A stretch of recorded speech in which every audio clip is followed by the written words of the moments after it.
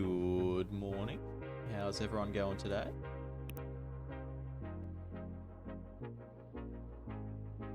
I'm here with CBR MTG's 7-point Highlander Tournament. I'm joined on the vocals here by Graham. Good morning, Graham.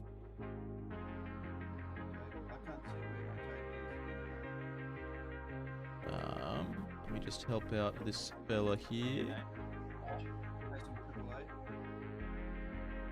Cool. Alright. Good morning, Pocket. So you do Mulch versus Richard, right? Mulch versus Richard. Is that Mulch against Richard Owen? It looks like it is. Graham, are you there?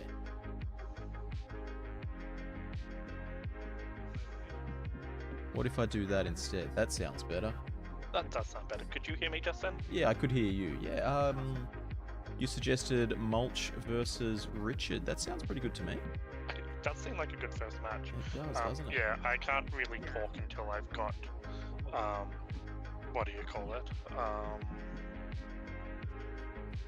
Until I'm actually on lunch break, which is 25 minutes away, but I can watch on Twitch and jump on in then. Yeah, for sure. I'm going to leave this on mute as long as that's okay with you. Yeah, for sure. Absolutely. Cool. Looks like I'm struggling a bit with Mulch's video here. There we go. That's done it. Oh, no, we don't want to do that. I've got Lutri as my companion. I also have a Lutri as my All right. So, here we are with Luke Mulcahy versus Richard Owen. Good afternoon, Lightrod TV. Welcome in, everybody. So, we have on Richard Owen. And we don't know what Richard's playing. We don't know what Mulch is playing either, really. We've got no information at this this minute 1 of the game. It was not a very good roll, but whatever. I tried to keep it, but whatever. It's an even. So. Let me know how the sound levels are as well. I want to have a dull chatter from the table, but not have it be the primary focus. You know how it be. I want to be able to just, hear them in the background, hear that they are talking. Big shout outs to Angus McKay and the CBR crew for putting on today's tournament. There's 21 people, I think there was, which is incredible turnout considering the fact that there's no prizes on the line. This is just people playing for the sake of playing. Always good to have people getting involved and just playing more Highlander.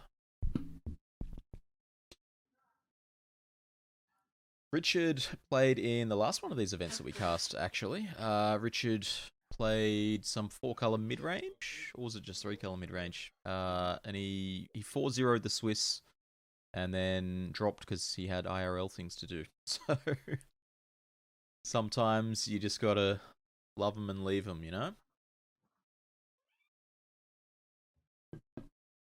Also, some big shout outs to That's Not My Robot, putting some spooky spider webs all over my stream. You might have noticed it on the startup card, and you'll see it on the BRB card as well. Okay. Once upon a time. Sure. So we're into the action here.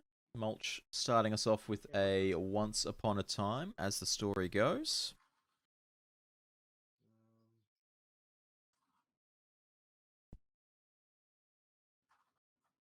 I'll have to see what Mulch takes off that. He's been very very high on Once Upon a Time since it came out. It's definitely a card Mulch enjoys playing. Fixing the consistency of your deck, making those little 1-land hands all the more keepable, but also not sucking in the late game. If you end up drawing it in the late game, it's not dead. This is an interesting concoction you've come up with. Curious what's in the cup. What's Mulch drinking today? That's the question. Yep. And I will pass the turn. What's up, Savar? Good morning. Let's play the Black cleave and pass. Well, this looks like a very quick opening here. We've got land go, land death right, land go. Don't blink, you'll miss the entire game.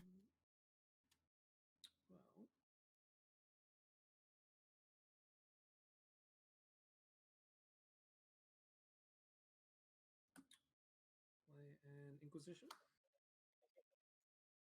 Inquisition of Kozilek coming out. So we're going to get some important information here. So yeah, Collected Company, Goblin Matron, Krenko Mob Boss. I'm unsure on that fourth one there, and a Muxus Goblin Grandee. If anybody knows the second from the left card in Mulch's hand, Okay. that would be a big help. How much was the converted mana cost? 2 and a red, so 3. It's like they're discussing that card now as well. That guy or a Goblin Matron? I think I'm a little more worried about the Goblin Matron. So Richard just trying to decide. A Goblin game? Is that what it is? Was it reprinted? Your turn. Nah, couldn't be. I'll crack Bloodstained Mire. Yep. Got a 19. History booster? No. No.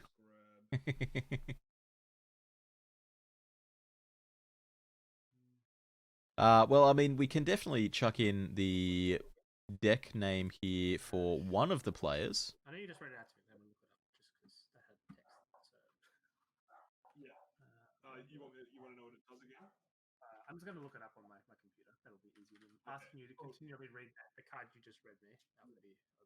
Yeah, Relic Robber. I've got Robber of the Rich. That's the wrong card. Robber of the Rich? No, definitely not Robber of the Rich. I imagine it's a Goblin. Relic Robber. Alright, we found it. Friends, we have found it. Goblin. 3 mana, 2/2 haste. When it hits a guy. Sure. Oh, okay, okay. Yeah, alright, attack. So I take 2. Oh, he's played a cat as well. I get a Oh, deals me 1 damage each upkeep. hold the phone. Mulch is out here playing a cat. My turn? Yep, go for it. Cool. The cat's name is Miri. Cute. Adorable. Is Miri cursed, do you reckon?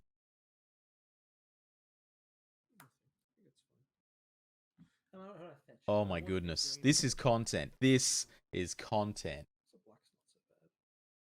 You reckon it's Miri Cat Warrior? Alright, fair enough. No, it's too golden. Curse has the black themes through it, you know?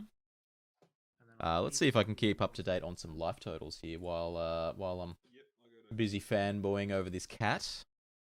What do we got here? We've got 17. Looks like 19 for Mulch. Yeah, no, we're going back to the real Miri. This is what we're doing. 17 apiece. Like right on.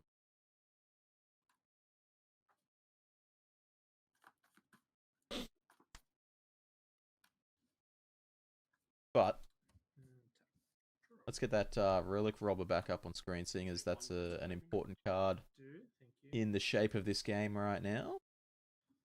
So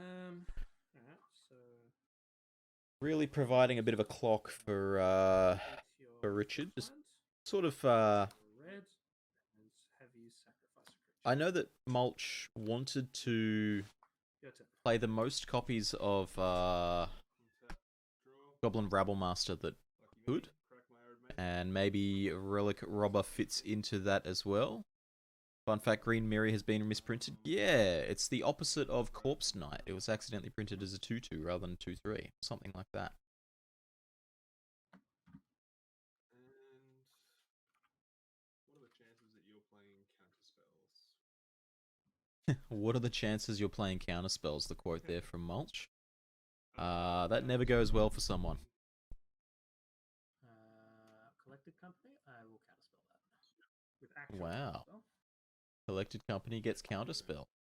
There was no way of ever predicting that.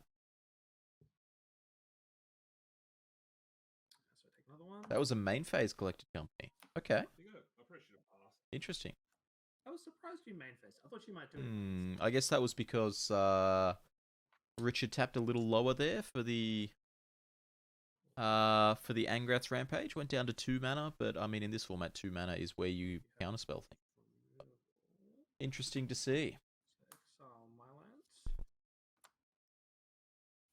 for red and play a. Oh, I'm struggling here because what I'm looking at on camera, the boards are swapped from what I'm looking at on my screen. I should fix that, hey? On my screen, as you can see, you know, I moved my mouse off the bottom of the screen. It comes onto the top. Whoa. I'm a professional, guys. How are you all going? Happy Sunday to you all. If you're from overseas, happy Halloween. Because it might still be Halloween where you are. We see a Kess Dissident Mage out of Richard here. Sort of a marquee card of the deck. So up here we have black, red.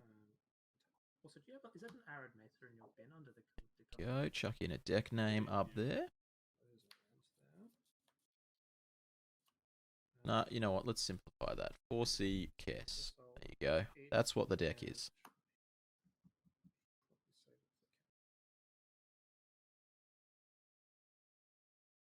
See, Deathrite Shaman just keeping graveyards in order here. A little bit of glare on that land there, but that's a flooded strand. That is the white-blue one. Flooded strand. Sorry. Can I get the token up for this card? There we go. Dust targeting your collected company, I guess. We see a Cling to Dust out here, just sort of cycling it, getting through that, you know, the 1 mana cantrips that happen to do something else. Just speeding through the deck a bit, trying to find the cards with, you know, real words written on them for the matchup. Haven't seen a single point out of either player here so far, which is always intriguing.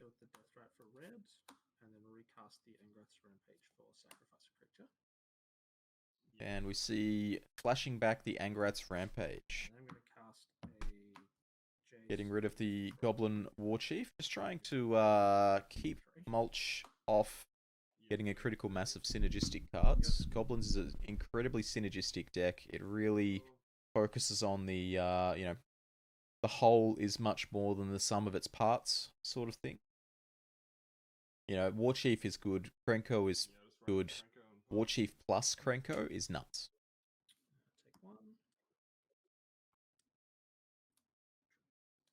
Down to 13. That Relic Robber token has really got some work in.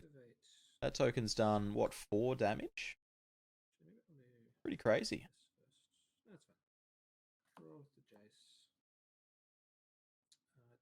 Jace Rinse Prodigy. Looks like it will transform. Okay, Mental Misstep down. I mean, Mulch is down to 2 cards in hand as it is.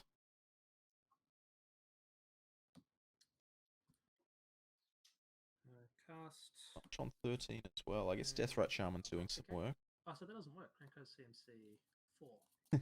Richard trying to fire off an Abrupt Decay here on the 4-cost Krenko Mob Boss. Sadly, Krenko too big to just fall to pieces like that. I'll tell you what though, Mulch, that is a big cup. In that case. Mad props to the size of that that coffee cup there, that mug. It is large.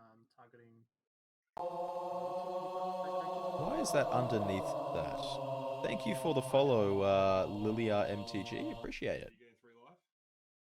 Yes, that is indeed what happens. So you get a 16?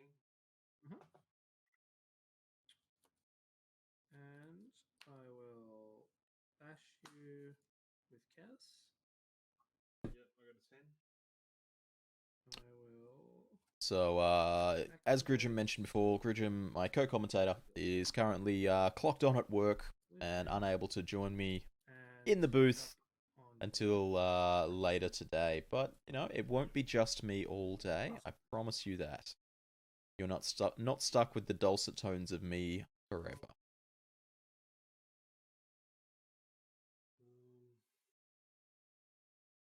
So Mulch is going to have to pull something out here. He's managed to untap with a Krenko, which is nice, but Krenko on its own just doesn't get the job done. If we could see something like Ancient Tomb here, power out that Muxus, power out that Krenko, we legitimately could see a kill this turn.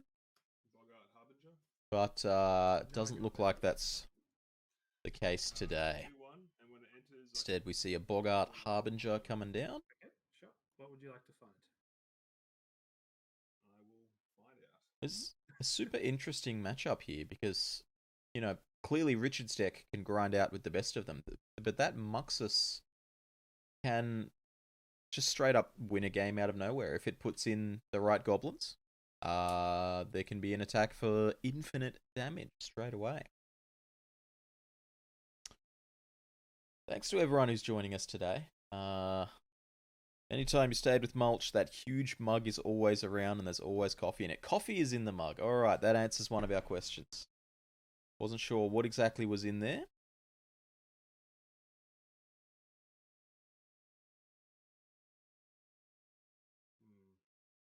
So what's Mulch going to search for here to put on top of the deck? That's the question of the moment. He's got to decide which goblin can get him out of this mess. Let's just go Sling Gang Lieutenant. Sling Gang Lieutenant. That one's got to go on top of your deck, friend, not in your hand. See if he catches that. If he doesn't, then we'll get our little errand runner to pop into the chat and tell them that it's all gone wrong. Oh, alright, all good. He's pretty clever. Coffee is an important meal. You know it. Sure. Most important meal of the day. So Sling Gang Lieutenant looking to just grind out this matchup here. You can see already 4 goblins in play. Next turn, Sling Gang Lieutenant comes down, makes 3 more goblins. And then that Krenko is going to untap and make 7 goblin tokens. Pretty clear plan here. There was also an option, I guess, to fail to find and hope to hit the 6th land for the Muxus Goblin Grandee. Thoughts on the new Maelstrom Wanderer? That card is pushed. For those who don't know, it's 8GG, it's a 10-10 with Cascade, Cascade, Cascade, Cascade. That's a lot of Cascades. That is a lot of Cascades. Right, my misstep. Do you too? What have we got here? Why is Richard pushing all of this damage main phase? Oh, a Toxic Deluge. Paying... How much life is paid there? Is that 3 life?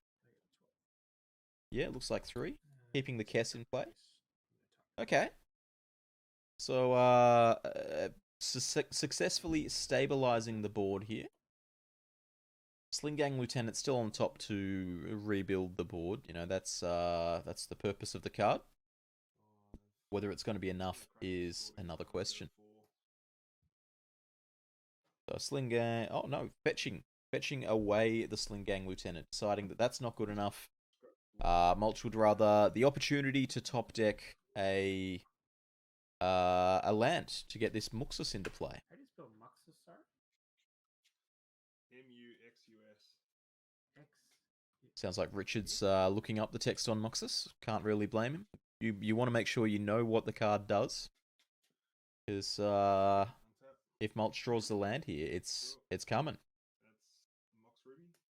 Sure. Okay, well, Mox Ruby does help us discover what some of the points in the deck are. Top 6. And here we are. Here comes Muxus Goblin Grandee. That looks like a Spike Jester, a Grenzo Dungeon Warden, and I can't tell what the third one is, and an So what's Earwig the Squad. Patchling Monzo, whatever you said? So he's a 2/2, and Just- whenever one I'll of just them... look up how do you spell the name. Alright. Pash, like as in kiss, and then A-L-I-K. Ah, Pashalik. Okay. We found it. A lot of the questions that I'm asking are the same ones that Richard's asking in chat. Like, hey, what's the name of that goblin? S-H. So we can, sort of listen into the players talking and So whenever it just play. and hear that they've got the same questions we do. Okay. And what was the other? I know it's Back Jester does. What's the Grenzo? He's a 2/2. That's a big board. How big is Muxus? Muxus is a 4/4.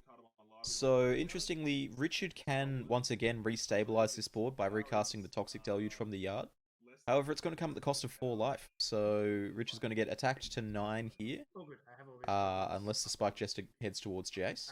Alright, what are you doing? And then, All your new stuff. if a Deluge happens, it's I'm gonna gonna be... attack you for 3. It actually might not do it. I don't think a Deluge gets Richard out of this because of the Pashalik mons.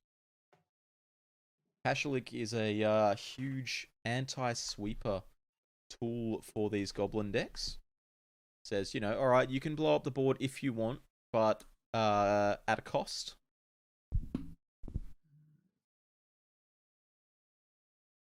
It's really on Richard to try to find an out here. So let's see. Let's do the math. If he casts Toxic Deluge, he's going to have to pay 4 life. It'll kill 5 goblins. That'll kill Richard. He could do it for 3.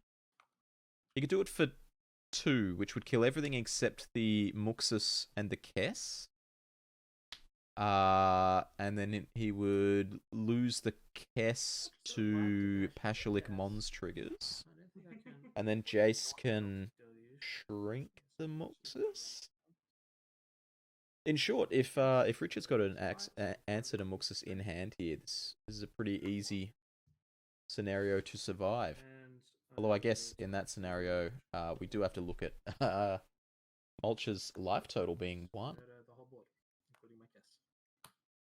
So you're paying 3 life, 4 life going to I 5. haven't paid 4, right? Paying 4 life going to 5. Can Mulch find the line As well, so I go to 5. of throwing the 5 triggers? Cast Deluge? Deluge is 3. Why do I have 4th mana tapped? That's an excellent question. I don't know why I have 4 mana tapped. I shouldn't have 4 mana tapped. Alright, well, I'll trigger Pashlik Mons 5 times all at you. Oh, I just die. Okay, whatever. I'm just bad. Alright, cool. Mulch found the line. The line of put my triggers on the stack and you take Exaxes. Sometimes those lines are hard to find, but you know, that one That's all good. managed to pull through. I just didn't read properly. Game 1 going to our Goblins player here. Good afternoon. How are we today? Gridgem, welcome in, my friend. You've just come in So- for the end of game 1 there. Richard couldn't find a line to deal with the Muxus board. No, so yeah, I was watching, even though I wasn't commentating, and just Richard was doing a really good job of keeping I'm sure the Luke's board clean, just like 1-for-1 trading with anything that looked like it was going to do anything, and then just I think he needed to hold up a counter spell for the Muxus just as a precaution, and just he knew it was coming eventually, and I think he just had to have a way to undervalue some of the other threats that Luke was playing over what the 6 mana goblin does, because it just swings the game the moment it comes down regardless. Look, there may have been a line there where a smaller Toxic Deluge at least bought him a turn. You know, a Deluge for 2 cleared the board except for Muxus and Kess. Kess dies to the Pashlik Mons triggers. 2 damage to face, so he goes to 5, and there's a Muxus on board. Jace can shrink it to 2. So, like, there's a theoretical difficult. line there where the game continues, but whether or not it's sufficient is always the question. I would just point out that on your stream layout that you have Richard having seen a Mox Ruby as his points, and it is indeed Luke that you've seen with a Mox. I don't know what you're talking about. It clearly says Mox Ruby on Luke's side of the screen, not Richard's. I thought it did. I've Yeah, got an yeah. eyesight problem, you see. Yeah.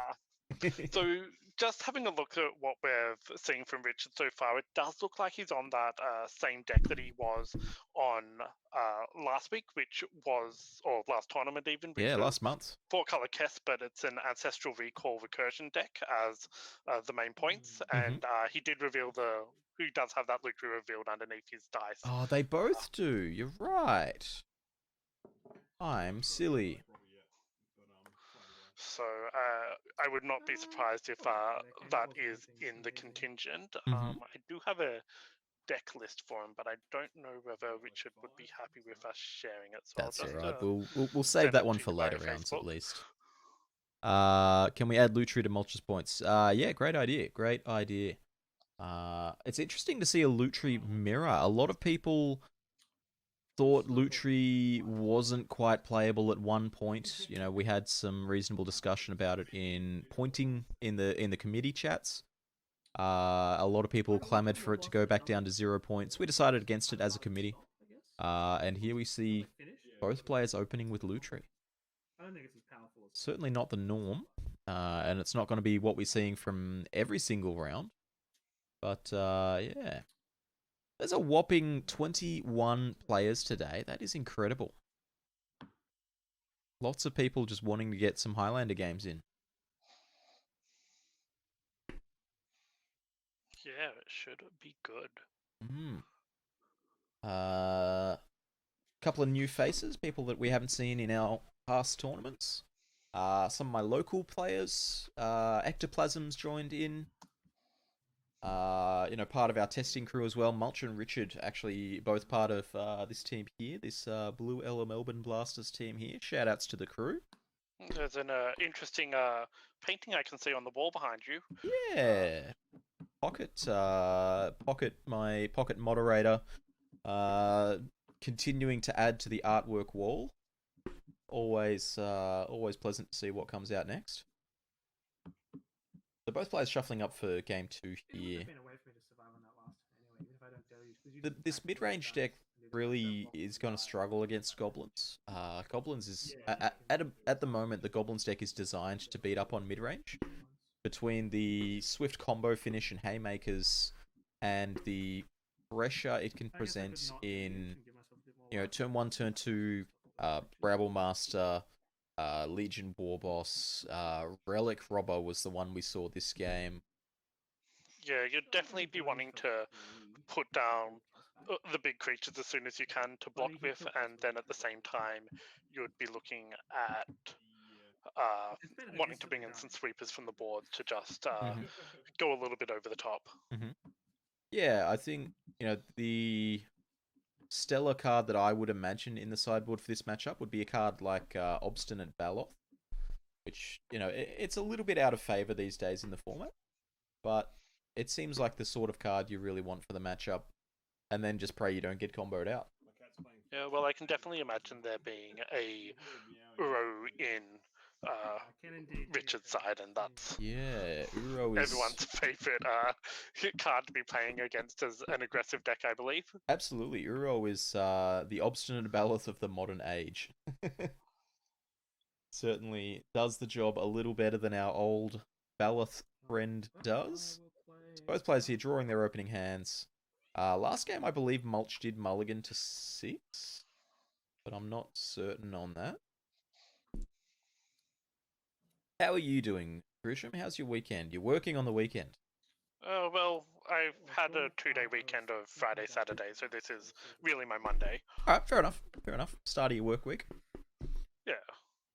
On the flip side... I've been doing that since lockdown started, as it doesn't really affect me too much that I don't have access to Sunday if no one else does either, but probably going to look at moving out of that soon. On the flip side, this is my Friday. This is the end of my work week. There we go. Shout outs to the weekend. Alright, we're off to the races here. Looks like both players kept their 7. Yep, we've got a fetch on each side, and we'll see what that leads us into. So Luke looks like he's in Jund colours. There's no real triome to match that yet, is there? No Jund triome, you're right.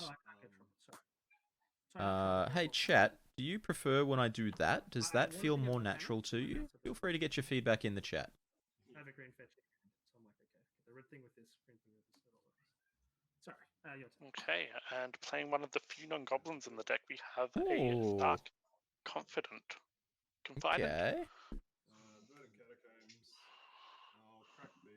Exciting stuff. Dark Confidant, powerful card advantage engine. If there's a way to keep up with the fair goblins, that's going to be a crucial card to do it.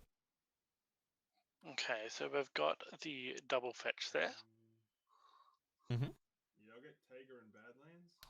Taiga Badlands coming out. No fear of Blood Moon here. And is that a Warren Weirding? that does look like a Warren reading. Wow. Wow. Been a while since I have seen that particular Magic the Gathering card. That...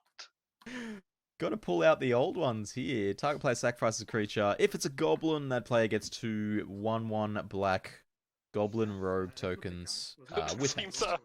quite bad for him to be using. Draw the card I would have drawn, then I'll shuffle it. So it really Oh serves wait, no, that's on Luke's side. Yeah, sorry, I had the sides mixed up. really serves double duty in the goblins deck. You know, it can fill that role there where it just performs as Diabolic Edict. Oh, that one's not transformed, and that one is. Awkward. I got to transform each of these. I'm a professional. Yeah, performing double duty. You know, it functions as a Diabolic Edict in scenarios like this, and then also has the opportunity to, you know, if you've got a Liliana of the Veil. If you've got a board advantage, you can press that further, especially if you've got something like Pashalik Mons. Although, yeah. So this is one where I would prefer to not be playing Liliana in this. Well, this Liliana in this particular instance. Just it's very hard to go 1-for-1 against the Goblins deck since they have a lot of cards that just create tokens. So I don't think you're getting the full value out of the sacrifice part of it. I agree here. I would disagree if, and this is a very specific scenario, Richard was discarding Uro and didn't have a swamp in play. If that Richard, would be a very good Uro to discard. Yeah, if Richard's hand was Uro blue source here and he had another green source in play, fully agree with the Liliana. You know, you'll win that grind fest. Yeah, definitely. But at the moment, I don't think it should be in the 60 post board. Is what I'm putting forward there. Yeah, that's a tougher discussion. I've never been a fan of Liliana of the Veil in my constructed decks. But, you know, stronger wizards than me declare that the card is good. So, who am I to argue? I don't know. Mulch in the tank here. If you've ever played a game against Mulch, he lives in the tank. There we go. We've got a City of Traders. So looking to skip mana costs here. What's the ideal card Mulch could play here? You could imagine something like I think a Ringleader, maybe? Ringleader would be pretty good, yeah. Shit, hey? Metallic no, we've just Mimic. got a Metallic Mimic, naming Goblins. All Hey, his you don't know goblins that. come into play with a +1/+1 counter. I'm gonna make an educated guess. And I don't know what that other goblin is there. If anyone's got the hot info, is that? I feel like it's a Slavering Knolls for some reason. But that seems very That's- bad to be playing. It is. Whenever this thing deals combat damage. Wow. Okay. Graham pulling out all the card knowledge here. Cool card. Can grind with the best of them. Not so good in the face of a planeswalker.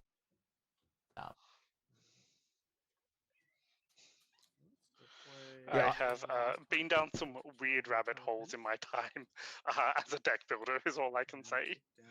Well, I'm not going to lie, this looks a bit rough for our goblin-y friends here today. 2 Lilianas. Now there's 2 of them. This is getting out of hand. Yep, so planeswalking to meet herself. Hmm. And Luke's going to be losing that City of Traders here. That's a Goblin Chieftain coming Loses down. some mana off the City of Traders as well.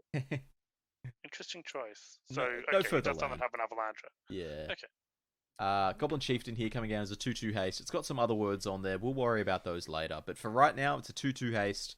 Got rid of one of the Lilianas. The other words on it. Lord. The other words on it actually really do. Well, never mind, it's dead now. But those words would have really helped to taking out the other Liliana.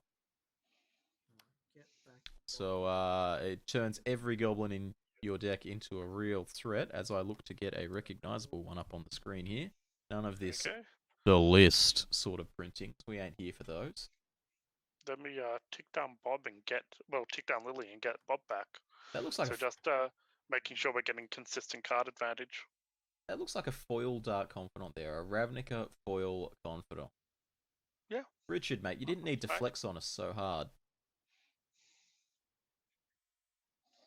Mulch is in a bit of pickle here. See, a fetch land. That is going to trigger the City of Traders. I'm sure Mulch will remember that. You know, there's some... There we go. Yeah, there's some argument for out-of-order sequencing here, but as a judge, I would frown at him and walk away. Well, it is a trigger, so he's allowed to respond to the City of Traders trigger with a fetch. Vintage Champs, was it 2015? The year that Emrakul the Promised End won in Landstill. There was some drama in the top 8 there that year. That is a paddling. That's the card. That is... I mean, it is, however, a 0-1 for all intents and purposes with that Liliana on the field. Unless he does something else about it. He's also got Lightning Bolt in the bin and Basic Swamp, so there's a little bit that he can do, but they will require him to get some recursion. I think he would really want blue at the moment to be able to fight that properly. Basic Island's going to open things up. You can see Lightning Bolt's gone. Angrat's Rampage is gone as well. So at least I think it is anyway. Is that the third card in the graveyard? I think. Is that a Goblin Recruiter? Okay. Because I think most of the removal we've seen so far have been the Abrupt Decay like. So the 2-mana flex having slot. a look at his previous deck list, there was Abrupt Decay, Assassin's Trophy, Dran in the lock, and all of those are turned off at the moment. There may still be, however, a Fatal Push and a Liliana's Triumph that can't be played. That is a Recruiter. Okay, here we go. Yeah, so Fatal Push is an awkward one here. You know, he's got the basic swamp to cast it, but Magus is a 3-cost. That it is. And, you know, generally that's not a problem at all. Fatal Push, you can turn on the Revolt by cracking out Fetch Land, but in the very problem there is that Magus of the Moon stops, you know, it's its own protection there for that. So, is there a way you can stack this to win next turn? Probably. Do I know it? No. Okay, so we've got a War Chief. Everything's going to cost 1 less. We've got a Goblin Legion, that looks like. Middle card is something. Is that an Alt-Art Rebel Master? I think it might be. Maybe. Yeah, War Chief, Rebel Master, War Boss. Is that Relic Robber? Again? No, that's not Relic Robber. Well, you know, we'll get this one on screen anyway. This one's gonna come up here. Grenzo is the word from chat. Grenzo, the mono red Havoc Razor. Okay. And I can imagine something like a Muxus being in here, but there's a question of how he would ramp into that as well. That's exactly it. The City of Traders gone. Well, it looked like he's just getting the 4 cards with no way to cheat them, so we're just a very fair recruiter. Very fair recruiter. Look, you've got to have the ability to bash through this Liliana, and that's entirely what Mulch needs to do here. You mentioned Liliana's Triumph as a card that's off here. The Liliana can turn that on at a moment's notice. Goblin Recruiter, while it gets in the way of an Edict, it is only a 1-1. Yeah. Okay, and there goes to Recruiter. Richard with the untapped Raging Ravine. Cool. The other thing to keep in mind is that, oh, there we go, we get a Loot Tree. Loot Tree in hand now. So Luke, by putting 4 goblins on top of his library, has restricted himself to 3 lands for the next 4 turns. Absolutely. And I don't think any of those are drawing cards. I agree. I mean, there's Krenko, that was the one. Yeah. The newer Krenko. Let's have a look here. Tin Street Kingpin. So, War Chief coming down as the first offering. Does have haste, but it's not doing much more. It does let you cast a 4-drop if you've got one, though. Yeah, it's a bit of a question, you know. Do you offer the trade with the Confidant here? I think Fetched and took putting over damage Grix. in against Put Grix in. Liliana is a good idea. Have you done? Absolutely. The question From is, the Mugger. A, will Active Richard Vector block, Limited. and B, can you Select the afford Mugger. for Richard to block? And Yeah. finish. Hmm. Correct. I don't think he can lose the War Chief at the moment. Like, he wants to get some pressure that, like, the reduced cost from it uses, and it looks like he decides to skip there. I mean, Okay. the pressure would be much larger if it was backed up with a fourth land. You know, we saw that the rest of the top of the deck is covered in 3-cost goblins now. And if there was a fourth land involved, then there could be 2 of those coming down at the same time. It would be a lot of pressure. That's right, Monopod. That is the top card of his recruiter pile that he made. The Mental Misstep was the top card of Richard's deck, which was revealed to the Dark Confident. Yeah. So, So no play here from Richard. We know about a misstep in hand. We don't know what else is in hand here. So what is that card there? Is that the Relic Robber? I actually don't know. I think that might have been the Krenko. See like the orange orb in the card's hand. But we'll see how it goes. Yeah, that looks like a Relic Robber to me. Liliana? So, Relic Robber with the old Sword of Fire and Ice problem where if you hit a Yeah, that does Planeswalker, look like it. if you hit a Planeswalker, you don't get the triggered ability.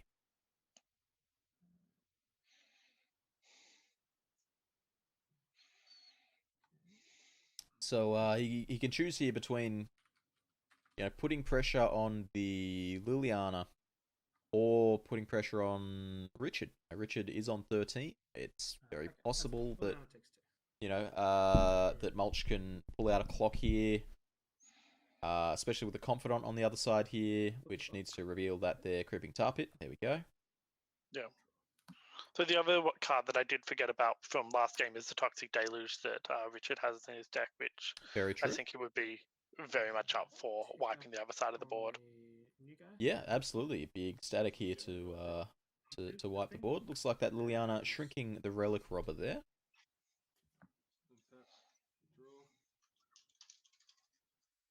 So which of the 3 costs comes down next? Legion War Boss. That is, I don't know if he's going to find the line, but specifically War Boss very good at combating Liliana's shrinkage. So, if he decides to attack with the Relic Robber, he can grow it with the War Boss. Is Relic Robber in a Gobbler? He doesn't have a choice, does he? Or is that different to Nah, War Boss doesn't force everything to attack. Okay, well, that's a little bit better then. Legion War Boss forces the token itself to attack, I believe. Yeah. I'll go. So, does he realise that he can get in with the Relic Robber? Doesn't look like it's true. Okay.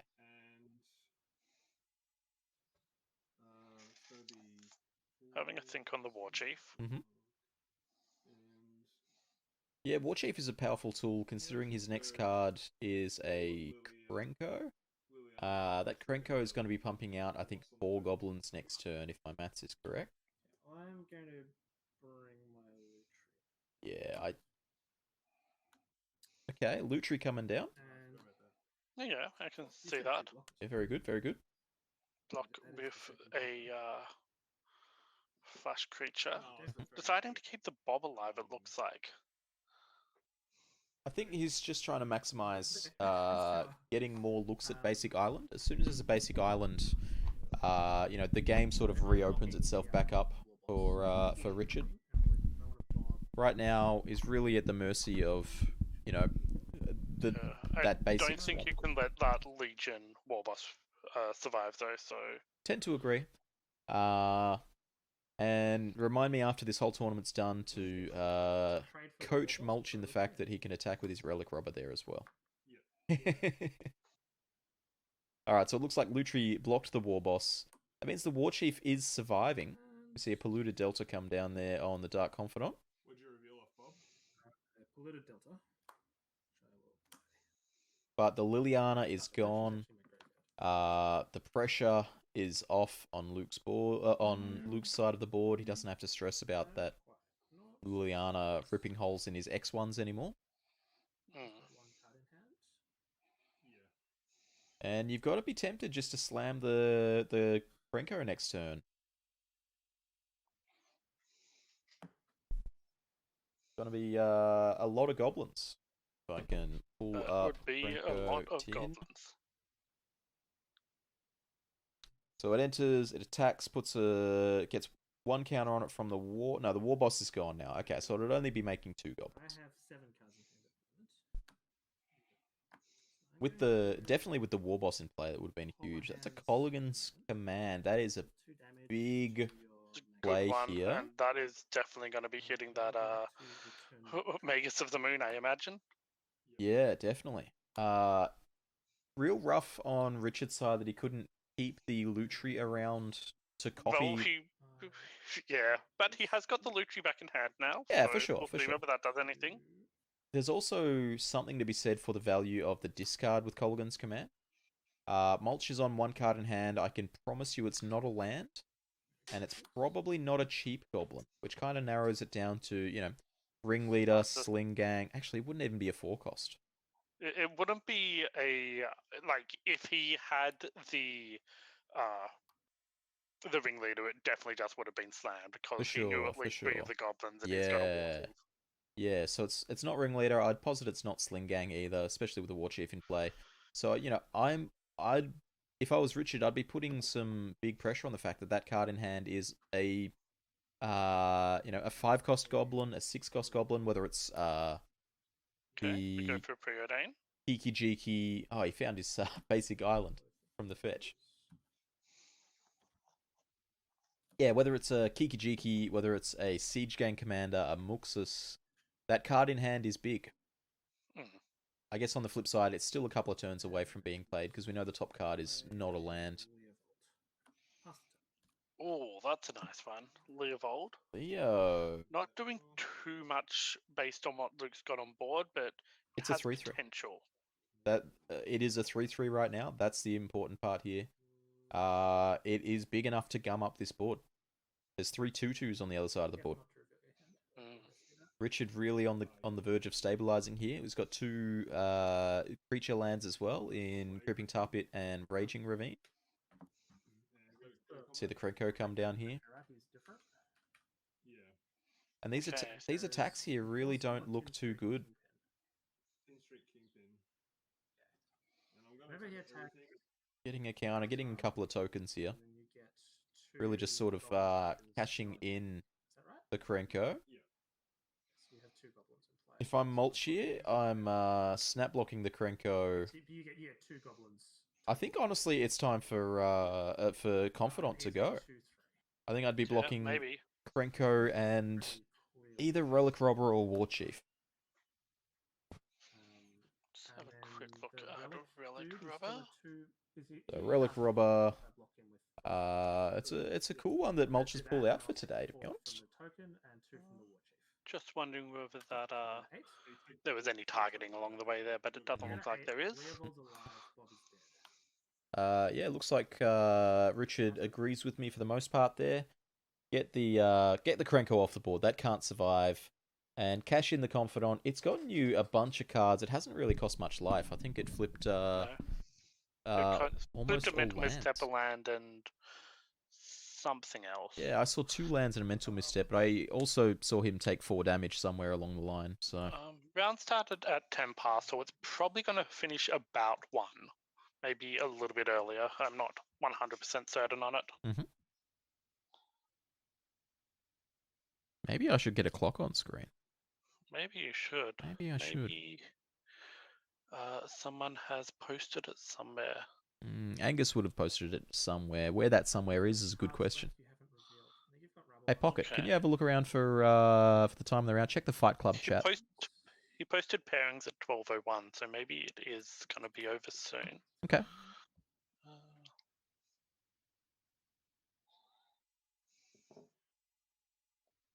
Let I'll me get just- my slave army to poke Angus. Even if I'm just is- going to poke him in Discord. is Angus still playing? No, Angus is done. Okay, that's good.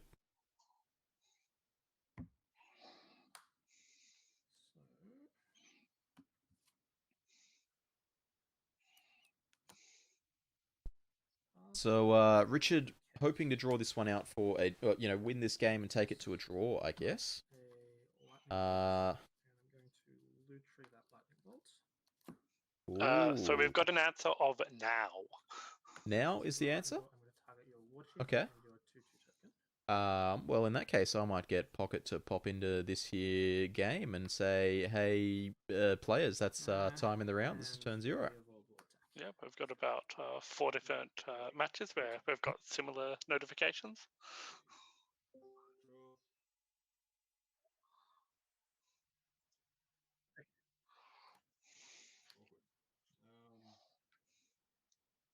So that was a huge stabilizing turn there from Richard. Yeah, that So Chess is going to do some work. Kess came down, cast Lightning Bolt, and Lutri copied it. It's also just having something with 4 toughness against the Goblin deck. It just doesn't really have a way to deal with that. So there's a conspicuous snoop there, revealing a Cavern of Souls on the top of the library. At this point, it's Richard's game to close out. If Richard can close out this game, he can scrape this match to a draw. If not... But he's got 5 turns to do 17 damage as well. That's exactly it. It's going to be a tough one. Okay, so, yeah, it's going to be a tough one.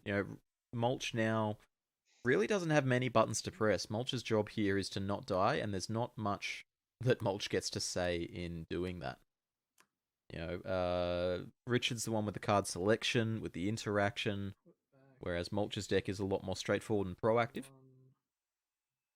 So Mulch is kind of a spectator in his own game right now to see whether he can eke out the win or has to settle for the draw. Blue Elemental Blast, the conspicuous suit. Oh, shout-outs to the Blue Blue Elemental Blast. Ooh. I think he can possibly just go on the offensive here. I tend to agree, being on 7. We know the top cards are I think Cavern. we're getting a Raging Ravine going here as well. That is frisky. I like it. Go. Richard. Yeah, I'm just gonna. I can't do this. So that's That's an 9, attack 10, 11, for... 12, 13 damage. Yeah, wow. And Mulch deciding to pack it up there, deciding that he can't possibly... he knows his top card is a Cavern of Souls, so nothing to be done there. That is quite the 1-1 draw we just saw. That is really... What a game, what a match. Yeah, Bring us back into the booth here. I mean, the booth just has me and not Graham, but wow. That was a match. Here we are. Go Misty into Bayou, into Death Rat Shaman. Alright. And pass turn. Drop turn. I will play Urborg into Thoughtseize. Let's get some player names on here. Very nice. Player top is Danny. Give this a shuffle after the Thoughtseize.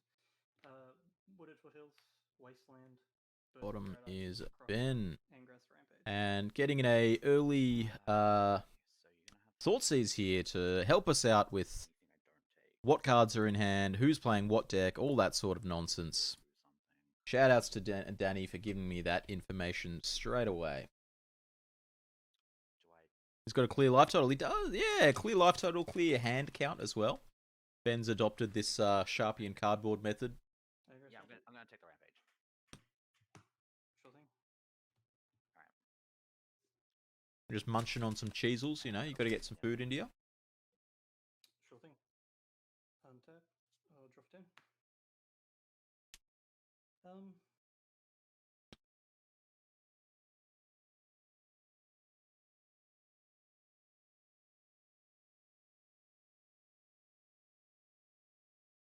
So, I'm gonna play the Wasteland. is that an Oko in Ben's hand there? Yep. That is. Exile it with Death Rat. Yep. And I'll play Croxa. Titan of Death's Hunger. Nope, it's a So I Croxa. discard a card, and if I don't discard on Dang. Yep. wording. Love the double negative.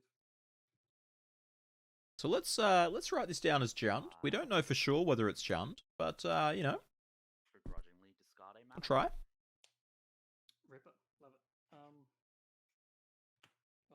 That's a really aggressive opening. Wasteland, turn 1 Death Right, turn 2 Peatland, Wasteland plus Croxa. in the face, and beautiful quality proxies. I'm going to play an Elves of Deep Shadow, Hmm. Deep Shadow. Love it. and then pass the turn. Well, I'll untap. Drop 10. there you go. That's what that card is. Let me just move that image over the screen here. We just, whoop, wrong one. Oh, that goes under there. Never mind. Can't fix it for you. Sorry, Danny. That's not much of a decision, actually, now that I think about it. There's not a lot it could be. Was that a Mana Vault discarded by Danny? I'll go to... What in tarnation? What is going on I here? think I will, actually. Why is Danny discarding a Mana Vault? What fresh hell is this? Pass turn. Alright, untap, drop a turn.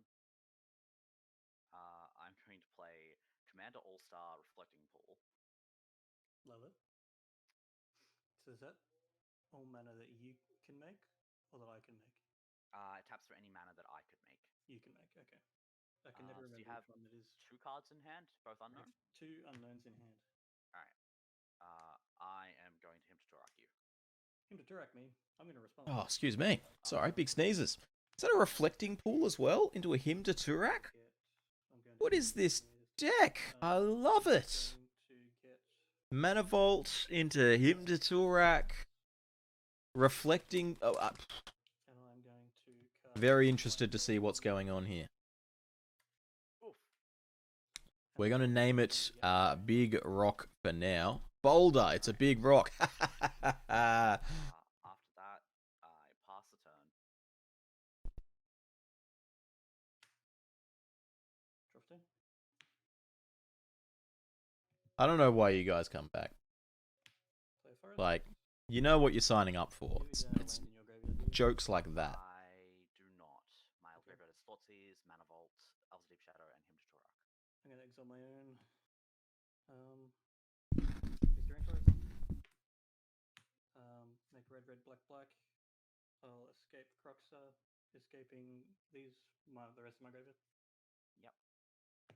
Wow, that's a flashback Croxa. So I will. That's a big deal. That's a large lad, that Croxa Titan of Death's Hunger.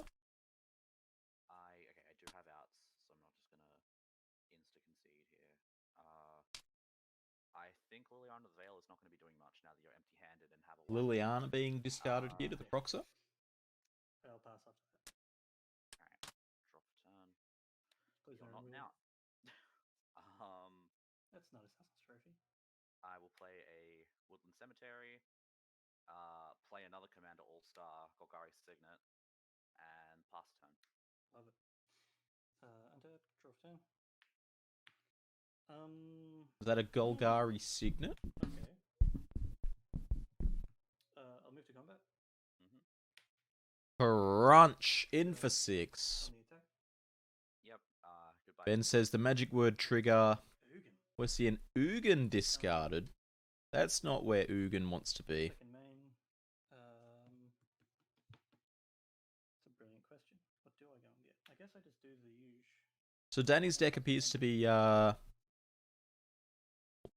interaction. cards in hand, Sorry, Oh, so awesome. discard and ramp spells and an Ugin. That's my gamble. Ben gambling here. I'm expecting we're gonna add Life from the Loam to Ben's points list, but we'll see what happens. One other good graveyard card. Yeah. Life and Lamb. Oh wow. Oh, pass turn. wow, I can't believe that they printed it. Am I good or am I good? Drop a turn. Well, I'm dead anyway. So we see, this Croxa backed up by Loam Oh, the Wasteland got delved away. Escaped away. Oh, my bad. I might have been able to accelerate a bit quicker on the turn. Well, could go on Mana Vault and that was a powerful game 1. Very powerful game 1. The Junt deck really just got to do what it wanted. Pretty good. I just don't know And there if wasn't Crox is good. really anything that honestly, like Danny could I do to think stop. Crox's biggest the deck. The deck just got rolling, you know. As I said, turn 1, Deathrite. Turn 2, Wasteland plus Croxer. There's only so much you can really do against that, you know. I like it as an intimidable threat, but I just The Thoughtseize on turn 1. What did the Thoughtseize take? it feels just It so took Angrat's Rampage. Maybe there's something to be said for changing the Thoughtseize decision. Angrat's Rampage, I guess it was looking to protect the Mana Vault, but then the Mana Vault just ended up getting discarded anyway, so who knows? At the end of the day, these are the people brave enough to play on camera. I'm not so brave. well, I want against At some point, I've just got to believe that their lines are worth it. We're alone in the commentary booth for this round. I have no idea what I meant to put in. Bridgem's gone back to work. what you were doing, to be honest. Bridgem will be in and out of the commentary booth for the next few hours. I've opened up the spot to my crew, and you know, we'll see who jumps in or doesn't jump in. But in the meantime, you're stuck with just me. Sorry, friends. Big shout outs to CBR MTG putting on today's event. Angus and the crew. You know, it does take time out of your day to schedule the event, advertise the event, go and do all the pairings, do the metagame breakdowns at the end of the event. You know, this is all stuff that is unpaid because it's a $0 entry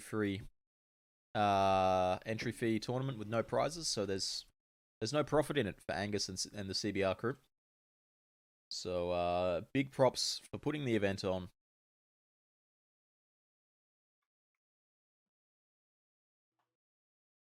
I'm confused here. Is Ben's camera mirrored? Like, this writing on the playmat up here kind of hints that the camera's mirrored. But that would then mean that Ben hand wrote all of these backwards? Well, if last round was to show anything, game 1 do nothing. Wow, game that 2, would game be 3, sweep it. All right, let's go. Oh, okay. that would be some effort put in by Ben if that's true. Booga booga, get spooked. Super spook. We'll see how this goes. That's incredible. I didn't have to Probably do not in and out. cards last time. That's okay. All good. I probably should have lost that one. But oh well, we take those. You know, the seat's open. If you want to jump in the seat, send me a message. I might say no, but here we go. Maybe the playmat's in a different language. Yeah, maybe. That definitely looks like the Top Deck Events symbol. Top Deck Events was the company that ran Grand Prix in Australia up until, I want to say, 2017, when Chainlink took over. Run by Lindsay Hemming, who's a store owner in New South Wales, and a former L3. I can't remember. Because, you know, acceleration is important. That's a big hand. If Ben's drawing that as an opening hand, that's whew. Okay, that's a sideboard. Never mind. Whew, man. On the play, I presume? Yes. That'd be cool if you drew your sideboard as your opening hand. Except I guess then you just get to stack it. Actually, have a hand that isn't risking it for the biscuit. And Hey, Ben's pulling out all the extra buttons here. Ben's really got coverage's best interests at heart. Okay. This. Big thanks to all the players today as well, that have gone out of their way to make sure that their life totals are readable. With like one. You know, last tournament we had a couple of issues. We couldn't tell a couple of live totals and that sort of thing. And I've recruited help today to make sure that we can pop into the chat rooms and ask them what their life totals are. But they all seem to have changed. Feisty Stegosaurus. They all seem to have changed their life tracking methods to be incredibly visible. It's Like a pack of very helpful to me. whichever silver worded set this is on the shelf Unstable, next to but me. yeah. Oh, keep 7. Okay. So what's Danny doing? Is Danny on a mulligan here? to wait and find out. Alright. Be kind to me, deck. I need the best possible 6 ever. Chat, what's your opinion on flipping the cameras around in the top-down view like this? Do you prefer when both of them face upwards like this? Do you prefer when the top one faces down and the bottom one faces up? Do you prefer them both upside down because you live in Australia? What's your method here? Talk to me. I think I do keep this one. Looks like Danny's keeping this hand. I don't know if it's a 7 or a 6. We'll find out soon enough. This at the bottom. Looks like a 6. Alright. I will play a... what are Danny the taking us away with a fetch land. Dropped in. Ben the MVP. Yeah, I mean, it's very clear, especially, and I can guarantee you from seeing that, And a Birds of that Alright, I'll also get a all bonus of his if it'll push you back. written text is mirrored. Look at that Birds of Paradise. It's backwards. So those life totals, that hand thing, those are written backwards. I needed that. That's more effort than I ever expected anyone. They were right. 19 I apiece should be here. playing Mental Mist. You know, swift exchange of resources on turn 1. I'll play a dork. No, you won't. Cool, cool, cool. Shenanigans. Both on a Bayou opening. Cheeky. Turn. To anyone complaining that you can't play an old format without playing blue, I present to you And pass turn. these people on table 1. Dropped in. That land. What on earth is that land? Next level mirroring? Yeah, that's it. I mean, like, I could mirror it myself. See, look, if I mirror this, it will make... all the cards make more sense. See, look at that Sylvan Library. That makes more sense now, right? Practice for The my- Bird's Paradise in the graveyard. Like, all of this now makes sense. Just Except that green, black. this is actually what Ben's had to write. That's almost just straight mono black. That's incredible. Alas, mono black only gets one mana dork, so Alright, so it looks like Danny, Whiteboarded board state. second fetch land. Both players with a second fetch land. 18 apiece. white borders. Danny saying that I like their deck is nearly mono black. Green for mana Yeah, I dorks, played it last basically. round. You also get access to, I guess, you know, Assassin's Trophy, Abrupt Decay, Villain. sideboard options, you know, And I Veil, played with, Choke, friend of etc. mine who whiteboarded their Liliana Although you won't Reanimator. really see any chokes coming in this matchup, I'm presuming. Tilt factor. Yeah, pretty much. Respect it. Draw for turn. Ben's camera going for that autofocus every 2 seconds. Drop a Phyrexian Arena and pass turn. What is that? A Phyrexian Arena? Kind of. What year is it? I love this. Life. Sylvan Library versus Phyrexian Arena? Oh my goodness. It's a step to the left of a Sylvan Library. Ah! Fine. Jeez. Slim pickings. I'm in heaven right now. This is brilliant.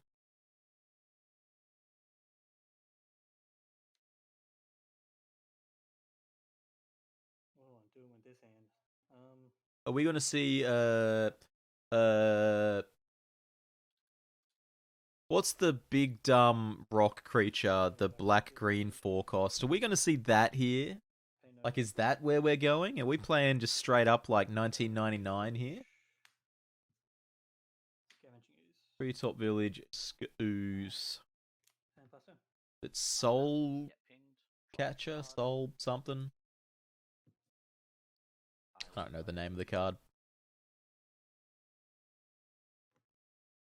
A Fabled Passage.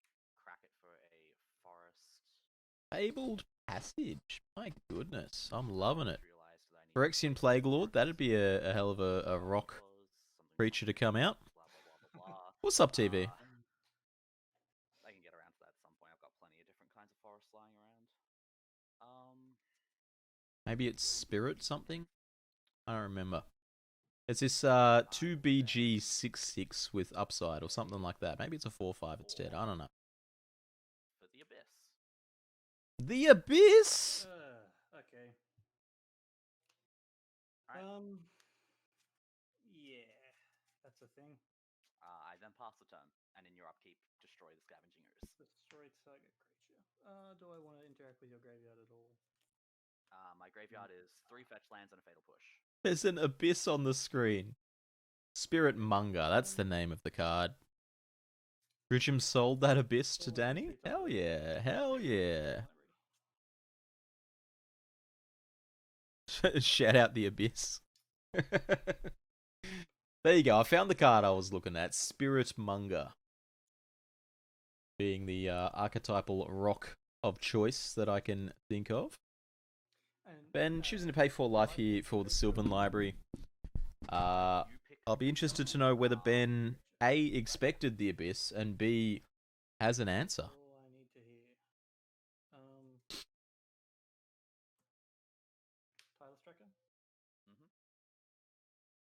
Dried Arborist land for 2. Oh, cheeky, cheeky. Getting a clue and getting the sacrificial lamb to feed to the abyss. Oh no, I knocked my camera.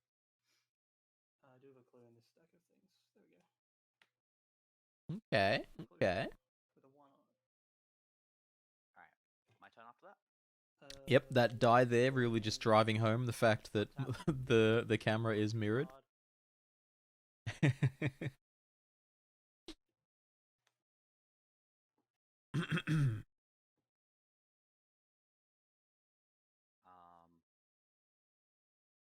I'm gonna play a Field of Ruin. Field of Ruin, pop it. Then I'm gonna Pernicious Deed. And then Pernicious Deed X equals 2, destroy each artifact, creature, and enchantment with CMC 2 or less.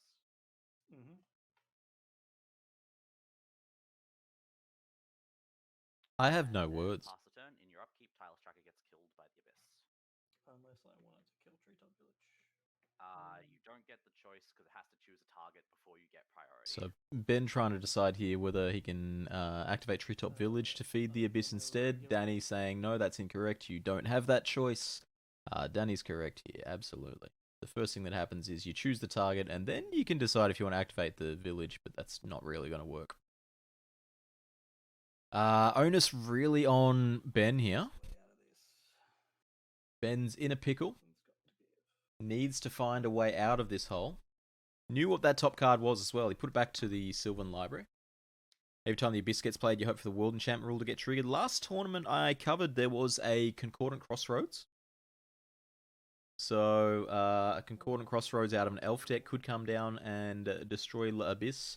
That said, Elves don't really care about the Abyss. I mean, sort of. They sort of do. Getting in there with the Treetop Village, you know, you got to get the punch in. You can't go out with your hands tied. I get pinged, draw an extra card. Down to 12. Phyrexian Arena. It's like Dark Confidant, except it's just a little bit more stable, you know? You don't have to worry about how much you're going to take from Phyrexian Arena. Let's get that one on the screen as well, I guess. I would like to search, please. Speaking of Phyrexian, I'd love to see a Phyrexian Obliterator on the screen. Could we do that at some point? That'd be sick. I will grab a There we go. There's our good dog Phyrexian Arena.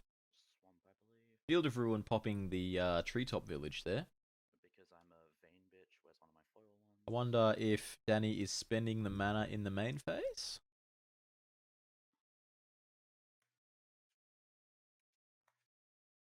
And we'll be interested to see what Danny chooses to close out the game with. Is it going to be a Planeswalker? Is it going to be an artifacty creature like a Wormcoil Engine that's safe from the Abyss?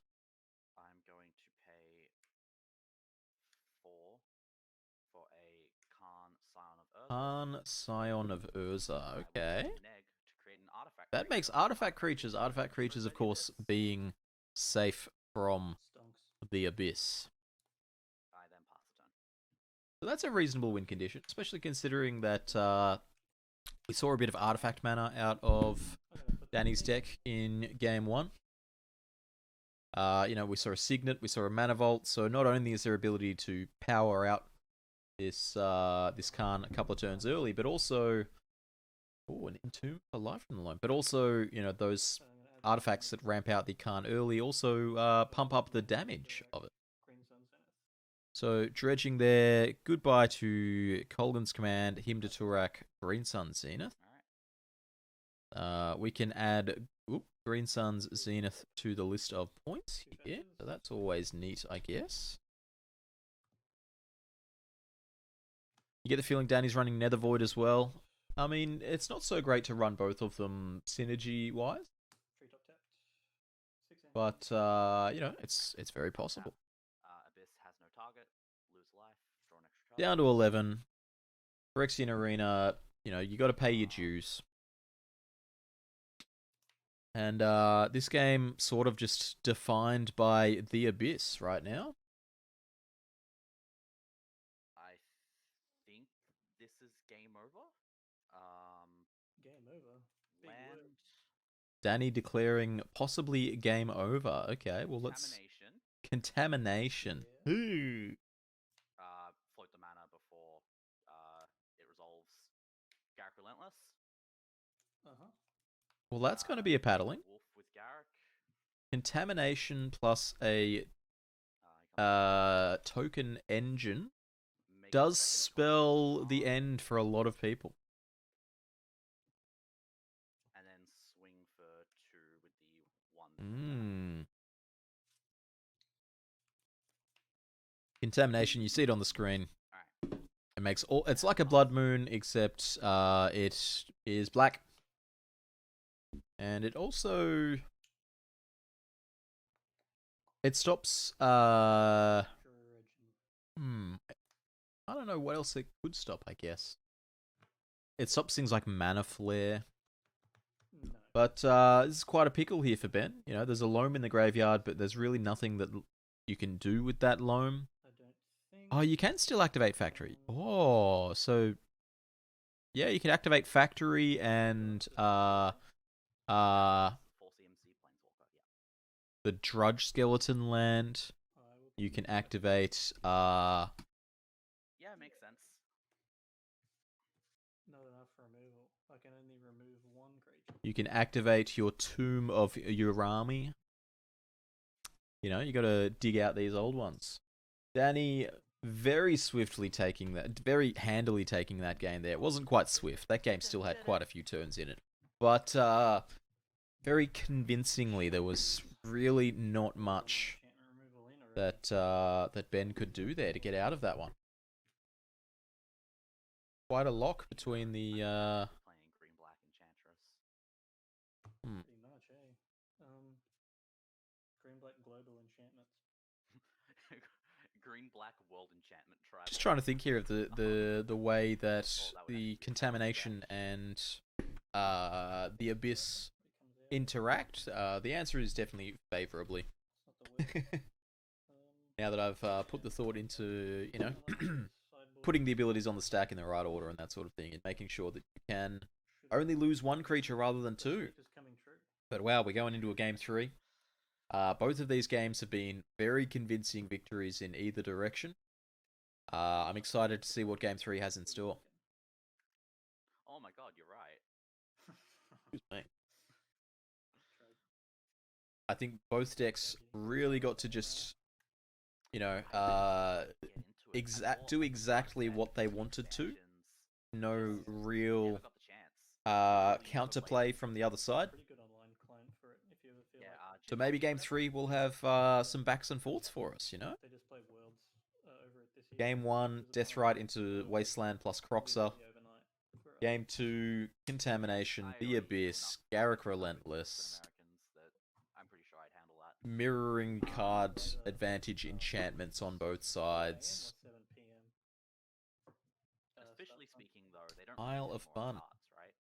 No, so official, like, the people that originally made it, FFG, they don't. But it's like there's a Once again, just super impressed with the fact that Ben has mirrored all of his writing on those cardboard tokens. As impressed as I was with them to start with, the fact that they're all written backwards is even better. no. Okay. It's better The than Dragon Ball card game they do. They're just chatting about dead card games at the moment. Bandai strong armed their company So, you know, there's been lots of TCGs that pop up over the years and just don't stand the test of time. It's really hard. It's a really hard market to break into.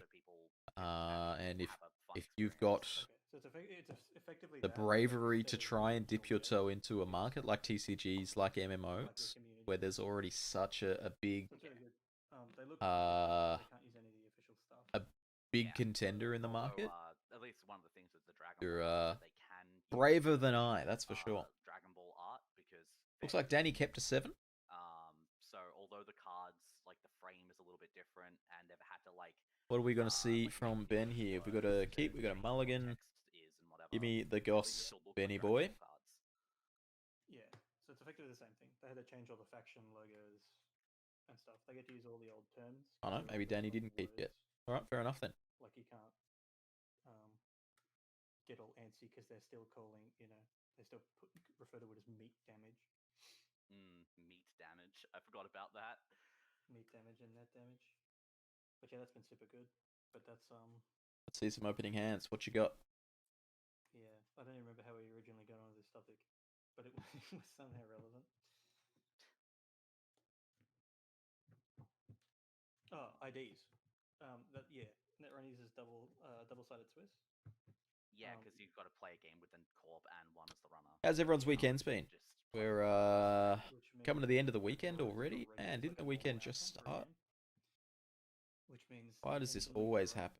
is way more of a thing. It's like I don't want to call it. Why can't the weekend last for 12 days? It pretty much is. Yeah, I could imagine. That's an interesting one. I'll keep and put Alright, it on. Ben's down to 6. All right, and I assume you're on the play. Yeah. Tranquil Thicket pass. Tranquil Thicket in play. That's not where you want to be. I will play a Overgrown Tomb tapped and pass. Tap lands out of both players. Um, Tranquil Thicket on one side, Overgrown Tomb on the other.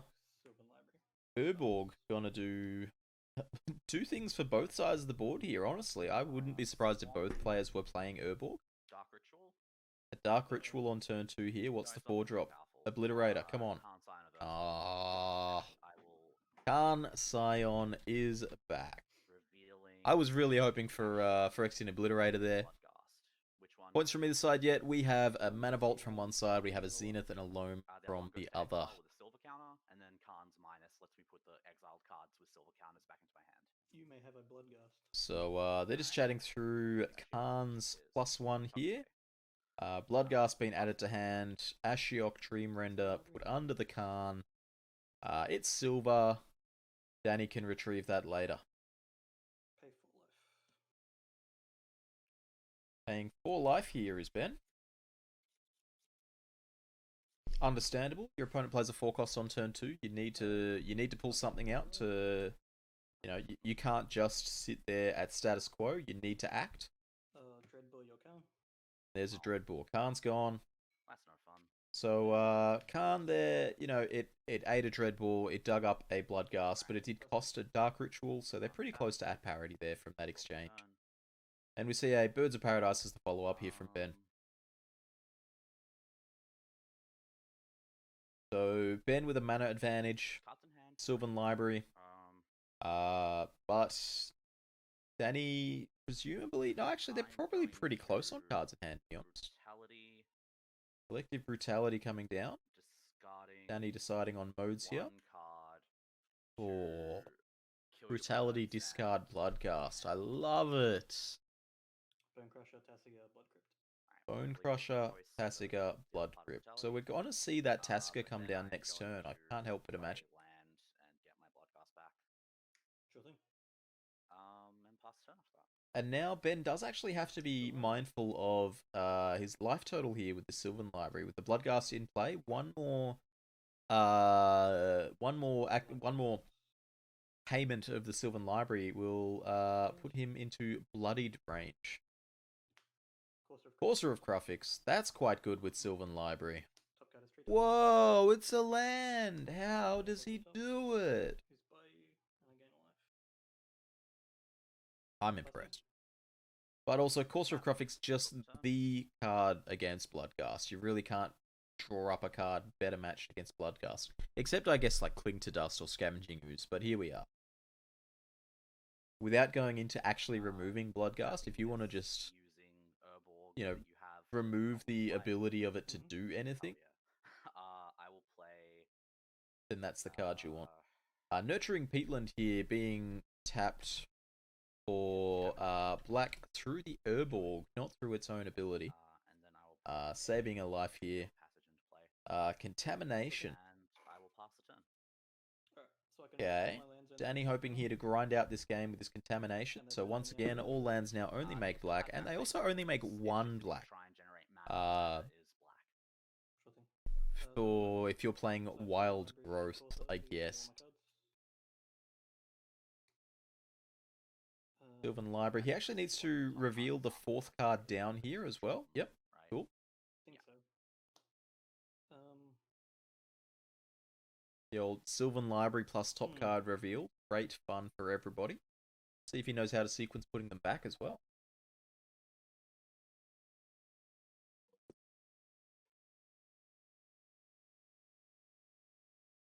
So all 3 are revealed as they're drawn, I think and then some number of them are put back. Could be 1, could be 2. The order of those is not known. 1 card going back. There we go. 2 cards back there. Bayou on the top of the deck. Playing it from the top of the deck. Go on to 16. New top card. new top card is the life.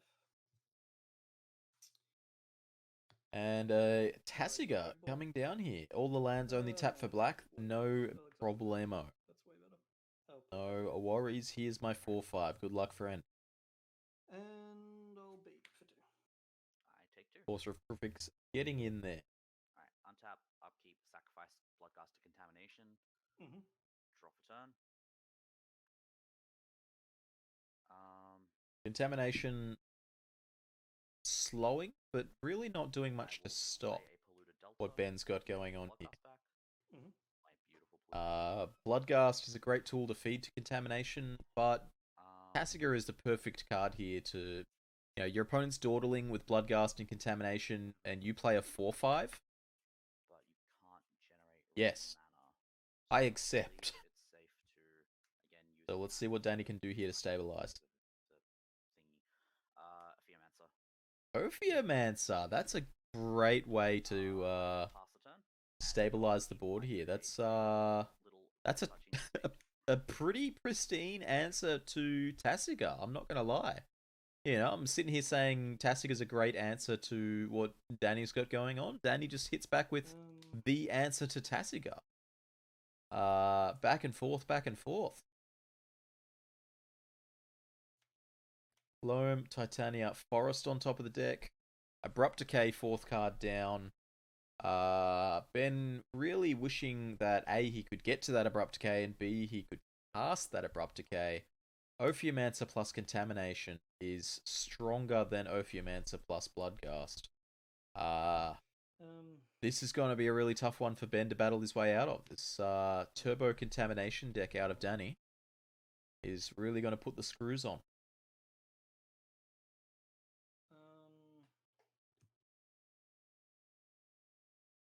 So Ophiomancer making tokens in both upkeeps means that it can A, fuel the contamination, and B, still exist to get into combat. You know, you make a snake in your turn and sacrifice it, you make a snake in your opponent's turn, and get to have that snake there for Tassiga. Pass turn. Really showing off the power of Ophiomancer here. Untap. Can't draw up a card better for it. Bloodghast. As well as the Bloodghast. Okay, yep. So, I in will that play upkeep, Swamp, get back my Bloodghast. needed to sacrifice. Yeah, you can't get a snake in the upkeep if you already have one. And Wibbly wobbly rules. Intervening if is the phrase you're looking for. I won't bore you with the details, but there isn't a way to sacrifice a snake and get the same snake back. Still 2 fetch lands in play for Danny, so that Bloodghast can still definitely feed the contamination for multiple turns to come. Ben's entire hand being known here, of course, from the Courser of Grixis. That tends to happen as you play that card. Sacrificing Nurturing Peatland. I will then pass the turn. And that's part of the key difference here between Contamination and Blood Moon, is that Nurturing Peatland still exists. Oh, this doesn't look good for our hero. We're seeing 4 cards deep every turn, and not a single one of them answers Contamination. Or Ophiomancer. I mean, they all answer Ophiomancer pretty well, but not with a Contamination. Contamination really defining this game right here. Paying 8 life. I tend to agree, you know, if you continue on with those on top of your deck, you're just conceding the fact that there's 4 turns until you actually get to play Magic. So at some point you've got to pay the dues and get some work done. Goodbye, Bloodcast. Drop a turn. Notably now Ben is bloodied. That Bloodghast can smell blood. The Bloodghast is hasty and ready to get some. What is that one? A Mana Crypt. Okay, let's add that to the points list here. 2, 3, 4, 5, and tap the polluted delta using Urborg. 6. What's the 6th cost of choice here? Ineffable. Ugin the Ineffable. I will then. Does Ben even have any outs to this in B? A 2/2. Deathrite Shaman.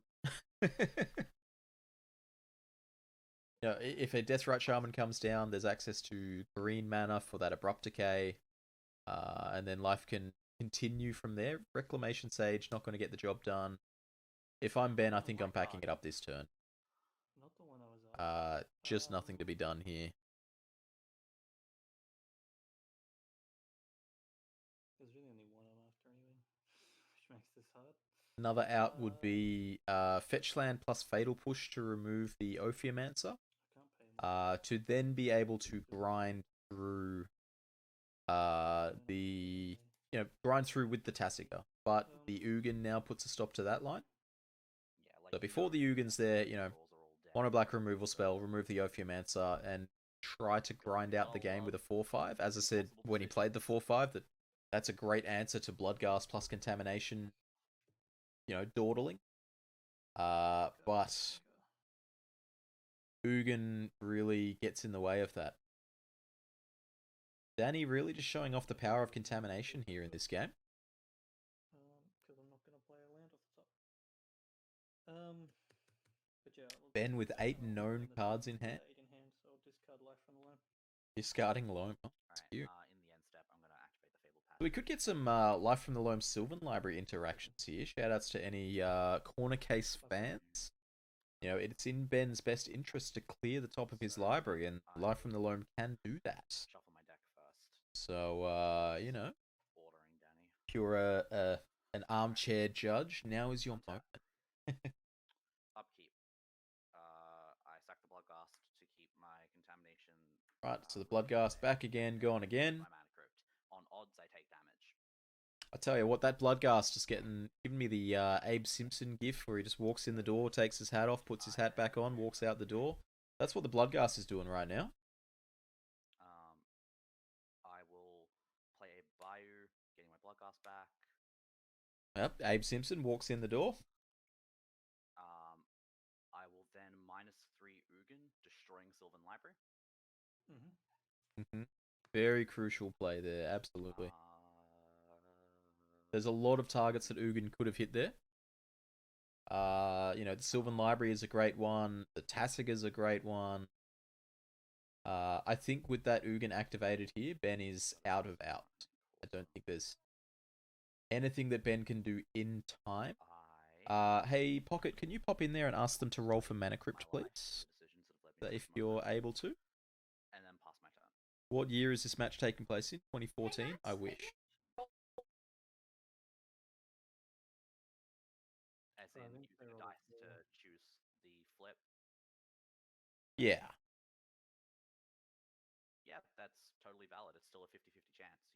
assign Yep. odds to one side and Edens to the other. Did they roll for it? Did I miss where they rolled for it? Top card is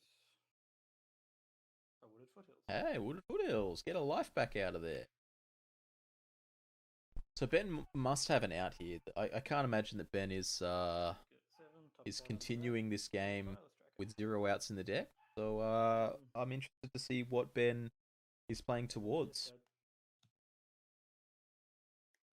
Alright. Last turn. Upkeep. Bloodghast dies. Flip to the crypt. Odd take damage. Stevens again. Hell yeah. Sounds like they did roll for it the first time. All good then. Oh, now things get interesting. I pay 4 What's coming out here? and I cast Yawgmoth, Thran Physician. Yawgmoth. Mm-hmm. Well, I'm going to need to search I for more than will just Yawgmoth. Sacrifice the snake. And pay 1 life. I Yeah, will let's pay get some -1 life Yawgmoth on the counter screen on here. Tasiga Protection from and draw a card. humans. Tasiga is a human. Let's not forget that. -1 counter on Tasiga. I disagree. Put that bad boy on the Corsair. Start proliferating. Get that guy out of here. But I digress. Wow, this is quite a paddling. Deluge. Yeah, I mean, Deluge is I will then fine. There's still a sacrifice fetch land in Boogey play for Danny here, so the Bloodghast could buy another turn for the to Contaminate. then pay a life to put another -1 counter on Tasiga and draw a card. The token, the card that became the token, goes to my hand. So Yawgmoth I will play getting Field more of work Ruins done. Turn, getting my Bloodghast back. Is that a in Field play. of Ruins? So there's yet another I will plus fetch land Boogey and effect make there. Another one of these little dudes. Yeah, still 2 quote-unquote fetch lands in play. That Bloodghast can come back many more times. Ophiomancer making a token every turn. Yawgmoth, putting another -1 counter on Tasiga. The Deluge now at this point, wouldn't keep the Tasiga alive. I will then pay There was 4, definitely a turn, you're right, where and I will Deluge cast could have... Yawgmoth of the Dead. Is that a Garruk Cursed Huntsman? No? Which will, I don't know. What is that card? so it enters with 4. So its plus is each player discards a card. Each player who didn't, or each opponent who didn't loses 3 life. -3, which I'm going to be activating. Target creature gets -X until end of turn, where X is the number of cards in my graveyard. I will be killing your Corsair Crufix because I have 5 cards in my graveyard. So the -X gives a creature... -3 gives a creature -X.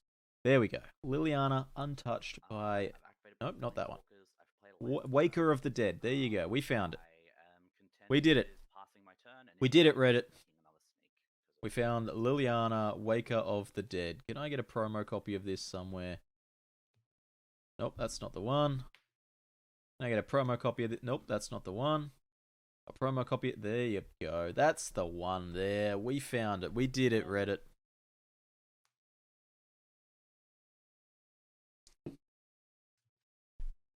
This is quite a pickle to be in, you know? Now we're in this position where even if Ben manages to top deck a Toxic Deluge here or whatever other mystical out there may be, Liliana is just gonna, Liliana and Ugin will just continue on. Alright. There's not even the option for, say, 8th land I will Big Dumb sacrifice one Ugin, the snake, Spirit Dragon, life, because put another Ugin will 1/1 beat on Ugin. Tasiga, draw another card. I guess Untap. Upkeep triggers. Perilous snake, Vault. We've sacrifice solved it, Bloodghast, chat. Contaminate Perilous again, Vault is the flip mana card. crypt, odds I take damage. That's the out. It's evens again. Hell yeah. I'm getting very lucky with that today. Draw for turn. If you've got any Jund fans in the chat, you got to get your Fs in chat now. Play Swamp, get Bloodghast back. Big, how can you not know Perilous Vault? It was the Dude, definition of the Ugin deck State getting too big. in Standard. Um, Spine of Ishsar? Plus Liliana, we each have to discard yeah. a card. Sure. Titanium. I'll be That's it. discarding. F's in chat for Ben here. This is not a good time for our Tasiga's friend. currently a 0/1. Meteor Golem. Yes. Emrakul the Promised End. Honestly, actually, Emrakul the Promised End would probably snap win this.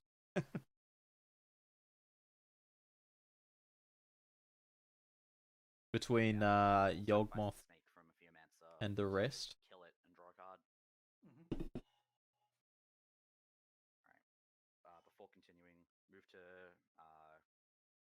so you got 7 life. Do I have a way of making you Card life Yawgmoth. on that? I tell you what, there's a little bit of a delay on the card commands, but it does get them on screen for you. There you go. I think I do. Small Ugin doesn't kill Big Ugin, right? Not 1-to-1, but Big Ugin doesn't kill Small Ugin. Like, if you played Ugin Spirit Dragon here to wipe the board, Small Ugin plus Manifest would survive, Sacrifice the spirit. which is pretty good. Mistakes were made. Ben could be enjoying playing too much against this deck to concede. Yep, definitely. What's the land with the piece of paper in it? Jeremcool, you do a lot of shenanigans. Absolutely, yeah. 2 walkers, a creature that can sacrifice other creatures, a creature that can discard cards. Like, yes, you just get to press lots of buttons. Can't really take 6. Regardless of whether you win or not, you would definitely enjoy that. Dr. Yawgmoth is in the house. He might not be a real doctor. That's whatever. He might not even be a worm. Down to 1 life for Ben. Main phase 2. Will Ben go out on his own terms with this Wooded Foothills here? Overflowing colorless mana because I don't need it. Hi friends, it's time in the round. Yep. Ripper. Oh, absolutely, Jig. The combinations are endless, especially there's a contamination there as well. Limited play spaces and decks that have 30 permanents in play at once. So yeah, overflowing the colorless. That's why you wanted its wording. That's fair enough. That's fair enough. Mhm. Sorry, which one is that? It's another Liliana. No targets. It's got its hands in the air like it just doesn't care. So does this Liliana's devotee, to be honest. Let's have a look here. Can we find the Liliana of choice? That colorless is going to sit there. I will also play a Deathrite Shaman. We can't. I will then pass my turn, and in your upkeep, get the snake back. What's the is it the Ugin morph thing? Yes. This is Liliana Dreadhorde General, you reckon? I think my 1-outer is back to a no-outer.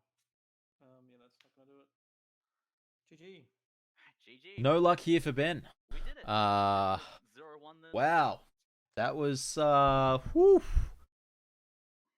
2 very powerful contaminant. What card is The outer. that? 2 2 very powerful games here from Contamination.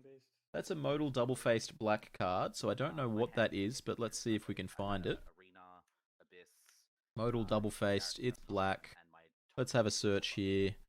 That card is Agadeem's Awakening from Ben there. Wow. That's huge. Cool.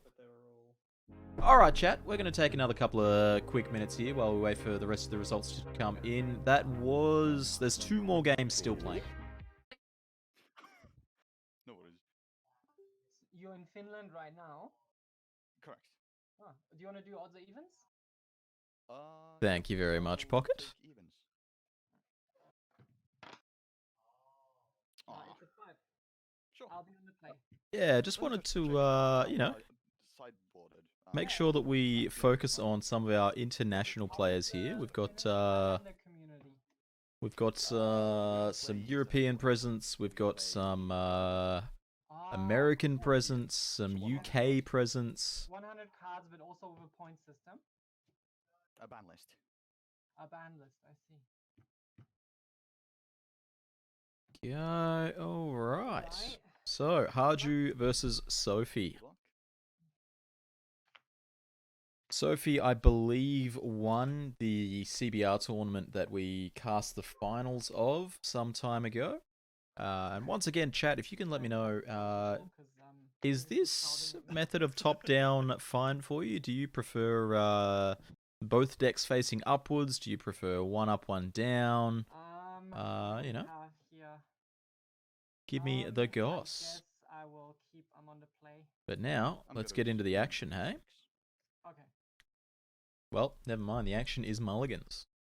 Also, if you could let me know in the chat how the sound levels are. Can you hear the table? Can you hear them clearly or just faintly in the background? I'm hoping it's the latter. I'm hoping it's, you know, you can hear in the background that there is chatter happening, but not the exact details of it. I wasn't there. That's my goal here.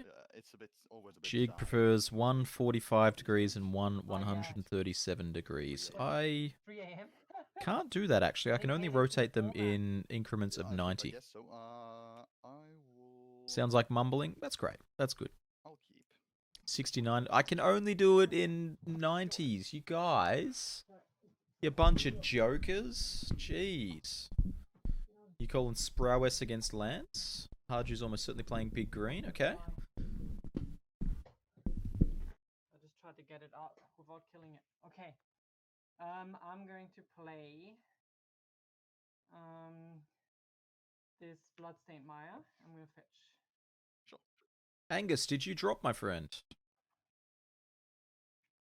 If you dropped, I'm more than happy to get you on the microphone if you're interested in jumping into the booth with me. I'm going to get this Volcanic Island.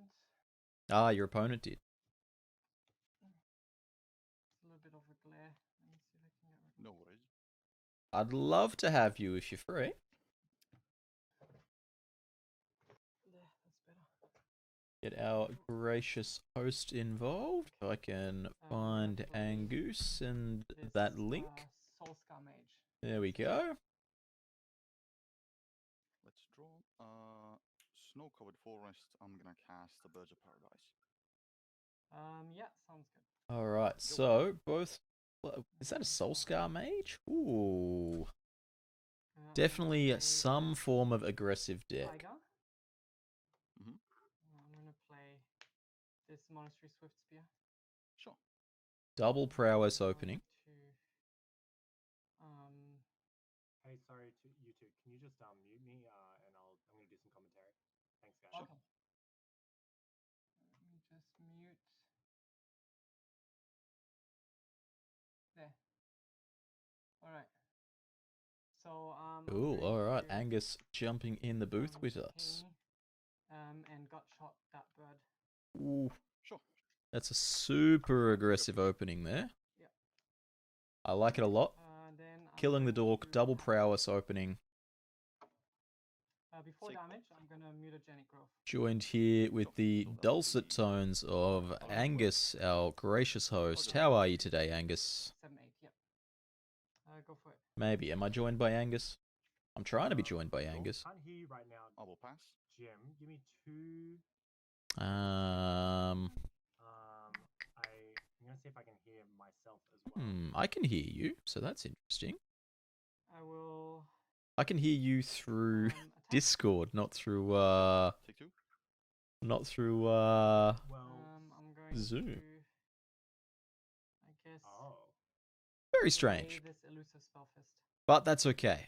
What is that? It's okay. a okay, 1/3.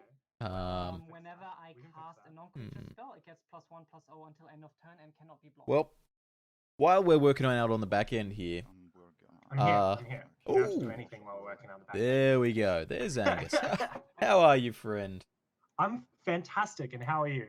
I'm doing all right. Doing all right. This is this game's 90% done while we were trying to just sort things out. Yeah, that seems to be the common pain with Sprowess and these sort of these huge combo decks in general is Mm. that the games tend to not last as long as they used to. Mm. And it looks like we might be wrapping up right here. Is that right? We have So you are 9. one land on Haju's side. That's right. And a couple of prowessy creatures on the other side. Looks like it might be games out already. That's right. It's land and a dork. Of course, dork not the best thing against the prowess deck full of removal spells and bolts and the like. Really relying on that. Wow, that was a very quick game. Impressive. Yeah, so I think if you blink, you might miss these matchups, especially when Sophie has this huge benefit. I mean, Haju, we did see the Force of Will, so it means that he has enough blue cards to facilitate it. But That's it very seems true. it seems that he's moved from perhaps a because he is a big player of medium green, which is his version of big green, which is fun green spells. But I think the splashing of blue seems to be enough to, with Force of Will, and I can only assume Oko, but I'm sure we'll get some. We'll get Oko, some, Uro, likely things. Did anyone happen to catch what was exiled to the Force of Will? I saw it was a gold card, so it was definitely blue at least. I haven't been able to check it out. I'm sure somebody will be able to let us know. Do you want me to put my camera on, or are you happy to have just audio? I haven't actually set up having your camera on the stream as well, unfortunately. Okay. Well, perhaps for next time. Yeah, definitely. I can tell you that Sophie's points are Merchant Scroll, Ancestral Recall, and Treasure Cruise. Okay. So that should make 7. She's actually on the path to just being an advocate for Ancestral Recall at 5, which I think is one of the things that you got to look for is the players who play it all the time and then say, yeah, I would probably play it at 5. Not saying that in general it would be perfect at 5 all across the board, but Sophie's in a situation where she's playing Merchant Scroll because it's a free point, and the only point that she has Merchant Scroll is to get back that Ancestral Recall. Absolutely. So you can easily replace it with a regrowth or something like that, or even just more creatures, Magmatic Channeler. There's lots of new creatures to play, but that deck is so revolved around putting a bunch of free spells onto the battlefield as quickly as possible that having that 1 mana draw 3 is worth the 5 points. Yeah, when you can cast Ancestral and draw, Gut Shot and Bolt, the amount of damage that represents is just incredible. Absolutely. Look, Ancestral Recall is on the committee watch list. We put it there in our last announcement in September, and I can tell you that literally as we speak, it's being discussed in the committee chat. Just trying to something to think about. Well, that's exactly it. We normally, we chat about things a little bit through the season, and then about a month out from the announcement, we start really chatting and making some decisions. But absolutely. I can't help but feel that Ancestral is going to be one that takes multiple sessions of discussion. There's a lot that goes into the decision. 100%.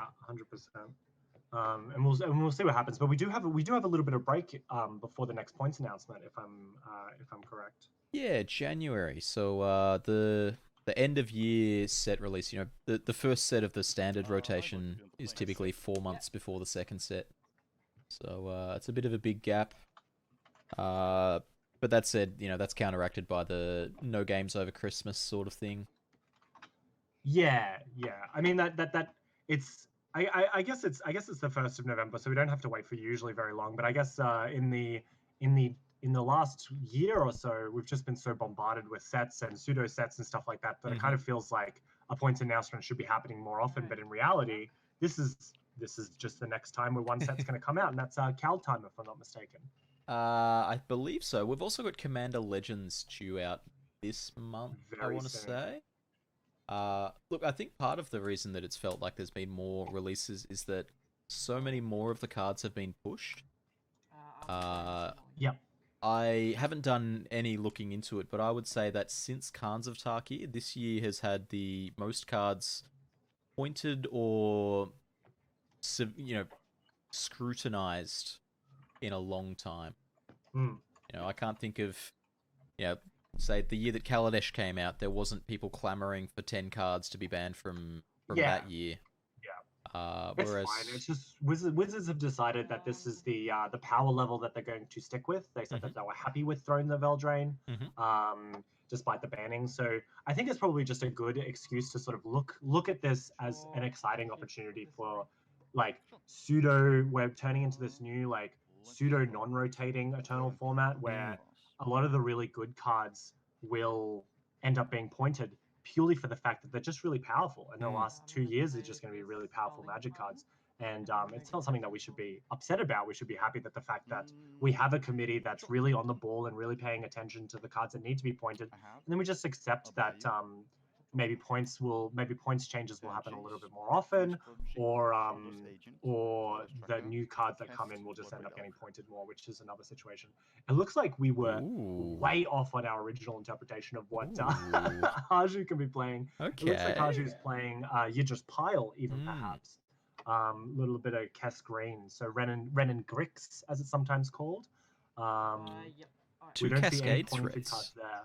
Two Two Cascade Cascade threats in threats. hand as And well. then I will That's really going to sort of this matchup is actually pretty interesting because if Sophie can survive the initial onslaught of Let's play if Haju can uh, survive the I'm gonna initial onslaught that fetch you Sophie's going to be 19 putting down over the creatures. next over the first no. 3 turns, he can wheel into Bloodbraid and then another Mhm. creature, and then like if he untaps and is able to cast Kess and a removal spell, like the game is almost certainly over for Sophie because she just can't meet him in the late game like that. Yeah, we saw last round we were watching. Was it last round? Round before we were watching Kess Green against Attempt Goblins, and we saw a turn where Kess. It was Kess plus Lightning Bolt plus Lutri, and that was just it. You couldn't recover from that as the fair Goblins player. Yeah. So it looks like by the virtue of not seeing and Mortarpod said it as well. And also in the Mortarpod in the chat, Savar Kumar said considering playing Recall in their Yidris pile, and that sort of really limits the rest of your options. You can of course play, as that point spread said, Mystic Sanctuary, Lutri, Recall, presuming Recall's at 5 points, but a lot of people want to put more of their cards into their deck when you're playing Yidris, because a lot of them, some of them are spells, but a lot of them are reactionary spells, removal spells and stuff like that, because you're not playing counter spells. So Lutri is just a little bit worse there, and perhaps it's a situation where you would want to play a Dig Through Time or a Treasure Cruise as well, just to continue that value generation. Yeah, there's definitely something to be said for spreading out the points onto, Cruise, Snapcaster. You could fit in True Name Nemesis.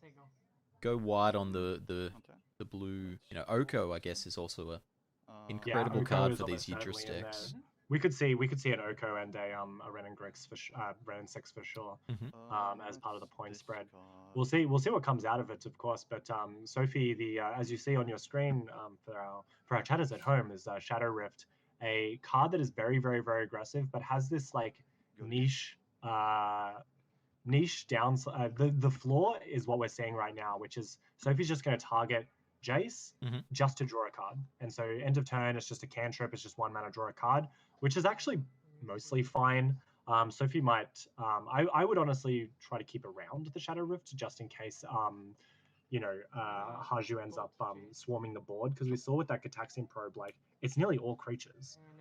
So that's the time where you would want Shadow Rift, because give your creatures shadow until end of turn means that none of them can block. Of course, none of your opponent's creatures can block. And it looks like we're going to have a lot of annoying creatures come out of Haju's side, including this Icefang Codal. Yeah, I'm interested to see what's actually in Sophie's hand here. We see that the Jace did untap for a turn and got an activation. Yep. So there was a bolt that came down eventually, but I can't help but feel that the bolt wasn't in hand when the Jace was played, and then there's no proactive threat either. So I'm not certain exactly what Sophie's holding here. Yeah, it's not completely out of the realms of possibility where Sophie is really, really, really stuck on creatures, and she needed the Jace to stick around only to cast the Shadow Rift. Sure. But I think it's probably more likely that she would just be pushing off the bolt without allowing Haju to untap and activate the Jace. So it's hard to see, but I think it's probably a desperate scenario. It's lucky that Sophie is up a game, because she cast that Metamorphose, named her cards, drew a card, and then did nothing.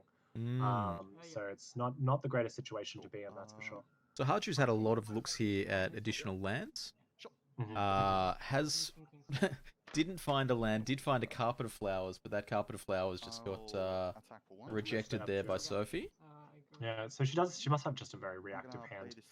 She's going to have a lot of time if this Icefang Codal is the only attacker, being of course only a 1/1, but she does have to do something soon. Being purely reactive like this is not where Sophie wants to be. Yeah, especially against the third land here out of Haju means that the Shardless Agent is available. If a red source comes down as well, then suddenly Bloodbraid happens as well, and the bolt there's not the best hit with. It's something. It's 3 turns, 3 turns of attacking. I guess 1 now that we have 3 power on the battlefield. It's very true. Yeah. It's something. You would have loved to see a Thoughtseize there, even a Mana Dork. Uh, Yeah. the dream would be hitting something like a Tarmogoyf or something like that. Is that a Yeah, Barbarian of ring course. as well? It is a Barbarian ring on Sophie's side, so she does have Threshold now. Sorry, she's one short of Threshold, but it doesn't mean that she's not able to activate it in the next couple of turns. Of course, she has 2 fetch lands, so she can activate that I'm gonna respond. Barbarian ring whenever she can. But this Leovold, I mean, this looks wrapped up. If Sophie doesn't have a response to this Leovold, because Leovold, for all our friends at home who remember a time before Narset Parter Avails, Leovold also has the text of you cannot draw more than 1 card a turn. Mm-hmm. If Sophie's going to be looking for creatures, the only other thing that she's going to be doing is drawing cards. So she needs to get rid of this Leovold ASAP. Yeah, I mean, the deck is, you know, threats and then removal spells and cantrips. You know, small amount of pump spells as well, but the removal spells and the cantrips here are now not great. We see Barbarian Ring on Shardless in response, just trying to get that done before the Leovold comes down with this targeting tax. Yeah, it's a bad situation for Sophie, but Leovold being a 3/3 means that Barbarian Ring doesn't really have much to play with. But we saw the clock go from 1 a turn to now 4 a turn, and because Sophie is on 7 life, that's actually just 8 life. That's actually just a 2-turn clock. So we saw her turn around really quickly with just the advent of basically a prison piece. That's a Flame Slash there. It is a Flame Slash coming out of the sideboard from Sophie. Huge lover of the Flame Slash, particularly just because it's this poor damage is actually really good right now. Kills Questing Beast, kills other stupid cards. So it's nice to be able to get rid of something when you need to at the low cost of 1 mana. This Hierarch just makes it unblockable. Ooh, and Mortarpod predicting it with the Slip Through Space, another card that is basically a Shadow Rift. It has Devoid and it's 1 mana, can't be blocked until end of turn, draw a card. So not particularly relevant on the Noble Hierarch, although she will be able to get in for a sweet 1 damage with the Exalted trigger. It looks like she might be going for that line there. How deep is Sophie going on these unblockable cards? We're going to see a Distortion Strike or a Artful Dodge, perhaps?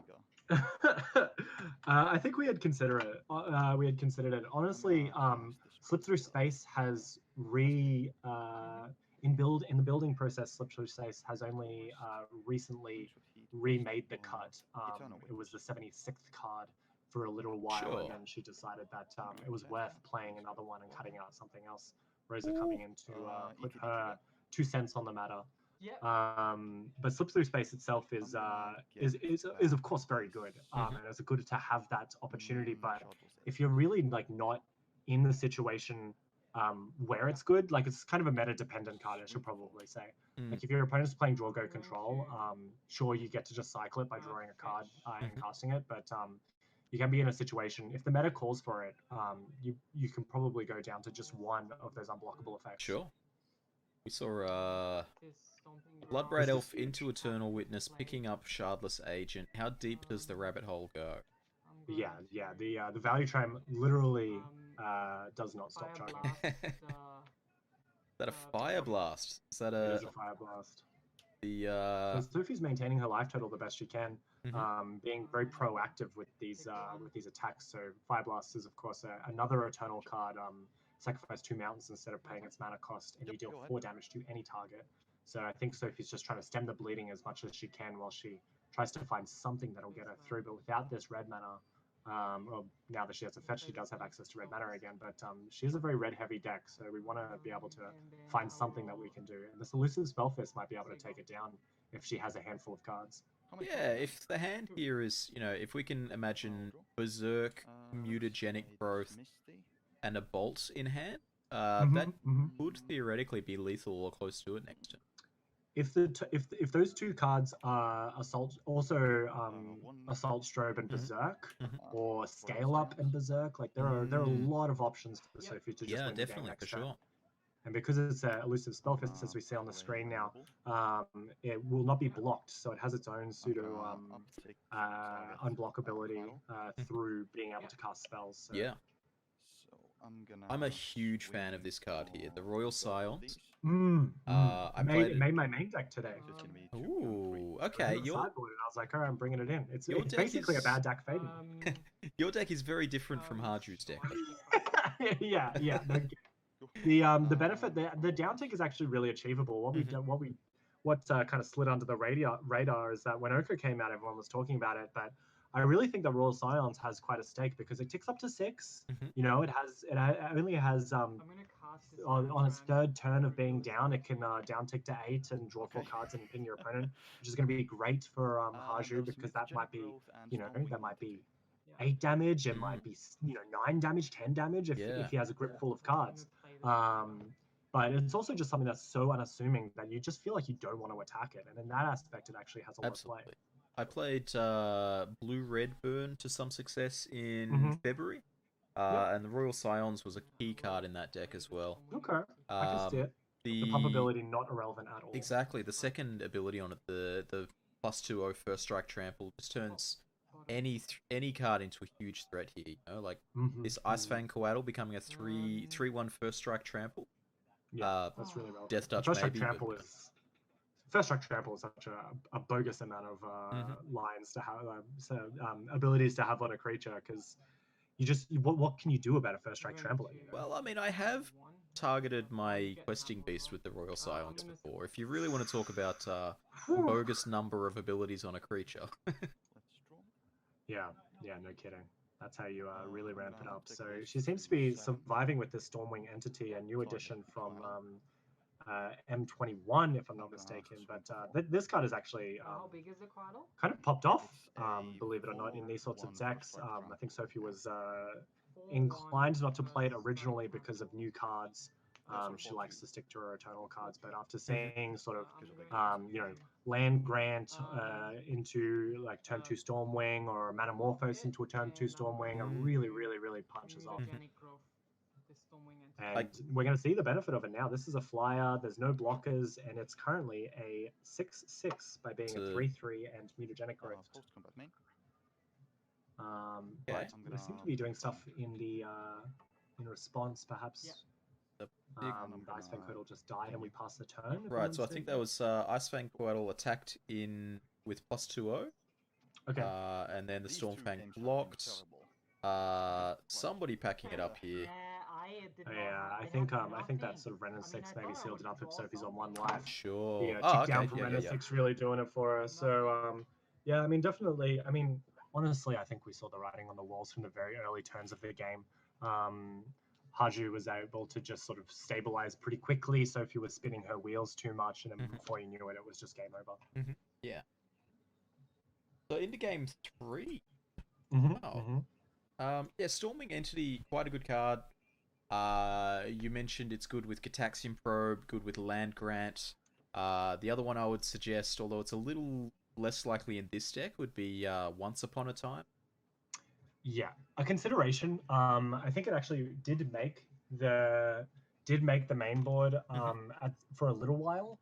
Obviously, the meme with Once Upon a Time is that you want to cast free spells when you have a creature on the battlefield. That's exactly right. And Once Upon a Time does not allow that to happen. However, this is a deck that is also abusing the ratio system by only playing a very small amount of creatures and a very small amount of lands, and the rest are instants and sorceries. So in general, as a good card, it's really good. It's a land when you need it to be a land in your opening hand, and it's a creature when you need it to be a creature in your opening hand, and like in the late game it can work as well. But the free version, the alternate cost of Once Upon a Time is not the reason to play it in this deck. Yeah, I tend to agree, especially with the high density of cantrips. Like, you're seeing so much of your deck. You're going to see Once Upon a Time in a lot of games, and it's not going to be free in a lot of games. Yeah. But I mean, she does work on that turns 1 to 4. 3 being the sort of optimal turn for her when she can untap with a Kiln Fiend or a Stormwing Entity or something like that. That's the sort of turn that she's going to try and go off if she's goldfishing. And Once Upon a Time does kind of facilitate that by only being relevant in the first couple of turns. But if for whatever reason she draws it off the top on turn 2, like it might just be like a couple of percentage points that you lose because you're just not going to cast it in those types of games. Yeah, it's clunky, you know. Casting Slip Through Space or Shadow Rift to just cycle and draw a card is fine, but Once Upon a Time being 2 mana is just that little bit more. I guess it is an instant. That is very true. I mean, it did make the main board for a very small amount of time. But yeah, the where it really shines is when you're playing it in nearly every other deck, I guess. I was gonna say specific decks, but high density creature decks. If you would want to play it and not cast it for free, just as a cantrip, you would definitely play it. Like I played it in like Abzan Vizier Druid combo, and that's where it really shines for me. Yeah, because you were playing that sort of Melira pod sort of yeah, exactly. mid-range grind with a possible kill you. Exactly, yeah. So it's a sort of mid. I mean, it's a mid-rangey deck in the sense that you're casting like Kitchen Finks and you know, those sorts of like random good powered like Shalai, those sorts of things. But that are obviously, of course, has combos built into it, and that's where Once Upon a Time really shines. Moving on to the game at hand, we see the Gitaxian Probe coming out. Sophie's really relying on this Faithless Looting. She opted to not cast it on turn 1, perhaps because she just wanted to see what else she has. But it's kind of a trap with these Faithless Looting effects, because she doesn't really want to fill her graveyard up. I mean, she kind of does because she has, you know, she has threshold requirements, she has treasure cruise and stuff. So she does get benefit off doing it. But hands like this, you just don't really want to cast Faithless Looting on turn 1 because you want all of these cards. These cards are great. You have protection, you have a couple of pump spells, lands, like, but she has no creatures. So she's in a situation again where she's probably going to have to cast the Faithless Looting on turn 2 regardless of what happens, just because she needs to get a wriggle on, because she saw what happens if she waits too long to put a creature on the battlefield. That's right. I do think this was a 6 as well. This was a 6-card hand, which was also true in the last game. And that's definitely, you know, when you're playing an A plus B combo deck like this, mulligans do weigh heavily on you because, you know, a 5-card hand can only have, you know, 1 creature, 2 lands, 2 pump spells. Exactly. And then it doesn't have any cantrips to keep it going or anything like that. I like to sort of compare this deck to like Modern or Legacy Infect or even Boggles, where you have to have 1 creature, but you have to also mulligan aggressively because very true.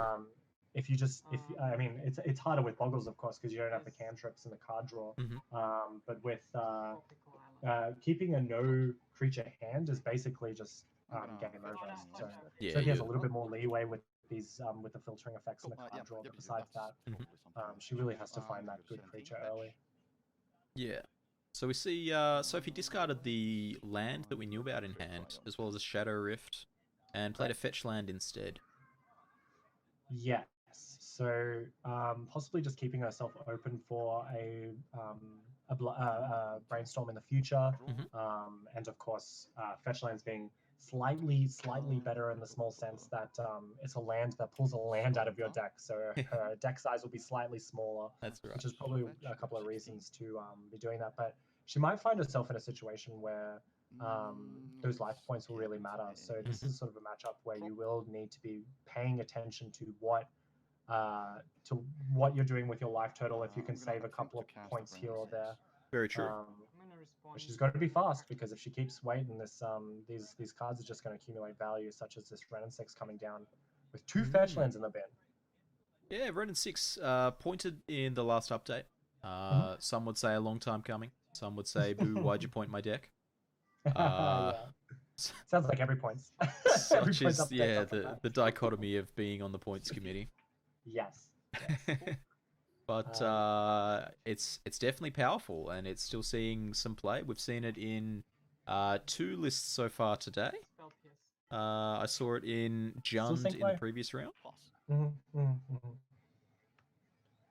Hitting a graveyard in this matchup, thanks to that spell pierce. Sophie obviously not taking heed to my wanting to correct her life total, or maybe she just needs that double red, double blue as much as she can. So probably perhaps even telegraphing that she has a Gush or Fire Blast in her hand. Yeah, look, I think it's also possible perhaps that Sophie is working towards a Treasure Cruise, or at least keeping Treasure Cruise in mind. Cruise would be a very powerful tool here to refresh. You know, there is a full 7 in yard. Yep.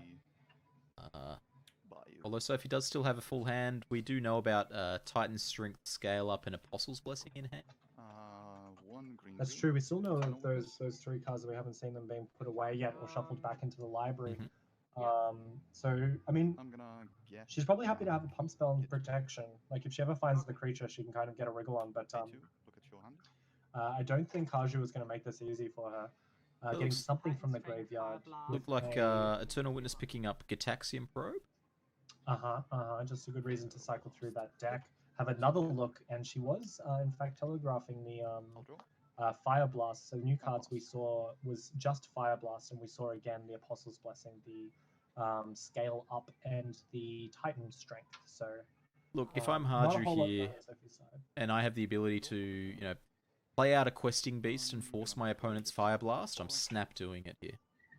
1000%. Oh yeah, I think Sophie's not really in a position that she can even Fire Blast because she's just basically saying goodbye at that point. But we'll see what yields off this Cascade. That's a Bloodbraid Elf into... attack Can't quite for see that one. The quality's a bit low for me at the moment, unfortunately. Yeah, we seem to be just developing as many pixels as we possibly can while this happens. But it is a card that is on the battlefield. Is it a and Deathrite has to- Shaman, perhaps? Honestly, the art kind of looks like Creeping Chill, but I have a feeling that it is not Creeping Chill. There's a couple of reasons why we think it's not Creeping Chill.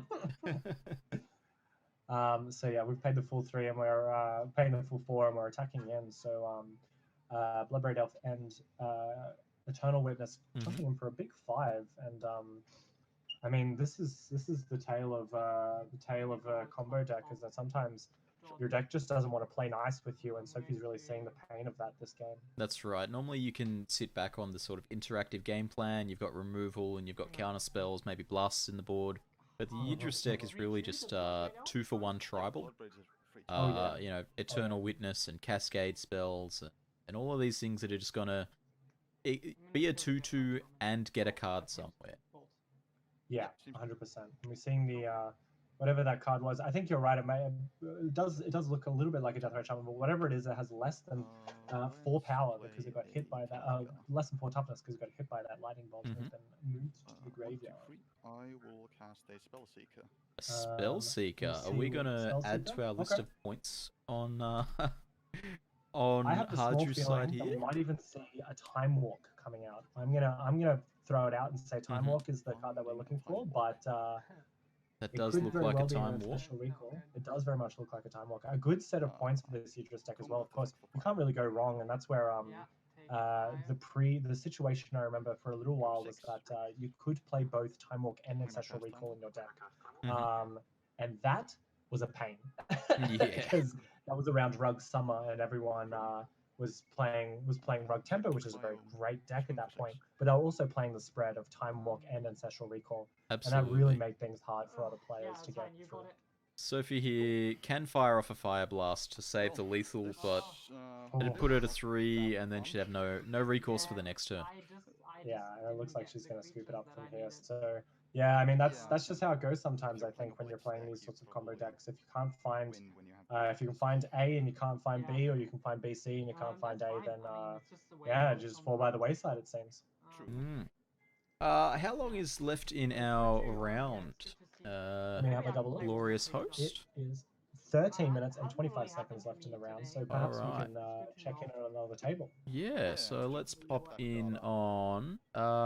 who else is an international here? Well, I can tell you that Table 9 has a Kiwi. See ya. Oh, that's right. Should we go and check in on Taylor? We might be able to do Yeah, a little let's bit do of that. do a couple things. Hi. If you can already hear us, please mute us because we're going to start commentating on your match. Alright, top player here is Taylor playing Kess Oracle. That one... So Taylor actually hasn't played 7-Point Highlander before. This is actually Taylor's first foray into the format. Wow, impressive. And Kess Pile, no doubt, always the sort of Spike's choice for first decks. I think Kess Pile being a sort of mainstay in Australian Highlander for quite some time, actually. That's exactly right. Taylor, hadn't played Highlander before, was asking about it in this very Twitch chat the other day, actually. And I was like, look, there's a format on this week. You should come play. What is Barb on? Is Barb on the same deck again? I'm gonna assume that she's running it back and she's playing her love for 2020, which is 5-color tribal zoo. The zoo, in fact, is quite contentious among other zoo players, but I can tell you that it is a deck. Is basically Yidris, but it's just straight up 5-color. Yeah. And the sort of difference as well, of course, is that she's opting for evasive action, as we can see in her exile zone currently, and remand and mana leak and stuff like that. So she's playing her own counter spells as opposed to a cascade package. But this is basically just 5-color good stuff. And boy, oh boy, is it good stuff. Looks like we might be coming in here just... I mean, there's a lot of pressure on Taylor here. Taylor on just a measly 4 life. Oh, yeah. Barb on 14. Hushbringer in play. Not a combo with the Vendilion click that have played. I lost, so I have something to fight for. Hold on, sorry. Yeah, it looks like we got a lot of on the battlefield. Perhaps we do see the Thassa's Oracle. Sorry, I was gonna you may have already said that. I just had to pop out, but I guess the reason that the Hushbringer is on the battlefield is to stop this pesky Thassa's Oracle. People have been trying to look for more interactive ways to work around Thassa's Oracle. I think it was correct that it gained another point quite recently, but in saying that, it's nice to see that people are sort of thinking outside the box in ways to get around the Thassa's Oracle demonic consultation win. Absolutely. Looks like they're packing up there, so we will find out what game this is. I might get Pocket to pop in and ask what the game score is, if that's doable. If Pocket could pop into that would be really good. table 9, that would be sweet. It's nice to have it's nice to have an extra set of hands on the day, you know? That's exactly right. So that's fantastic. So we'll see what happens. It looks like they're in now. Just asking the players what game we're up to, so that's pretty fantastic. Yeah, heading into game 3. Yes. Oh, fantastic. Even better. So beauty. heading into game 3, meaning that we got to get it at the best time, which is the final match. It might be worth mentioning that Taylor on our screen is actually a streamer themselves. Am I correct in that? That is true. Not necessarily magic content, if I remember from a previous post, but it sounds like you have the art looking perfect. Yeah, a little bit of variety stream, bit of League of Legends, that sort of thing. Okay. And from across the pond. Yeah, from New Zealand. I've got a local play group that, you know, we do a lot of networking with New Zealand streamers, and yeah, I managed to convince one of them to jump into the tournament. Fantastic. They were lamenting not being able to play competitive Magic lately, and I was like, look, this is, you know, not quite competitive, but it's better than nothing, you know. It gives you, I think it's what we're trying to push forward with these sorts of with the streaming and the sort of official, semi-official event hosting and stuff like that is that trying to push the idea of competitive gameplay without actually having the prize support, because of course prize support can't really be done very well, only because people have an idea about where your hands are when they're not on the screen. Of course, technical difficulties can make people feel salty when money is on the line. That's right. And rightfully so. Yeah. But you know, when it comes to when we're making content, and if it goes up, on YouTube later, it means that people actually have bragging rights, which I think is actually pushing forward more of a competitive nature than cash prizes would, regardless. Mm-hmm. Yeah, definitely. The content creation side of things is really, it's something that people are keen for, whether they're players, whether they're creators. People just love to get involved and play more. Yeah, and it makes it really beneficial. And I heard from one of my previous international opponents that they're going back into lockdown soon, which is of course very sad to hear. But it means that there will be more webcam opportunities to take advantage of. So A small silver lining on what has been quite the tumultuous year of 2020. That's right. It's been a wild time for many places. Many places. And speaking of tumultuous time for this, for our poor opponent not being able to resolve this this ponder with Taylor going for the mental misstep. Yeah, let's see whether Barb was really leaning on that ponder, or if it was just let's see if we can make things better. Yeah. We're looking forward to it. I think we'll see what happens. The ponder, the countering of the cantrip, turn 1 cantrip, is actually something that I think a lot of players have experienced and have decided in their heads whether or not it's good to do it or not good to do it. I think sometimes you actually get this like free win essentially, because if they were looking for a land and they couldn't get it, or they kept a risky, like if you keep a risky hand with a ponder and you have your ponder countered, you might actually just lose the game then and there on the spot, because eternal formats are like that. You can really get punished for those early plays. That's right. If you can get the soul read on whether you need to counter the cantrip or not, it can be game defining. Yeah, it's difficult to have an online event, a webcam event with high stakes. Because it's difficult to police. It's fine. Like people have plenty of opportunities to play for money in their local crowd if they have the opportunity to. But yeah, for sure. It seems like with 20 something players, I think people are just pretty happy to jam games. And the advent of a round timer, and top 8s and stuff like that means that the stakes are real, despite being non-monetary. Exactly. There's a lot of bragging rights on the line. People, not just for themselves, but for their decks. People in this format really sort of form a relationship with their deck.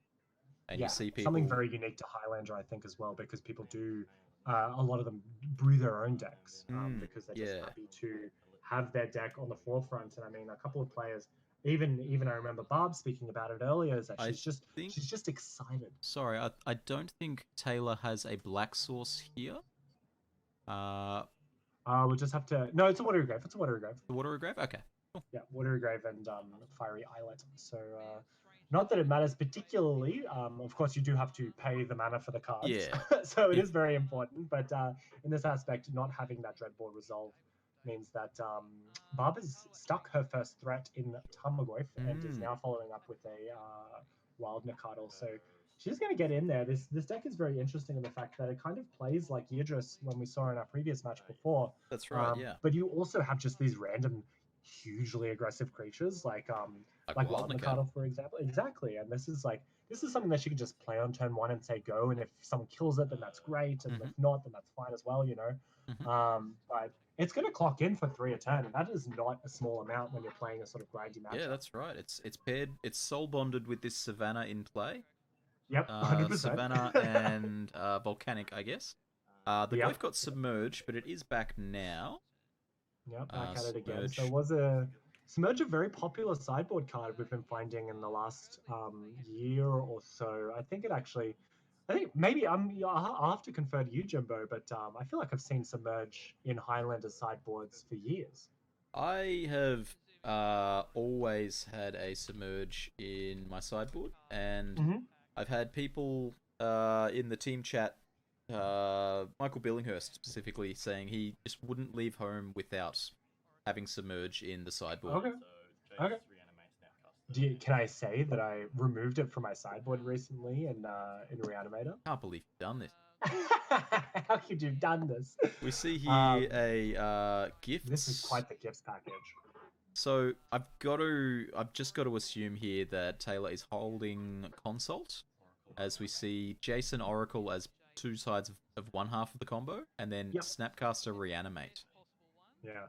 Barb's pushed off that Snapcaster Mage and Jace. I think maybe I guess it has to be Jace, right? Because you have the Unearth. So now Taylor's left with Thassa's Oracle and Unearth in hand.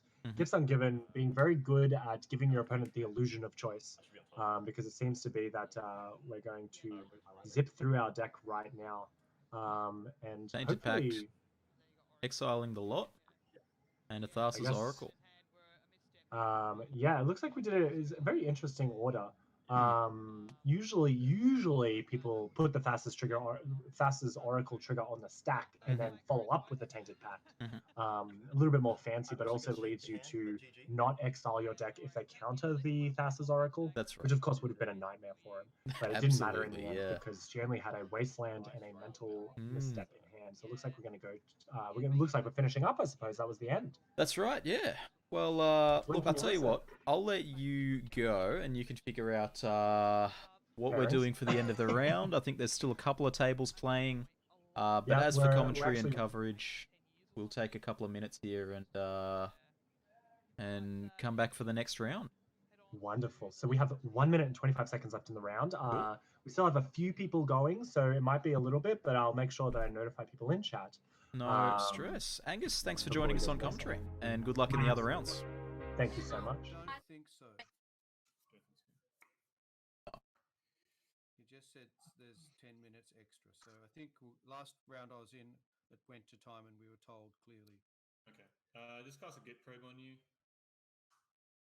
Show your hand. My hand. I've got Thrun, the Last Troll, and Tireless Tracker. Ooh. Draw a card. Yep.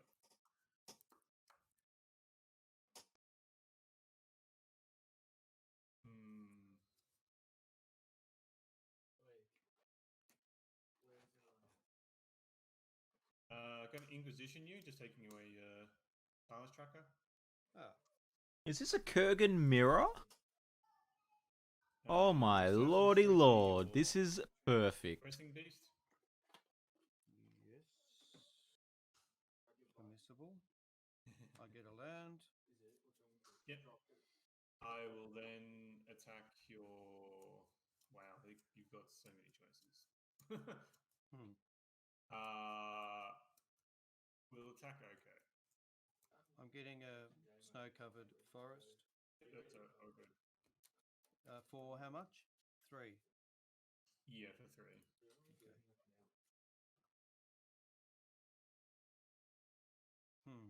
Okay. It's down to 3. Shush, Gridgem. What would you know? You've only been playing Highlander since before I was born. Yep, and then we'll pass it. Draw. So they've got to be pretty close to time in the round here now. Then if they had 10 minutes... A 3/3 elk. I don't have elks. It's okay. 2 minutes left. Okay. So right about now they've got no time left. Cool. Okay. So 0. Yep. Turn 0. Cool. They were just told it was time. That's great. So here on turn 0, I don't know what game it is. Thrun. Thrun. Oh man, this is just a haymakers game. QB and Thrun and Oko and 3 walkers here from Ectoplasm. Big board. Put 2 creatures. Oh, I should have done that first, shouldn't I? That's great. Okay, and then I'm getting Questing Beast back to my hand. Yep. Well, this board looks pretty solidly in Ectoplasm's favor here. The question is, can Ectoplasm convert this to a victory with the limited number of turns available? This is turn 0 of time. So he's going to have attacks on this turn, and on turn 2, and on turn 4. I'll just tick Jace up for what it's worth. I'm not sure what to do with him at the moment, so... Okay. Yep. I love this Jace ticking up, not targeting Leovold. Declared it last turn that it was, ticking it up with no target just to stop the Leovold drawing cards tax. Turn 1 now. You just have Notable as well, Ectoplasm has a Yorion the Sky Nomad in the top corner there. We'll put down Mystic Sentry. Let me pull up Yorion for all of y'all. Trophy to the hand. There you are. Sorry. Yep.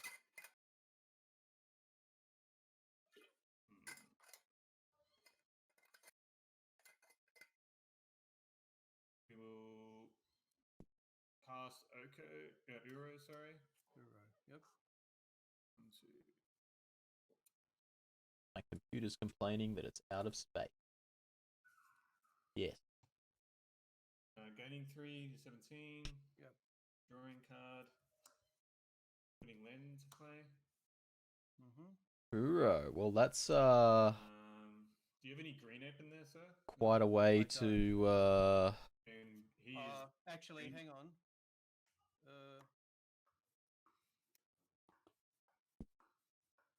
Uro is quite a way to In stabilize response this to that board. question, I'm going to tap Arbor Elf and untap my snow-covered forest.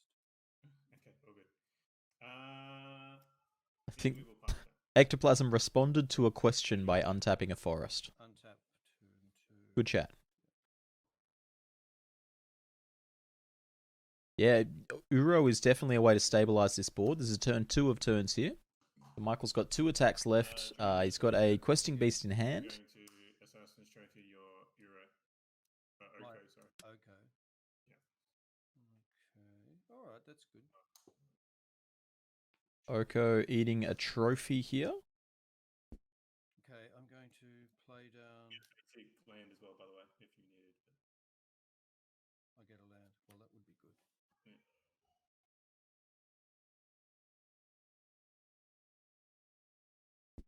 This is going to be tight. I don't know whether Ectoplasm's got enough here to pull this out. This is Snow-covered swamp. I think is what it's going to be a real close one. This is a lot of basics also out of this this 3-color deck here from Ectoplasm. You can see 1, 2, 3, 4, 5, 6, 5 basics in play. I can see I will. 2 swamps, at least 1 island and forest, and 1 that I can't determine. I didn't turn into an elk quickly enough. I guess that's a symptom of having Yorion. With Yorion in play, you've really got access to Right, so more I'm going lands. to play down Liliana of the Vale, Mm-hmm. and I'm going to tick it down, target, and you sacrifice a creature. I'll draw a card first for targeting me. Yep. Liliana of the Vale, not great against Uro. Yep. And yet, here we are. Leovold down. The brakes are off. I'm Ecto going can to now safely target everything. Jace up, targeting your Uro, so it's a 4. I think that Jace has too many loyalty on it now. I think it should have 9, not 11. I'm going to tick Liliana up, Liliana the Last Hope, so it gets -2, so it's a 2/5. Yep. Ah, yes, Uro the 2/5. Play down Questing Beast, Mm-hmm. and I'm going to swing with Questing Beast, the 3/3, and Thran. I'll just block the Thran and take 7. Yep. Take 7 down to 10. Yep. Put my face back in frame. And I'll pass turn. I'll commentate from here now, guys. I'm just going to cast Preordain. This is a shoulder stream now. Good news is the turnaround in rounds between this one and the next round should be pretty quick. This is the last game running. All the other results are entered. So there should be only a minute or so in between, this game finishing and the next round getting up. This is round 3. So we've got 2 rounds of Swiss left, and then we'll jump into the top cut. Yep. Regrowth. Ooh. You gotta put that Preordain in the graveyard, friend. Sorceries don't exist on the battlefield. If they do, put them back where they came from. Now his graveyard's out of order. It looks like Wishy's putting up a successful defense here, though. Mishra's Bauble, just see what's on top of your deck. An island. I mean a swamp. Sorry, a forest. All good. It's going to be one of those. It stays there, doesn't it?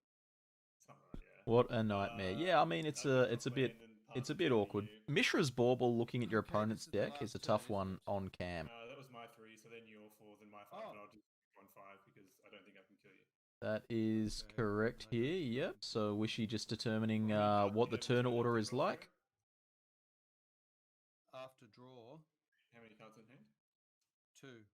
2? Okay, no worries. So, yeah, it looks like Wishy's successfully so defending this you're on game 10. in the face of 3 Planeswalkers. I'm going to.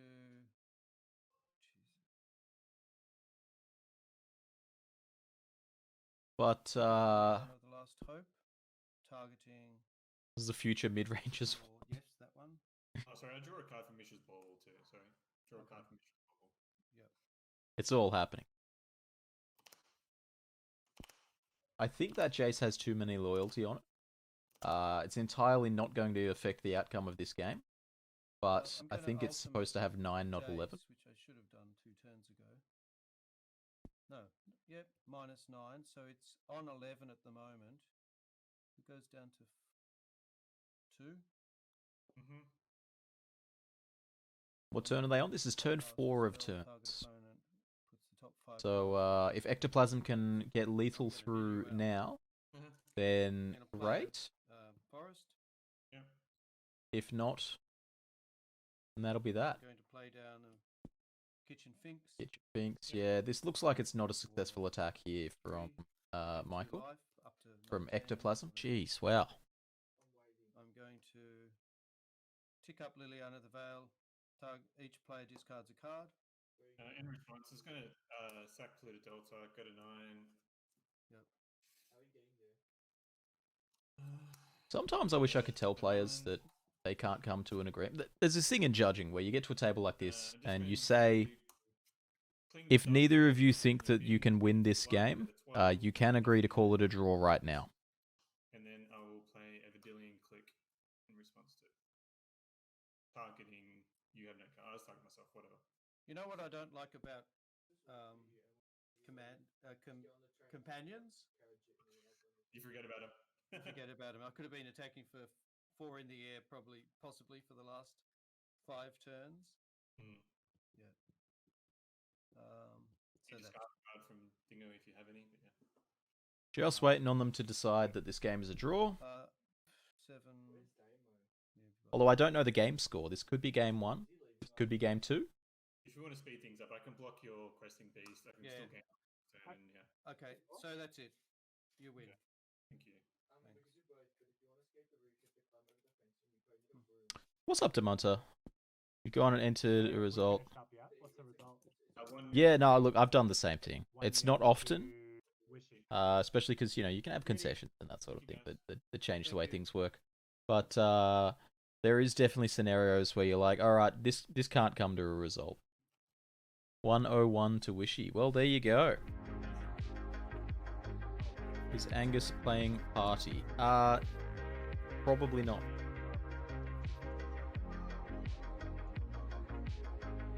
Just getting my labels in here. There we go. I think just 2 seconds. I'll draw for turn.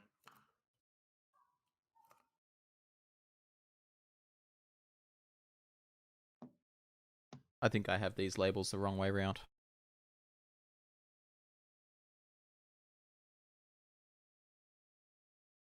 That looks better.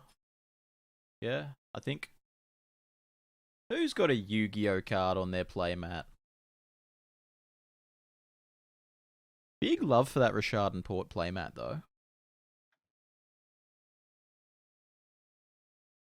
Is Apex Devastator playable in Mono G ramp? Is that the 10-10 Cascade card? Because if so, maybe. Sorry, something just happened at my store and I need to go there straight after this. It's probably worse than just like playing another Ulamog. Okay, by the way. Whoa, yeah, sorry.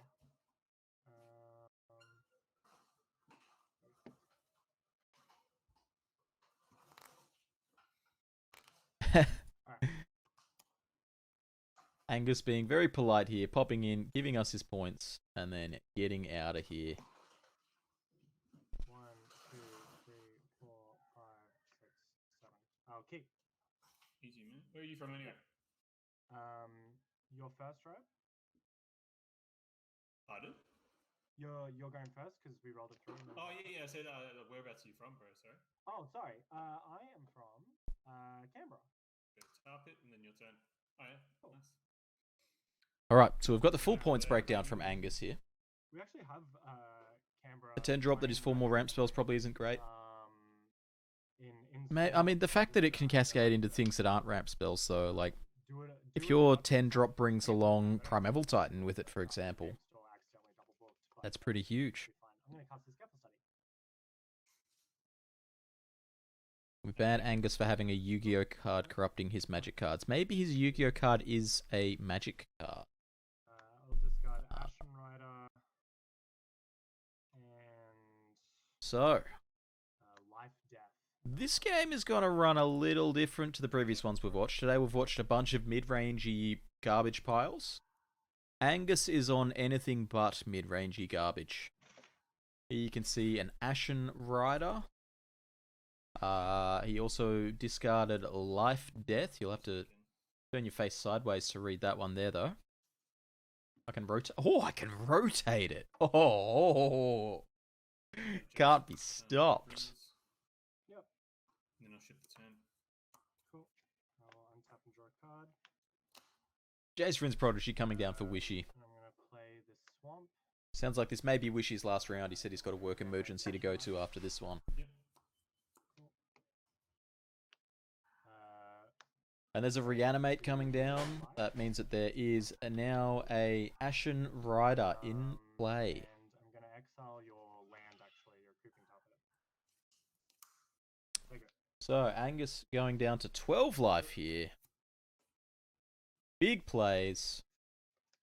That's the wrong player. Big plays. Jace. Yep, go for it. Angus just trying to fix the glare on the mobile phone there. It's his own rules that says it has to be visible. It's a hard one. Big V click.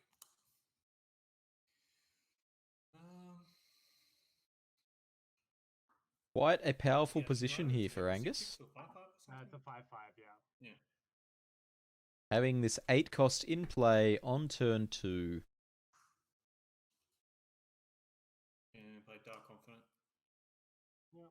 Dark Confidant. That's a cool looking Dark Confidant. That's a borderless, right? So I'm just trying to I want to say. up in a situation where I want to say that that's that one. I can see. Yeah, there it is.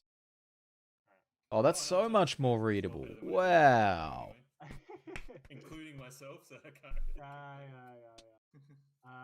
So you played a Dark Confidant. Great. I'm going to untap and draw a card. I'm going to... This is going to be a tough. This is a tough position for Wishy here. Even if he manages to find a removal spell, say a trophy, an edict of some effect, it'll come at the cost of another land. Is that an Oath of Druids? Oh. So how does this work again? What's Oath again? That's during your turn or my turn? No, so there's an intervening if. So the if Basically, a lot of this matchup comes down to can Wishy find his sideboard cards in time. In the upkeep, the trigger will go on the stack, and then they can choose. Either player can choose to flip cards from the top. This Reanimator deck is fast. Consistently will make a fatty on turn 3. Reasonably consistently will make one on turn 2. Draw for turn. Yep. How many cards in your graveyard now? Just the 3? Yeah. One creature. So it's going to come down to, has Wishy paid the tax in the sideboard? Do we see Graveyard Hate? Do we see Grafdigger's Cage? Etc. And then can he keep Angus off kilter enough to not be able to get things through with Show and Tell and... Why don't you flip a new card? Okay. Flip a new card and then take damage off that. I agree, Angus. Must be nice. I changed my mind. But the other one wasn't that bad anyway. That's good. Of all the court cards, what are the court cards? Tell me about them, Jig. I don't know about court cards. Can Wishy flip Jace so no Oath trigger? Theoretically, yes, but there's only one card in the graveyard right now. There's a Prismatic Vista as well for a second card. If we see something like a Thought Scour, you're entirely right. There can be a transformed Jace to go down to 1 creature in play, match the creature count to remove that Oath trigger. We'll do Jace. Hopefully he lands But on looks like that's Evans. not possible this time around. Believe in me? No. Ooh, that's actually very good. Okay, never mind. But then you have that other thing that might be doing something bullshit. We will put away a... Fuck.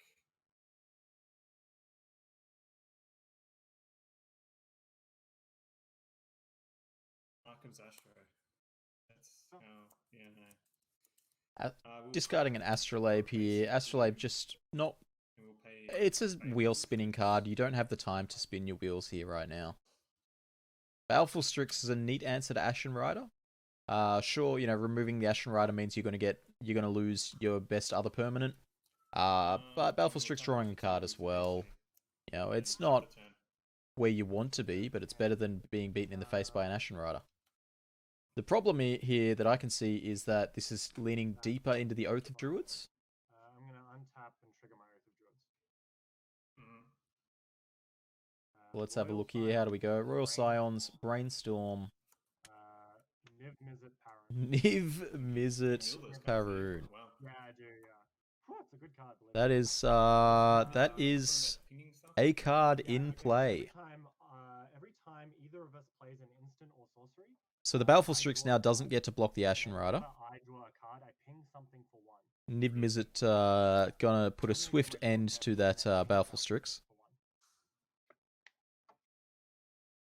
I'm a big fan of Niv Mizzet. I'm upset that Niv Mizzet just got replaced when Chandra Awakened Inferno was printed. Go to 10. I think you fetched up the Prismatic Vista, putting you to 9. Yep. Groovy. Yeah, plus 2. And for the first time since turn 1, Angus is ahead on life. Because you know the life totals are the important metric in these games.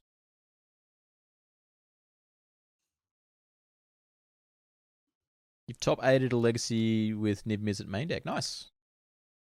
I played a lot of Niv Mizzet in Highlander, typically casting it.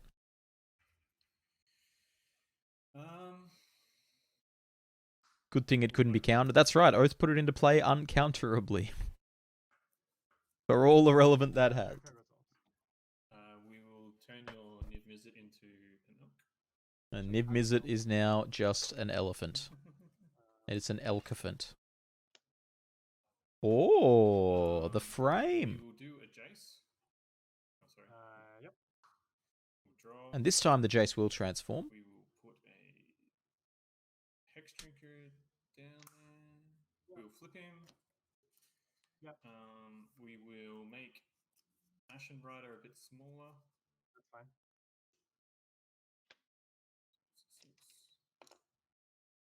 So the Ashen Rider getting shrunk here. Just trying to take a little bit of the pressure off here. So now Nivi's a 3/3, Ashen Rider is a 3/5 flyer. So it is still either a dead Oko or a dead Jace. Unless the Dark Confidant bites the dust. You have 1, so no Oath trigger. But there will be an Oath trigger on the other side. I will play this island. Yes. Here we see the symmetry involved in Oath of Druids. You know, it's only fair. Angus got to put a creature into play for free. So if nothing else changes here, if we remain at status quo, then Wishy will be able to put a creature into play for free as well. All at me. All on you, baby. We will block the only one we can. Yeah. So we will take 3. Yes. Go to 6. No problem. Plus 2.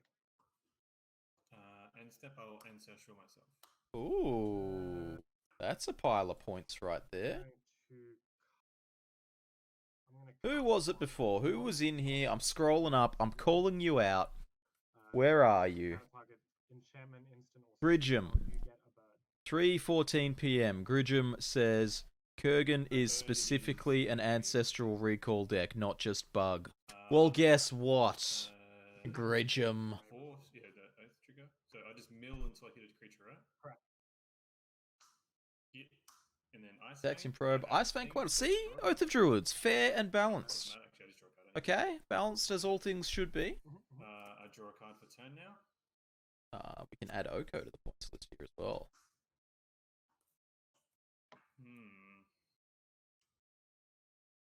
Yeah, you can definitely see, you know, the Oath of Druids has now given both players a creature. That's only fair. One of the creatures is a Niv Mizzet, and one of them's an Icefang Coatl. That's only, you know, equality. Wow, if this isn't a textbook definition of equality versus equity, I don't know what is. Does it work for? Oh yeah, sorry, it doesn't. Okay, so we'll make your. Or do we actually want to go up in this game? So you got 2 creatures right now. I do. I've got 2 creatures. I think I might just make a food token. Go to 7. Sure. Making a food token. So this is a food token.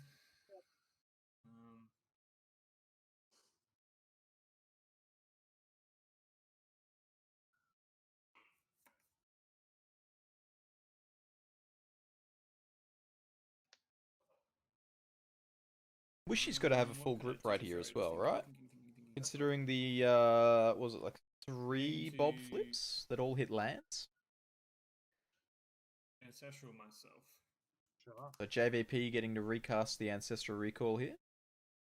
If Wishy didn't have a full grip before, he certainly does now. 7, I dropped land for the turn already. 7 cards in hand, he says. We will call it your turn, mate. Okay. Passing back to Angus. We are tied for creatures. So Both players with 2 creatures in play, so no Oath triggers available. Did you tick Beta Recall? It's either Beta or it's Officeworks No, I version. ticked down to do Ancestral. Oh, it's the A-call. Sure. Okay. I'm not able to zoom and enhance enough to find out. We'll go to attacks. I mean, there's a full art Dark Confidant there, so, you know, it's possible that Wishy likes expensive cards. And I mean, granted, there's a very vast gulf between a full art Confidant and a beta recall, but I digress. Yeah, we'll block your 3/3 as well with your bird that you gave me. Okay.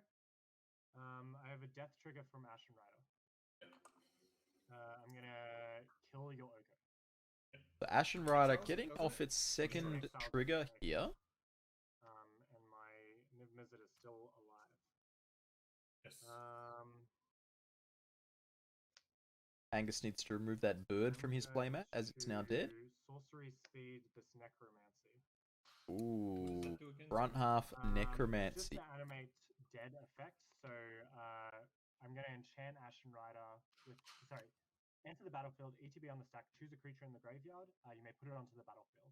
Okay, I'll just unlock it to make this easier for myself. That's cool. Wishy asking for a bunch of information about how the card works, blah blah blah. Angus gets halfway through explaining it, and Wishy's like, I'll just drown in the locket. But we see a Force of Will, or at least we see a black square that is declared to be a Force of Will. Sure, it will resolve, yeah. Okay, so Ashen Rider is going to get rid of your Jace. Oslander is fucking sick. Is this just a weekly, or... Yeah, I mean, we run events pretty regularly. We try to run these events monthly, these webcam events, with coverage. So every week there tends to be like FNMs and that sort of thing. But the big weekend events, you know, it is mid-afternoon on Sunday here in Australia. So if, you know, the weekend events are about once a month. But there's always people hankering for games, whether it's online via Modo custom formats, whether it's online via webcam, whether it's in person, depending on where you are in the world.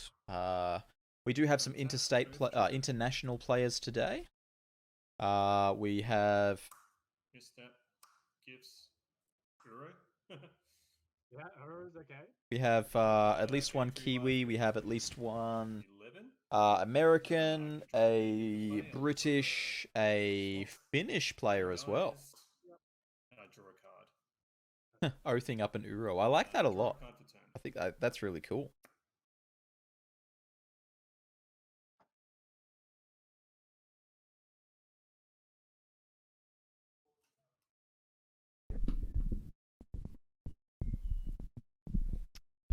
But yeah, if you're looking to play games, there's always people looking to play games. In the Discord, you know, I think I see games firing off in there pretty much every day, to be honest. I think we're Uro. Sure. I'm a little uncertain on life totals here. It's hard for me to tell right now whether Angus's life total is upside down or not. 3, I can't tell whether Angus is on 6 or 9. 5. And then, yeah, if you really like the format and you really like competitive play, you know, it's certainly not the most competitive play. You know, having these webcam games, $0 entry, $0 prizes.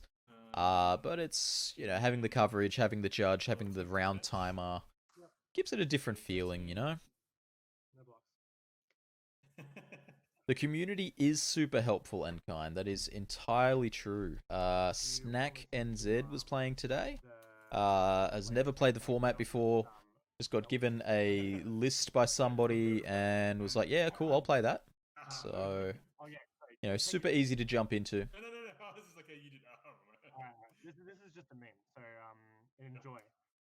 The flavor text is Oko Thief of Crowns stands out as a powerful threat that is difficult to answer and shores up many natural weaknesses of ramp decks. In addition, Oko Thief of Crowns appears in several other strongest decks and would likely continue to contribute to a metagame balance problems long term. Therefore, I don't think you can hear this clearly. But Angus reading the flavor text on his elk overlay token. It is just the word for word ban list justification from Wizards from when they banned Oko. Land. Maybe you have a sorcery? That's a Tarmogoyf there. Yeah, so 6. There's no. A 6 power Goyf. That's a big dog. Enchantment? No enchantment anywhere yet? No. So I have Planeswalker, Sorcery, Instant. Sorry, 6 toughness. No? Artifact. Use an artifact. Cool. Yep. 5/6. No enchantments. Okay. And then we'll ship it to you, mate. Cool. I will untap. You have 2 creatures, and I have 2 creatures. So no 2 creatures apiece. No oath trigger. Can I repeat what on stream, my friend? I gotta tell you, I'm not happy. Necro is an enchantment. Necro is in play, not in the graveyard. I guess we're playing slow now. I'm gonna play this Wishclaw Talisman. Ooh, a Wishclaw Talisman. Yeah, it's fun. I have 3 wishes.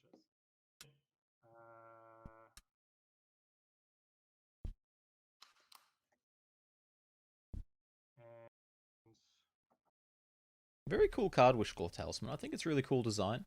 It is pointed in this format because it's And I'm gonna pass. it's Oh, hold on. very efficient.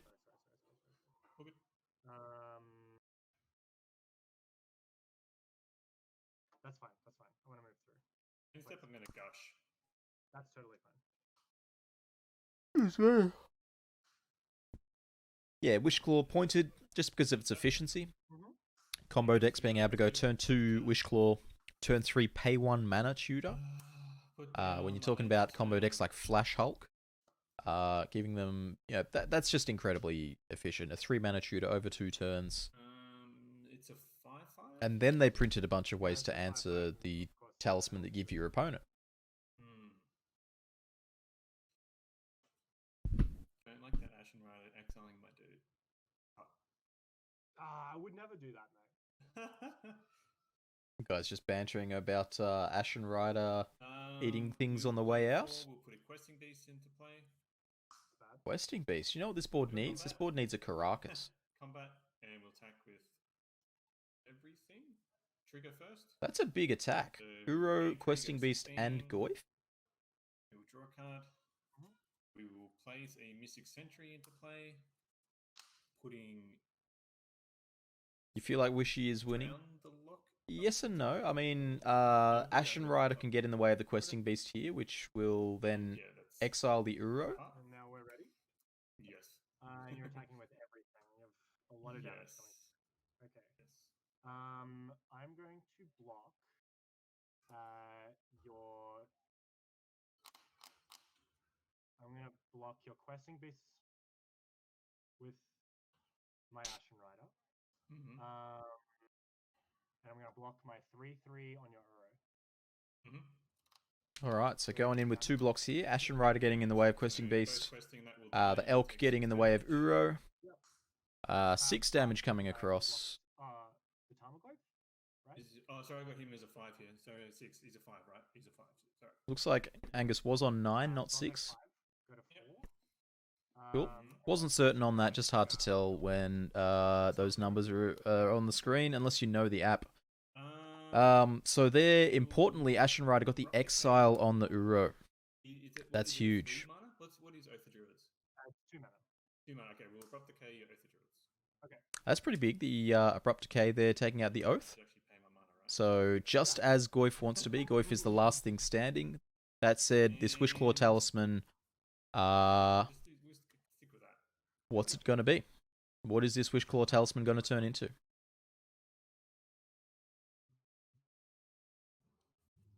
It could be a Animate Dead. Once again, bring back the Ashen Rider to stabilize the board. It could be a Threads of Disloyalty if he wanted to. I gotta really think about this one, sorry. Okay.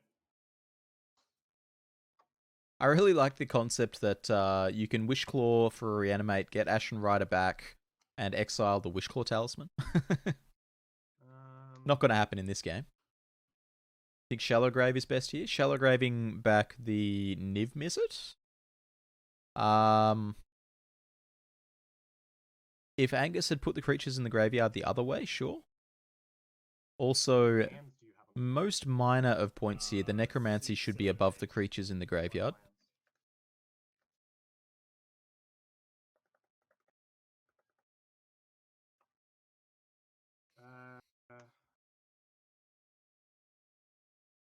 No, I have the life totals the wrong way around. I am sorry, Jig. I am sorry, coverage.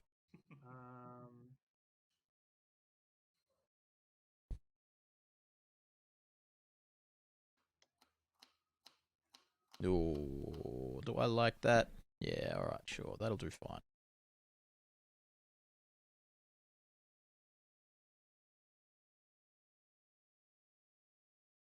There we go.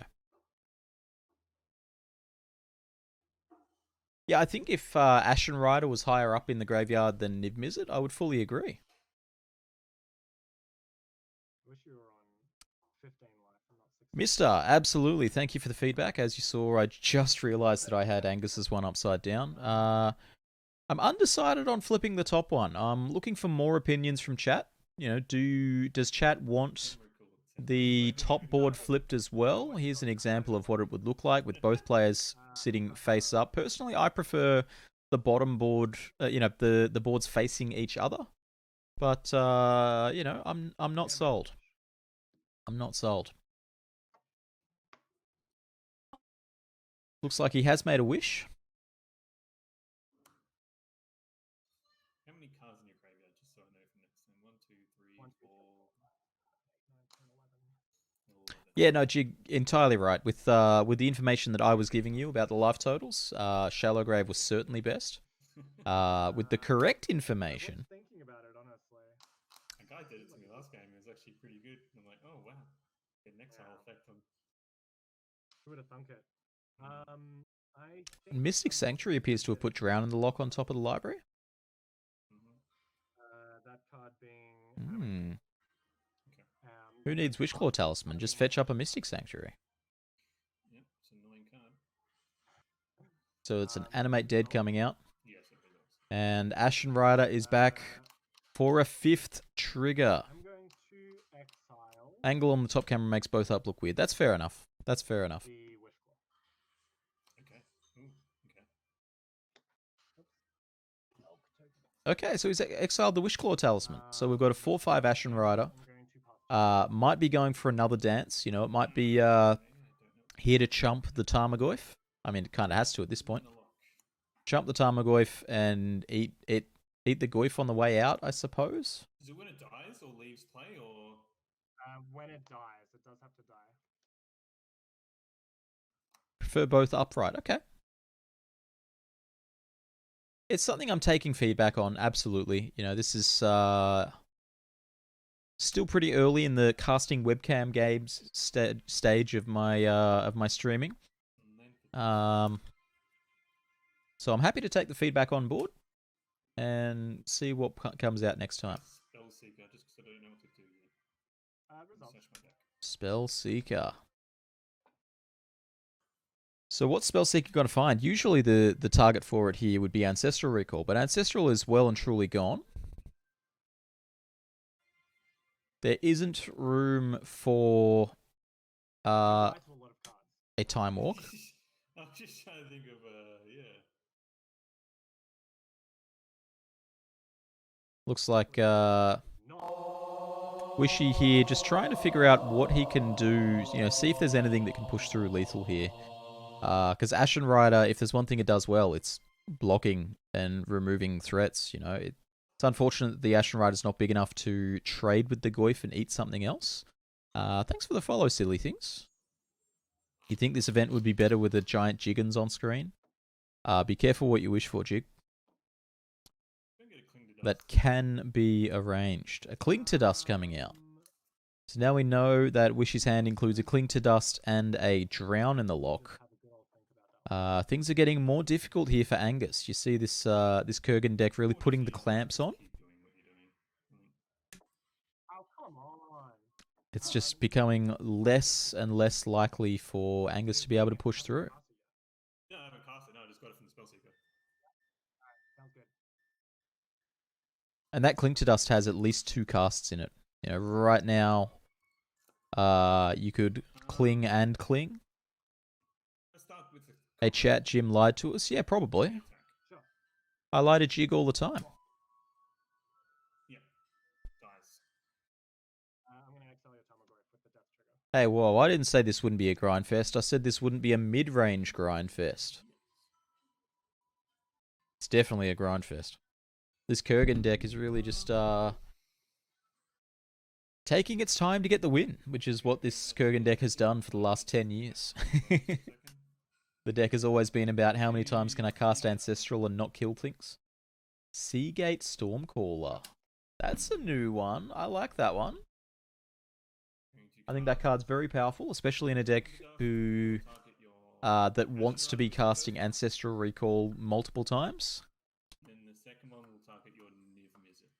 It's taken 10 years for a single game. It has, yeah. This Kurgan deck has been playing for the last 10 years straight. So the first one? Or they both go on the stack, right, at the same time? You get to target both. Yeah. I can choose as Combo's not your thing, Snack? Not enjoying it? That's alright. I'm going to keep. Even just like different combo decks play so differently in this format.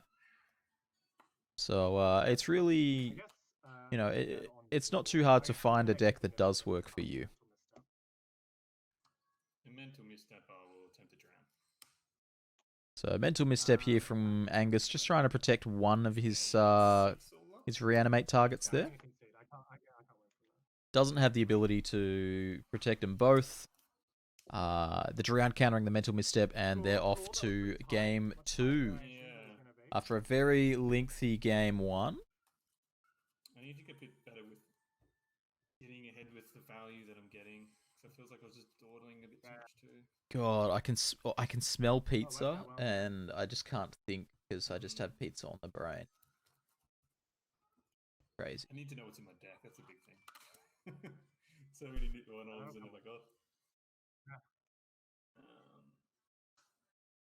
Hope you're having a good day, chat. Have you played 7-Point Highlander? What's your favorite deck? Give me the goss. If you were playing in today's event and you weren't, what deck would you be playing?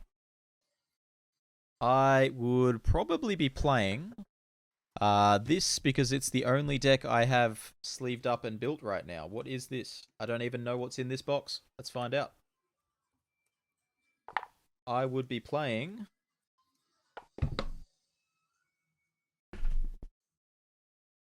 Is my noise sensitivity Lothus, Uro, Renegade Rallier, Voice.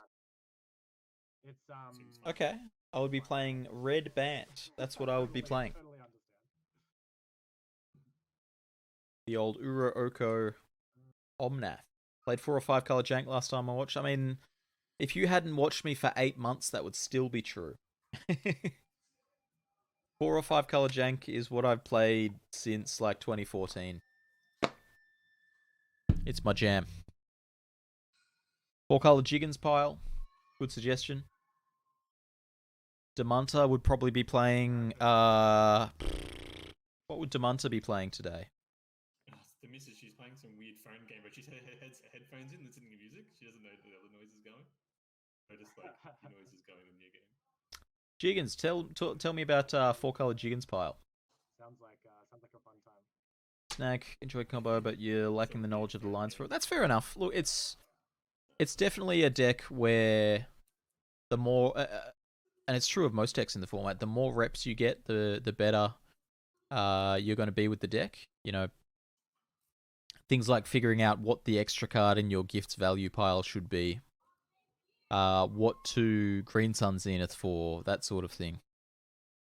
Abzan mid-range last time. Look, Abzan's still good. Green-White X is a good deck. Yeah, it's been good. This is my first I one. think the only X played right it, now has to be blue, not black. Maybe a couple both. weeks ago. Decent. Rude 4-color jank with the idea of a coherent theme. Okay. The store's been just everyone's just started playing it at the store. Yeah, like Green-White X has always been there. You know, it's not the best deck, the defining deck of the metagame. Hasn't been for a long time. But it always exists, and it will always catch you off guard if you're not ready for it. That sounds great. If your opponent just goes ramp spell into threat into Restoration Angel, you can just be dead. You're on the play, obviously. Yeah. You need the librarian to hit you up with some decks to peruse. Well, I'll tell you what. Let me go here. Go to Mox Field. Nope, that's my deck. Yeah, I'll keep this out. Browse hubs. Okay. Good luck. I want the 7-point Highlander hub. Is that a thing? No. I will play. Now This browse formats. Panic Island, Browse decks. All formats. and 7-point I'll Highlander. brainstorm. Australian Highlander. There we go. That's what you want. If you're looking for decks to play, there's a bunch of ideas. Some of them might be what people are playing today.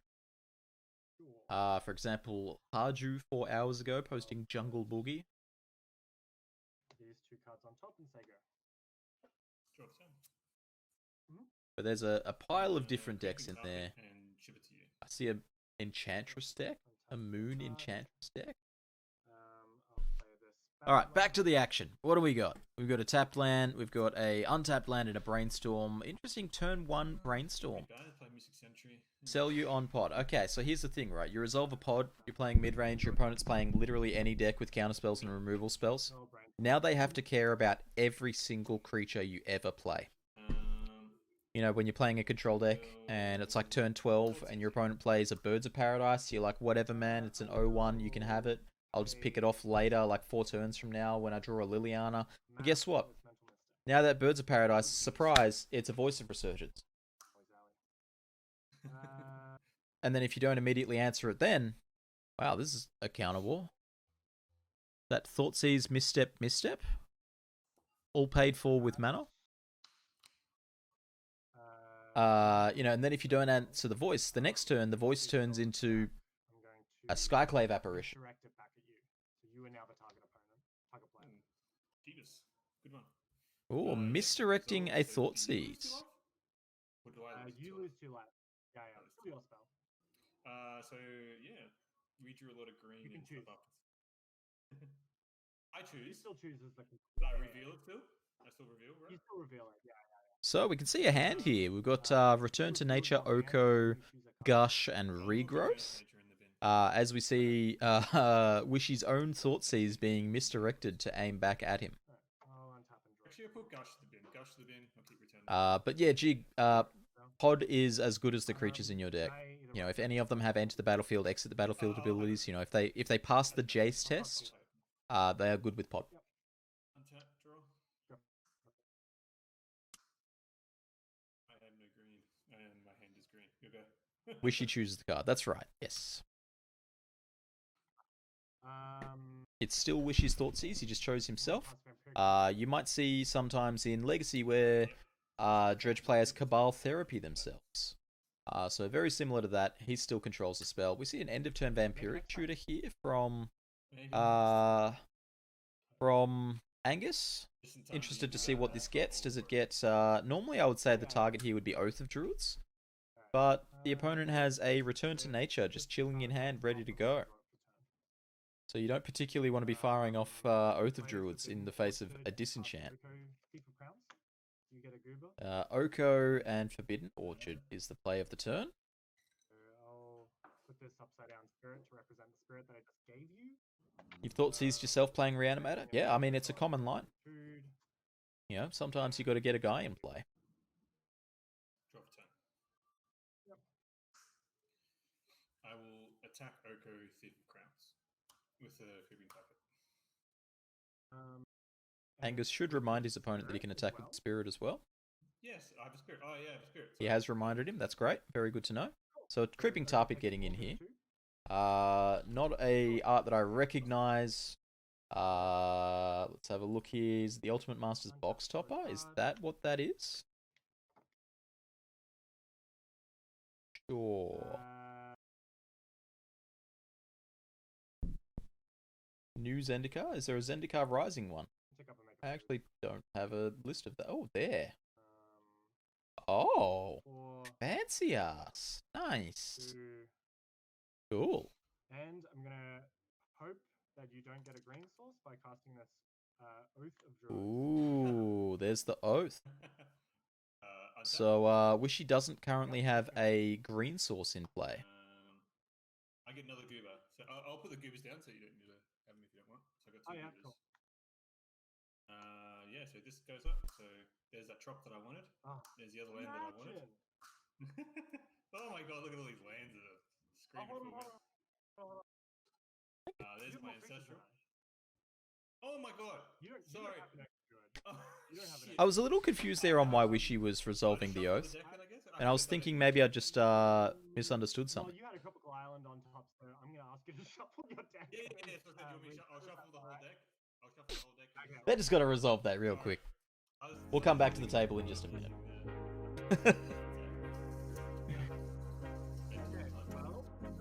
So there's new printings of fetch lands and stuff as well, is there?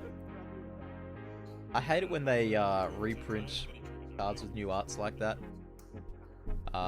It just makes it harder for me to recognize them. We've got to kill. Okay. Everything good. You have no creatures, do you? You have no. No, I have only 2 food. Tell you what though, chat. I'll just put everything. Garlic bread. Okay.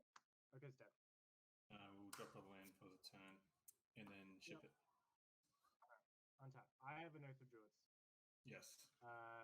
Shallow Grave, Thought Seize, Show and Tell, Force of Will, Animate Dead, Collective Brutality, Dragon Breath.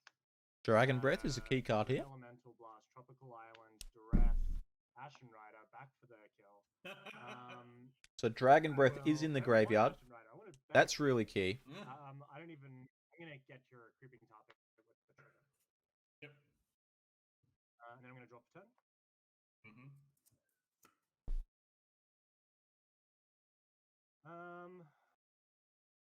I'll pass to you. Untap. Angus here electing not to go for the Dragon Breath. It's very possible that Angus is leaving it there for whatever comes next. You know, right here it would let the Ashen Rider get in for 5, which is fine. You'll go. But saving it for the next turn could mean... You have 2 creatures, I have 1. Could mean that, you know, maybe there's another 6/6. I'm on 23 if I'm not mistaken. I don't think I've lost any life nor cracked. Can you pop into the match till Angus is on 21 from BT? Cool. How you doing, Badger? Hope you're well, mate. I'm gonna resolve it now. Yep. Marsh Flats, Royal Scion, Scalding Tarn, Is It Charm, Frantic Search, and Kozilek, the Great Distortion. I'm going to. I'm considering whether or not to put the Dragon Breath on it. Well, turns out they can't hear Pocket. You might be on 21. They're saying going... Angus, they're saying you're on 21. Say VT. Not sure why, but yeah. VT. Well, they have to tell me because I gained 3 life off. The vampire tutor. Oh, you're right. Cool. How you doing, Badger? Welcome in. Round 4. 21 players today. Big tournament. Big viewer base. Lots of people watching. People excited to play some Highlander.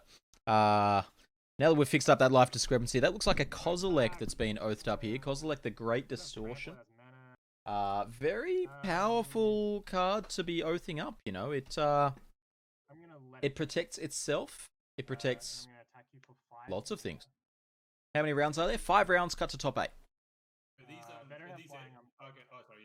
So this Kozilek coming down. I don't know how many cards Angus is holding, but as long as they have different mana costs, this Kozilek is going to just maintain status quo on the board. It has discard a card with converted mana cost X, counter target spell. You think me not sharing the garlic bread is bad? You should check out this. 4 cards in hand, and they're all counter spells that only counter the numbers that I have. Yeah. Easy. So I hope that you cast an 8-drop, so I can discard all creature. Go for it. Okay. Angus is in a pretty commanding position right here. Unless his hand is blank, he said he had 4 cards in hand. So unless they're all, you know, if they're all lands, then it's a rough spot. But no, we see a concession there getting ready for game 3 here. It was a very greedy king with no green. Wow. Green cards. I was like, oh, maybe I'll draw one. Not getting that green source to remove the oath, a little bit rough. Shouldn't Dragon Breath trigger. Dragon Breath is a May. He was deciding whether or not he wanted to attach Dragon Breath. The attack with the Kozilek wasn't great. There's just 1/1s there to block it. So I guess saving it there for, say, a Grizzlebrand that may appear. Let's say that the game continues a few more turns and you manage to oath up a Grizzlebrand. Giving that haste is so much more impactful than giving the Kozilek haste in that scenario there. So I think I agree with Angus's decision there. It's possible you could have put it on the Ashen Rider, but we need to see Wishy coming out with some interaction. That game, there wasn't much interaction to be had. There was the Thought Seas, there was a fight over the Thought Seas. There was a return to nature that just didn't have a green source. And then no real gameplay from Wishy's side of the board. Into game 3 already underway. 19 life here for Wishy, cracking a fetch land. Probably not getting a triumph considering it's turn 1. So, you know, we'll see how we go.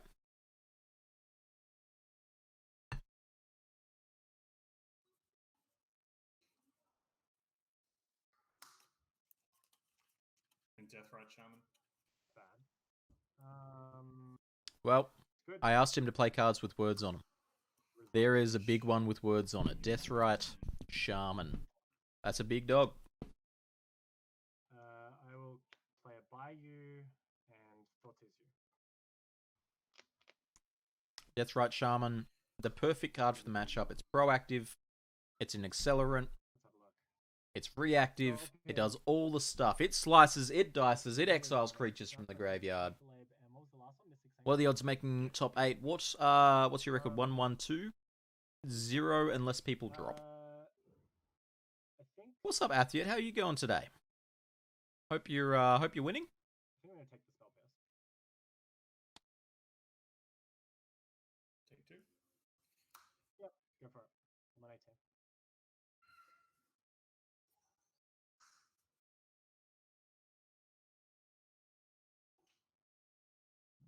18. Two. Not winning, but alive. Okay. Look, it's very possible that at least one person will drop from the top 8. You know, it's a long event.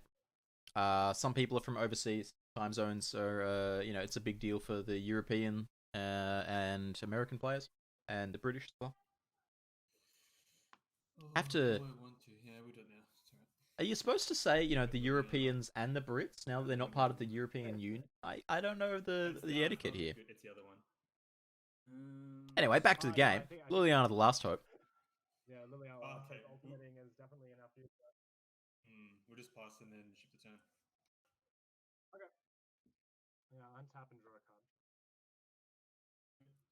card. Snack, there's a chance if, I would say 4 to 5 people need to drop. So, it is theoretically possible, yeah. Sure you don't want to crack that?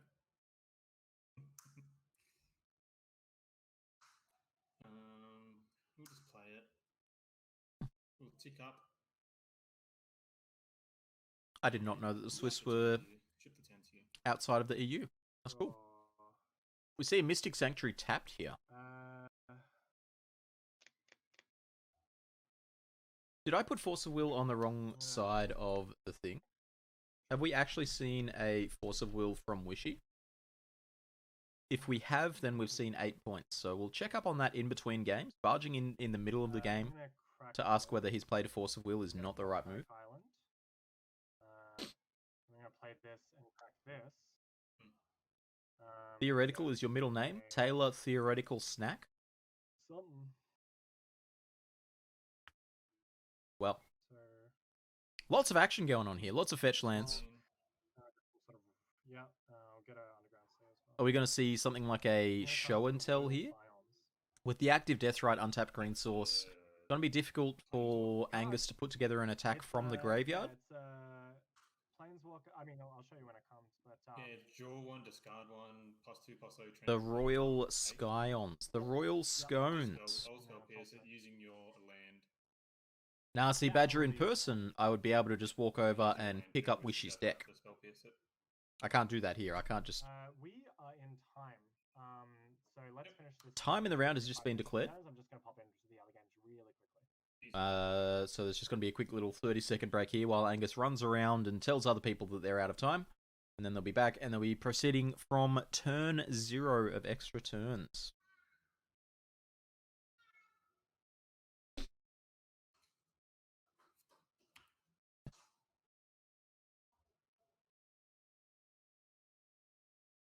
Alright.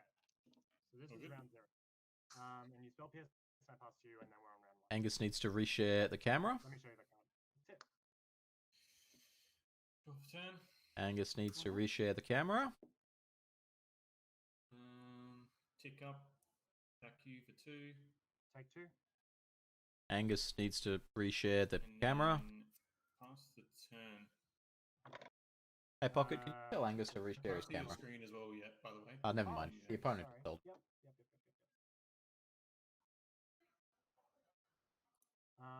Cool. So turn 2 untap Go. card. This game has to end in a draw, you reckon? It is theoretically possible for the game to end. With my red mana. Um, And then 1, 2, 3. So Wishy has 2 more attacks. A Questing Beast makes lethal. If nothing else, you know, just Questing Beast makes lethal. For Angus to win here, there would need to be some sort of Dragon Breath play.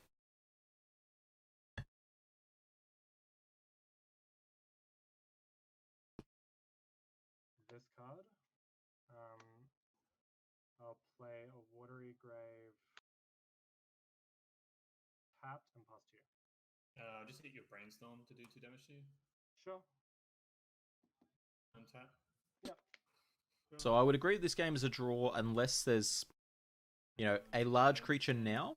Sure. Tar Pit doesn't do it. Attack you for 2. Ouch. Take 2. Go to 10. Tick up Liliana. Yep. And then pass the turn.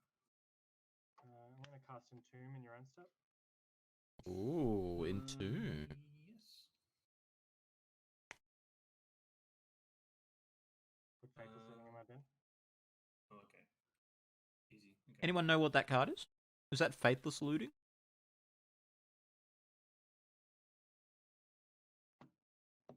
Untap. Turn 4. A card. It is. How long were rounds? There appears to be a lot of draws. The rounds were 50 minutes. The problem with it is that online games have a lot of kerfuffle. There's a longer time between games for sideboarding and that sort of thing. You move slower when you're doing things like sideboarding and shuffling because you don't have the pressure of the opponent in front of you. You feel like you have all round. And actions just take longer. You know, when you thought seize your opponent and you see a Relic Robber, as we saw in game 1, you don't know what it does and you can't read it. You have to then look it up, and that costs 30 seconds. You do that 5 times in a match, that's 2.5 minutes. Just hit your Faithless Looting. Should have 60-minute rounds. That's a pretty fair suggestion. That's not the worst suggestion I've ever heard. Ulti Liliana, but doesn't matter. Yep. So It's just I'll I go can't do enough to- damage. Yeah, do you just want to call it a draw? Because the problem, the only, otherwise I would concede, but I have Show and Tell and Dragon's Breath in the bin, so I just need to find a creature and I can maybe attack and kill you in the next couple of turns. With the Bayou and Creeping Carpet, I got Days as well. Oh, you do have Days. Hold on. Yeah. So Angus here arguing, so it's saying he What's your record? is considering conceding, I'm but just wants to compare cards in hand to see whether he is live for a shot. You know, there's the Show and Tell, there's the Dragon's Breath. I believe they've called it a draw. But yeah, Angus there. Some names here and whatnot. Player top is Mulch. This is a 10-point against a 12-point. The lone 12-point. The one and only.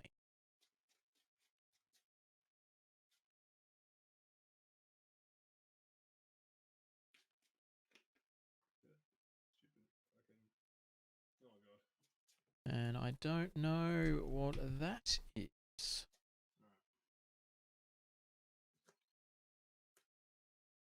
What are the points? I know some of the points.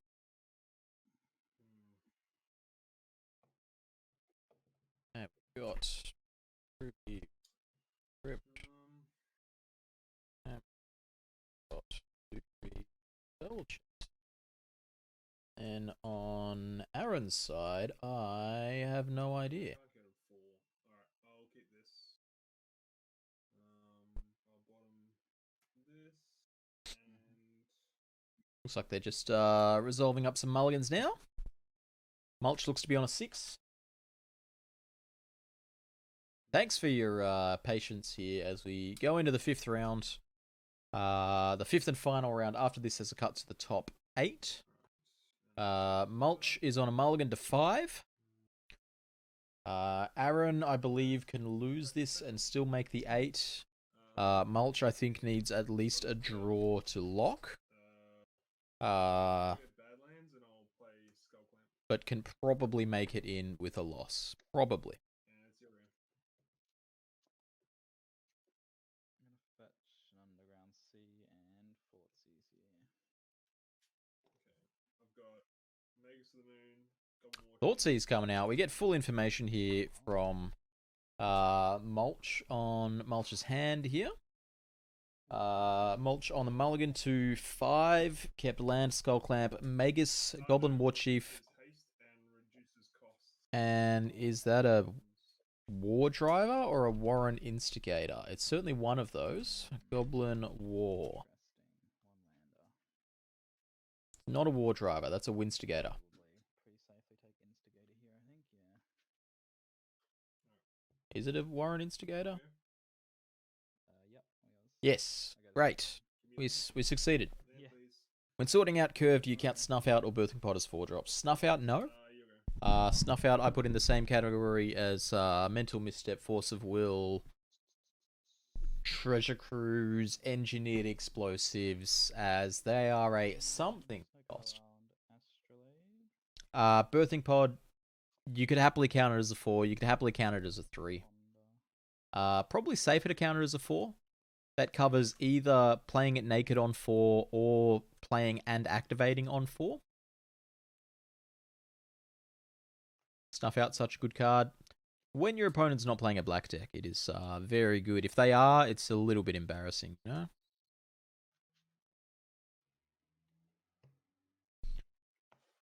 So, Mulch to 5. Bit unfortunate. 5 on the play.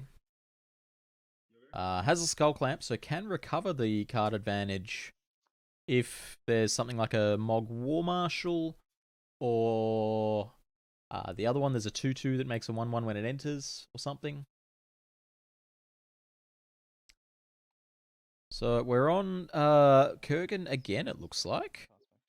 A Spellskite, what's going on here? A Spellskite. I don't know about you, but I'm excited by a Spellskite. Any Yorion pile is 6/4 drops too many? No, I don't think so, especially when you're working with Birthing Pod and Mana Dorks. You know, so 6/4 drops in a Yorion pile is what, 4.5 in a regular pile. As long as you've got the Dorks to reliably be playing them on turn 3, you know, 50% of the time. The Transmute Artifact. What is going on? What is going on?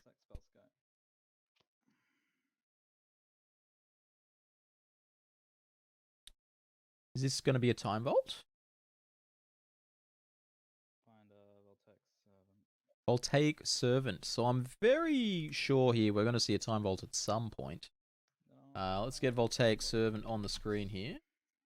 Well, I mean, there's the Time Vault. And yep, take all the tens. Swizzle. Hold up. What's up? Sorry. I was gonna. I could have like asked to see some more. Oh, win con? But it would have been a waste. Like you could just ping me with the Voltaic Servant, but eventually you'd be. Yeah, I can just hit that 20. Yeah. So, straight up, there's game 1 done. Blue Black X Vault, we're gonna name that one. That was a super quick game. Look, Goblins doesn't have much in the way of interaction for a Time Vault combo. Aaron fired off a Thoughtseize to find out that the way was clear. It was clear, and so he just cast his kill on turn 4. Not much more to be said about it, honestly. 3 normal Dorks, a Deathrite, and a Mox Diamond. Sure. I would consider a 4th Dork. Maybe. So you've got Deathrite, you've got Noble Hierarch Birds, and I'm guessing your last one might be Avacyn's Pilgrim or Elves of Deep Shadow. I think in Yorion you definitely want at least one more. Which unfortunately probably has to be Llanowar Elves or Elvish Mystic or Findhorn Elves, whichever of the 3 1/1 elf druids. It's fine. Snack, how's this round going? You got the bye or something? You don't seem to have an opponent right now. A few people that don't have opponents right now. Fever dropped. I see. Grab some water. Yep. It's a hard day after that storm last night. Jeez. So if you missed it in game 1, there was a very quick game. Voltaic Servant plus Time Vault equals take all of the turns. Normally what you do at that point is ask your opponent how they're going to kill you. You're like, yes, you've taken all the turns. How am I dead? But in this instance, the Voltaic Servants are 1/3. That's how you're dead. You just get to... I've got some decent hail. So yeah. If you haven't seen the other half of the combo, it is 4 points. 3 points? 4 points? How many points is Time Vault? Anyone in the committee here?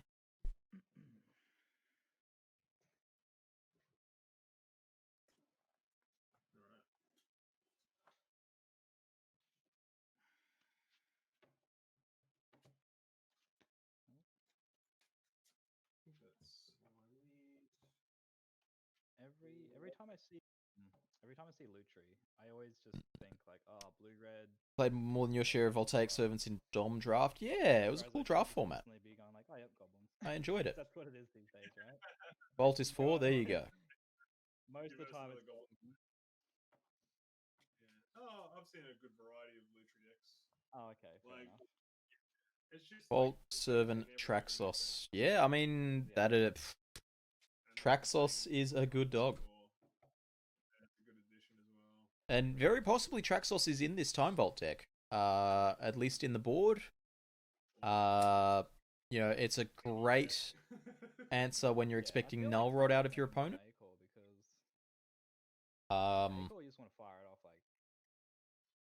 Shouldn't the points committee member know how many points Time Vault is? Yeah, look, I wrote down gifts ungiven on the points list before when, you know, someone casted gifts, so I added it to the points that I'd seen. Gifts hasn't been a point for a long time.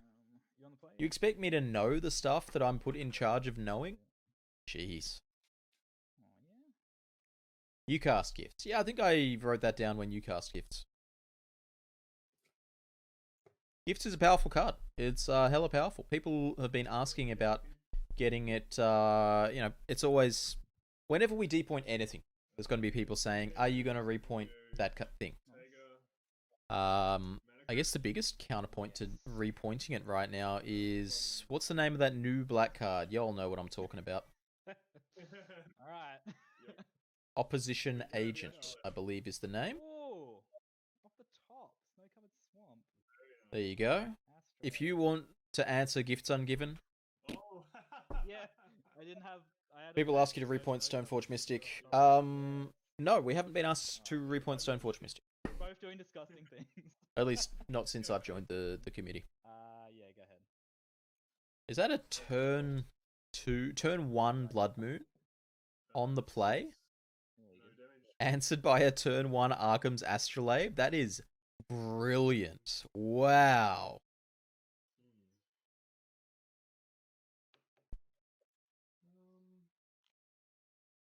That is pretty funny, I gotta say.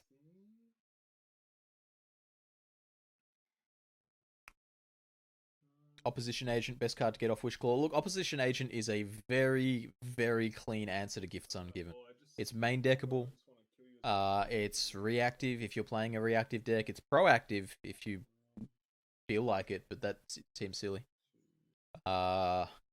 It doesn't have... It's not dead. Like, there's very few matchups where it does literal nothing. Shoutouts to Fetch Lands. Oh, what am I doing? I've got the Blood Moon in play. Okay. Yeah, Blood Moon's in. Yep, no green. Stomping Ground. Yeah. And Mulch just trying to figure out what he's doing here. Sure. That looks like one conspicuous boy here.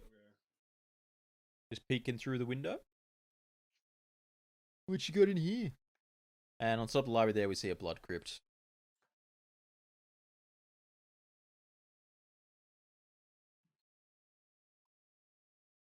Repair? We better not have another repair. That would be horrid.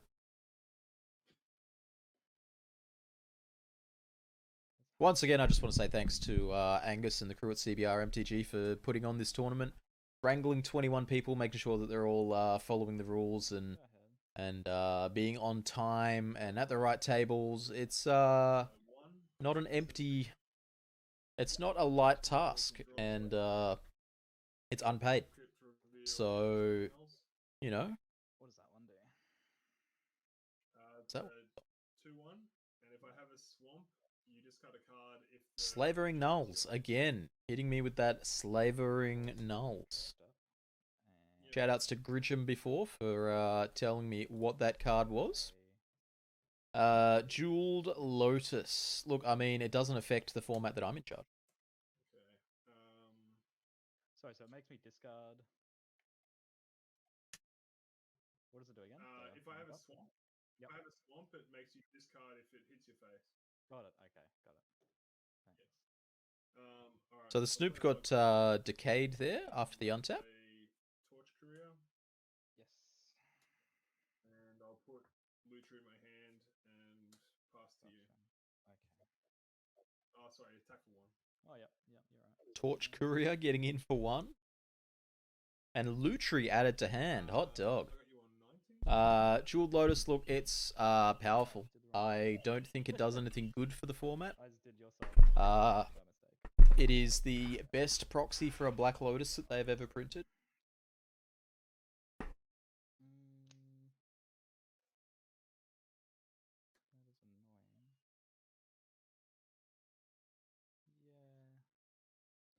And that's about the summary of my thoughts on it. Is that a blue elemental blast? Taking out a Blood Moon. Any Blue Moon squad? Our rival team in Melbourne here? Any of them in the chat? I know there's one in the tournament, actually. In fact, someone hit clip on that so that I can send that to them. Good for the grudge match, you know? We actually had a grudge. So, Arkham's Astrolabe just single-handedly carrying this match for Aaron, this game for Aaron here. Also, I should put a 1 there. Who is casting this game? Jeez. And I will pass back to you. Blue Moon Squad's an inferior Melbourne Highlander team to the good Highlander team. Yeah, I agree. Many people think it's not good because it only casts your commander. It's not a good draw late game. Sure. But counterpoint. Exactly. Like, here's the thing, right?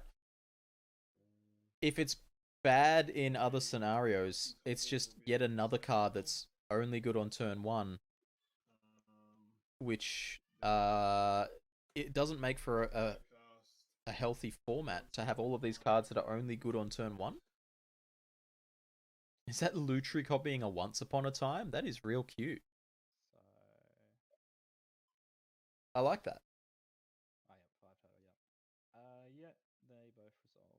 Everything resolves. Quadrant Theory? Yeah, exactly. And if you're designing and forcing these cards, like, if you're choosing to put cards that are good in the early game, like Llanowar Elves, that's fine. But problem is that they're so absurd. They're so absurd that they're auto includes. Like, then it's not a choice. LED Lotus in Narset? Niv Mizzet, mate. Let me cast Niv Mizzet. Yeah, I'll take Magus of the Moon. That looks like a Magus and a... What's that second creature there? Please unban Caracas in Commander. Ooh.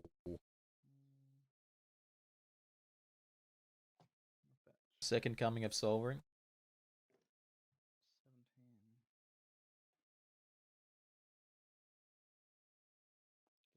Tundra.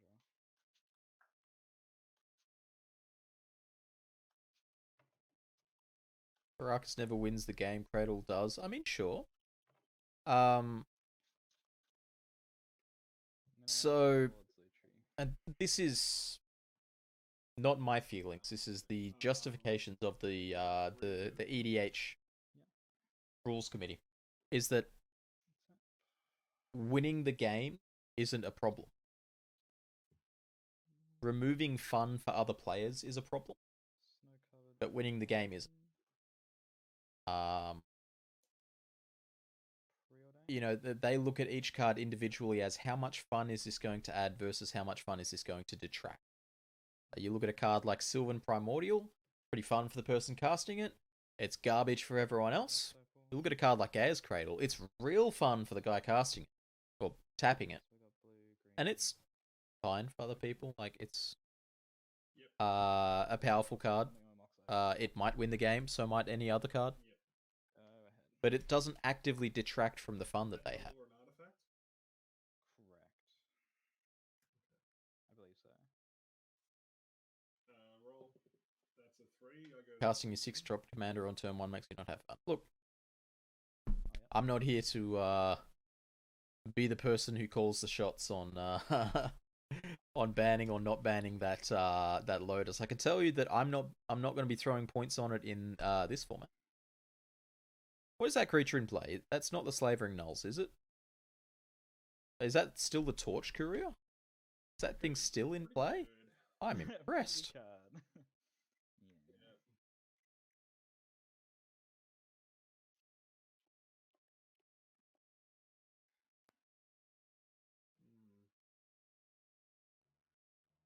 Bit of a stagnant game here. Really not much happening on either side. I think I've missed an attack. And it's possible that Aaron's on 19 or something like that.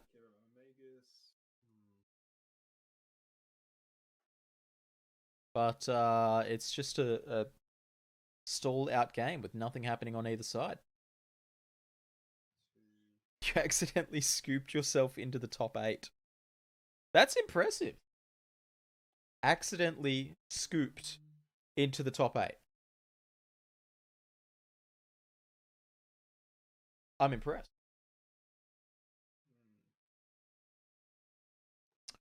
Should have entered tap, made 2 mana or something else. All of those would have been fine, yeah? Prismatic Vista. Go to 16. Yep. I'll just get a Swamp. And Mulch must have been pretty lucky on his mana crypt flips here. He played that on turn 1. We're on at least turn 5, and he's only lost 1 flip. Trash Master's the Lord as well, right? Yeah, he's a lord as well. Yeah. Blood Moon wasn't good enough. How about my friend Magus? Is that a Grenzo Dungeon Warden? No, Grenzo Havoc Razor? Yeah. Sorry about the messages or whatever. Is it? No, it's not. Does anybody know what that card is? Oh, it's no worries. She's just been losing. She'd have Give yourself the buy. Rigged. Yeah, I'm on a web. Trash Master, thank you very much.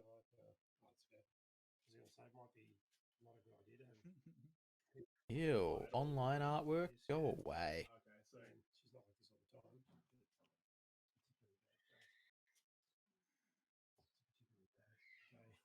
yeah, so Yeah, look, I agree with you that the Lotus is not going to promote healthy gameplay. But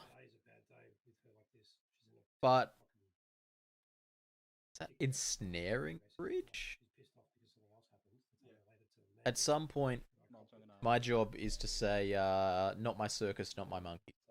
No? Ensnaring Bridge here is cool. But I can't help but feel that this Trash Master is just going to dominate this game. Like, sure, there's no goblins in play right now, and there's not really much that Mulch can do in the way of removing things. But that can change in a blink of an eye, you know? If Mulch just draws a Muxus, a Ringleader, a Siege Gang, a Sling Gang, sorry about that. You're right, man. Oko will elk the Trash Lord, possibly. Yep. And then I'm gonna +1 Oko, targeting it, making an elk. Yep. All good? Yep. Okay, so he's just elked his own Ensnaring Bridge. That's one way to save it from Trash Master. Into the Royal, that's the bounce effect in the new Zendikar. Do you mean blink of an eye? Yeah, so Aaron taking a unique method of protecting his artifacts from Trash Master here. Just turning them into elephants. Can't trash it if it's an elephant. I'll play Slavering Knolls. There's the Slavering Knolls. Shoutouts to Grudgem for giving me the name of this card before. Because I totally knew what it was beforehand, yeah. I completely phased out for a second. Play that guy, yep. Gotcha. He's a 2-2? Yep. 2-1. 2-1, yep. Well, it's yeah, 3-2 now, yep. 3-2, yeah. Yeah. I will pass. Sure.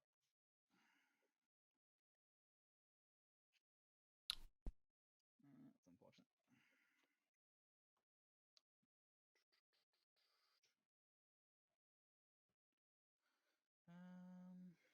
This is a strange game to analyze. It's hard to tell who's up here.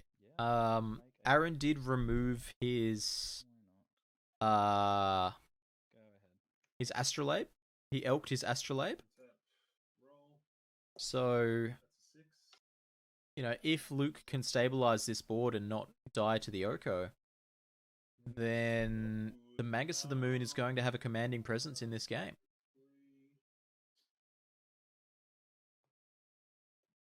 Oh, the Trash Lord hit it. Okay, fair enough. My bad. Mulch is losing. He has a lower life total. I'm actually not certain on that. In fact, I'll do that. I believe it's somewhere around 14. 3 cards. Let me just tune in here.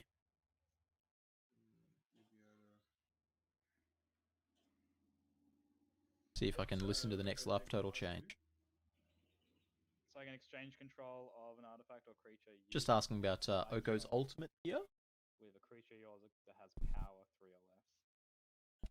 Okay. So I swap an artifact. Because, you know, it's very specific and it's important to know exactly what it does.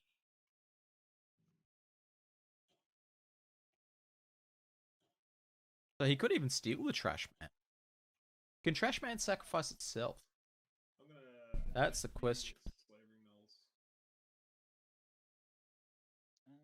Yep. I'll... It can. Yeah, I'll trade an elk. Good.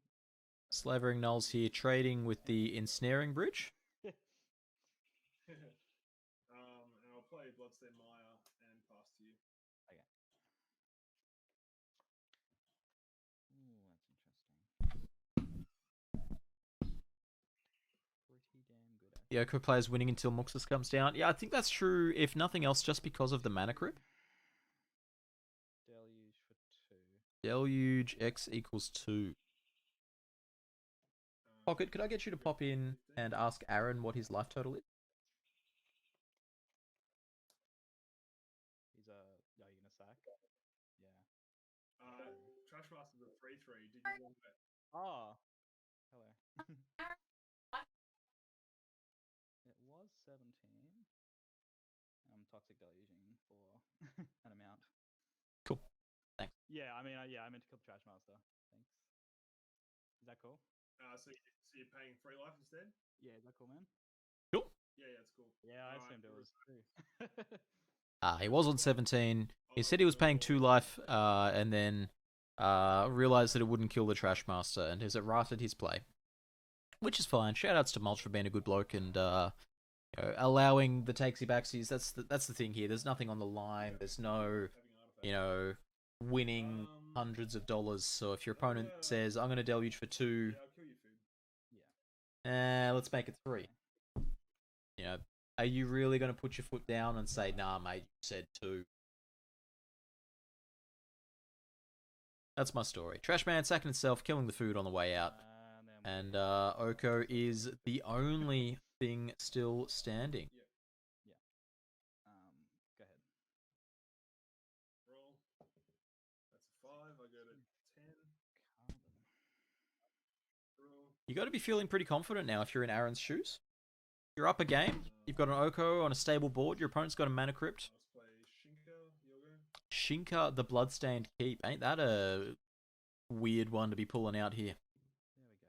Camera can see my life total. Aaron making sure that his life total is visible. I appreciate it.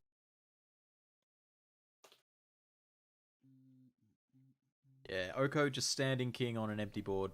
That's where Oko wants to be. It's very similar to Tarmogoyf. If you can exchange resources and have yourself with Oko as the last man standing, it's going to get there eventually. Oh, best buddies. Just plus 1 it. And take it for 3. Yeah, go to 7. What do you think of the War Room card? I don't know if I know what the War Room card is. So let's War Room. Let's play Mountain. Yoga. Hey, live go to the number of commanders. It seems cool. It seems cool. Attack for 3. You asked about its cost. Yeah, it doesn't mean that I know what it's called. I don't know the answer to whether you can activate that in non-commando. I'm assuming the answer is no. Waterpod says no. Cool. I feel like it's a cost that you cannot pay, therefore you can't activate it. Mulch is on 4. You're very right. There was an attack from an elk, and there was a mana crypt. Yeah, you can't pay null life. You can't pay NAN. Yeah, that's fine. Attack to Fairy. Sure. Got 5. Things don't look good for our hero here. This looks like Mulch is going down here. Very different game from game 1. Game 1 was just, hey, here's my vault, here's my key. Whereas this game is the complete opposite. Here's my Oko. Make this guy an elk. And attack for 6. Is Aaron from Melbourne? I don't know. I don't know. Jeez. Man, you beat turn 1 Blood Moon. That's insane. Yeah, And Mulch packing it in there. Complimenting his opponent for defeating a turn 1 Blood Moon. Yeah. So, sometimes Blood Moon, very powerful card. Don't get me wrong. But I knew I was dead as soon as you saw the literal. it's not Swordsing that and not the without Trashmaster, answer. then Right. Astrolabe is a really good answer. Green decks can just go land dork and be out of the woods. about that draw, it was- Lots of different possibilities. We're going to jump over here to table Yeah, might as well 2. as well, I guess. Pop our heads in here on table 2 and see what's going on here. We have Ant versus Harju.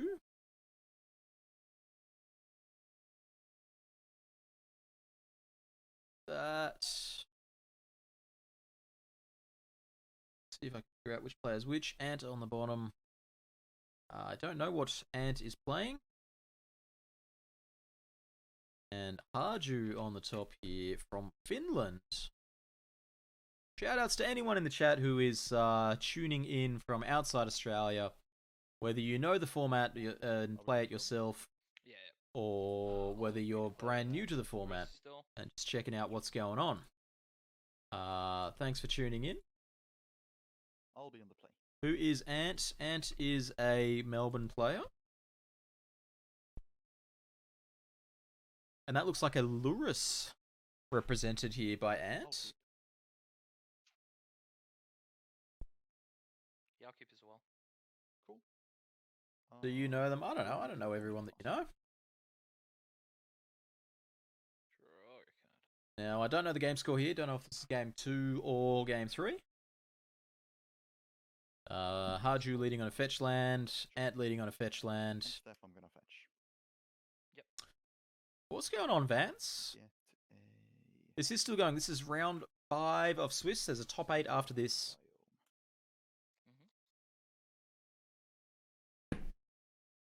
On 10. Let's draw. I'm gonna play prismatic this time, pass. Okay, in your end step. Vance isn't on voice. Ant is new to playing webcam tournaments, but definitely not new to Magic and definitely not new to Highlander.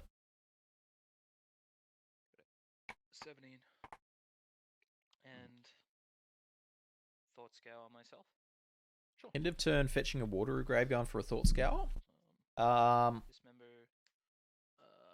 Breeding Pool. Milling, dismember, breeding pool. Interesting to see not going for a water, an underground sea there.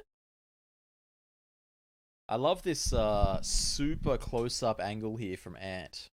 We get to see the top of the watery grave. We get to see the playmat. We don't need to see anything else. There's nothing else of importance here, hey?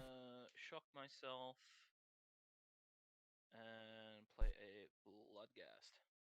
Sure. Yoga. Fetch on your end step, good 18. So this looks like Ant's playing Bug. What did he call this before? It was just like a Bug aggro deck, basically. He's been playing it for a while. You know, Bug 1 drops, basically. Yeah. Imagine a Wild Nacatl deck, except not playing Wild Nacatl. Yep. Draw. Let's play a Volcanic. Play a Clothis. Oof. Oof. Boy. Yeah. That's a paddling. What did we decide Harju was on before? It was some sort of 4C mid-range. That Lurrus is a companion, yes. Verbal, we have seen 2 in the 21 players. Seen at least 2 Yorions, at least 2 Lutries, and a Lurrus. Sure. So it's been a nice spread. Even with the errata, we've seen 3 different companions. Fetch. For agree. Yep. Yep. Drop. 1, 2, 3, 4. I'm gonna play a Questing Beast, attack for 4. Ooh, 1, 2, 3, 4. Questing Beast is hungry for more.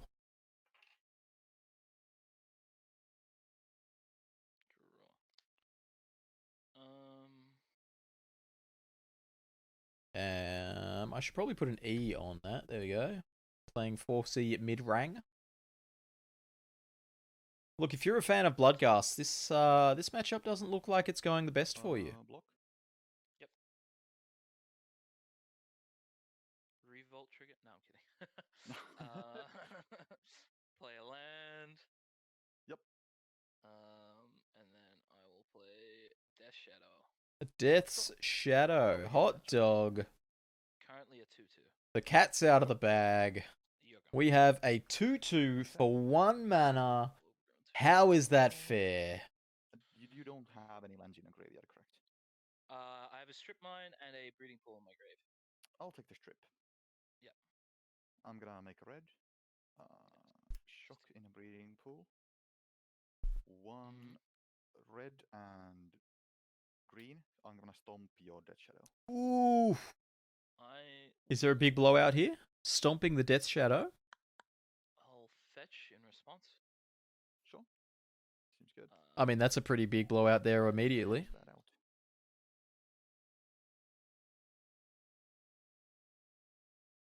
Verbal likes 1 mana 2/2s. I thought you only played 1 mana 2/3s. Then I'll get an Underground Sea. Sure. Yep, Death Shadow is a 3/3. Yep. All right, is Harju going to hit him with the healing salve now? That Death Shadow has 2 damage marked on it. For 4. It's a 3/3. Yep, I'll take it. Got a 6. I'm gonna play the Giant. I will. So that Death Shadow is a big dog now. Good for 9. Yep. I'm on 5, I think. Oh, okay. Yeah. Sure. Because And yeah, I you will hit me back. for 4. Stomp is a shock, yeah. I think I'm good with that as well. Yeah, I'm good with that. Okay, draw. Stomp doesn't quite beat protection. Play a land and kicked Blood Chief's Thirst on your questing beast. Yeah, look, I'm going to have to look up what that one does. Blood Chief Then I'll attack for 10. Thirst. Go to 6. Yoga. Untap. Keep. Sure, okay. I'm gonna exile that dismember of yours. Yep. I'll take 2, go to 3. I'm gonna cast a Chain Lightning on you. Okie dokie. Well, that looks like that was the match. That was very fast play from both players. Wow.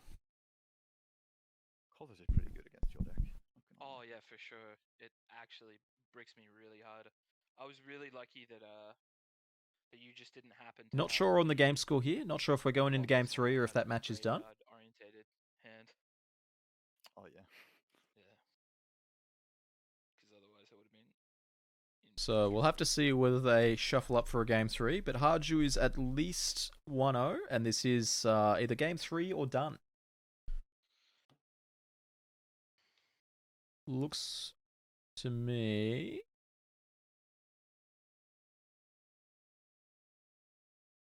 I don't know. Looks like they're going into game 3. Okay, alright then. Right on.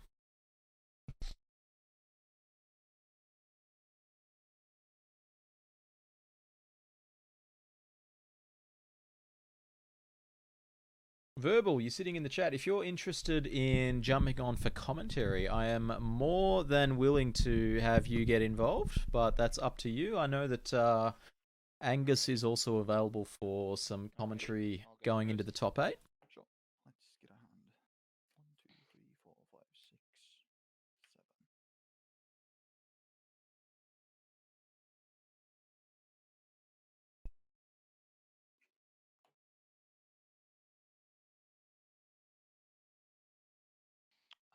Yeah, I'll keep this. I'll keep. I'm gonna go Alright, here we go for game 3. Verdant Catacombs into. Start off with a flurry here. What do we got? I'm gonna say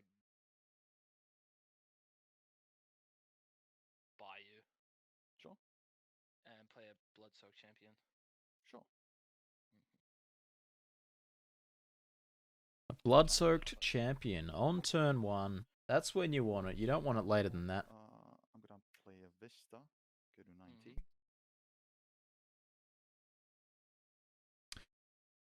Yeah, whenever I change scenes, so I've got 3 different scenes set up for this tournament, and whenever I change scenes, well, whenever I flip a camera, I have to flip it in all 3 of the scenes. Cast a Noble. Okay. Go ahead. Noble Hierarch versus Blood-Soaked Champion, the eternal battle.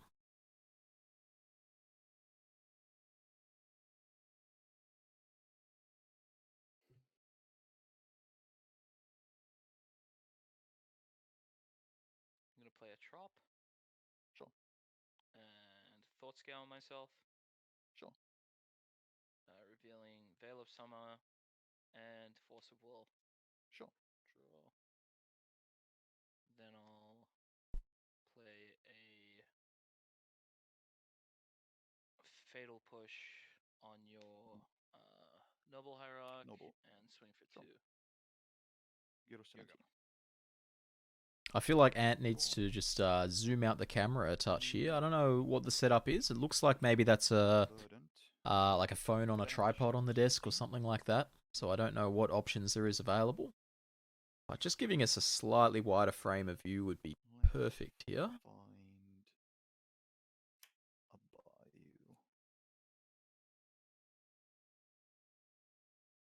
I'm gonna cast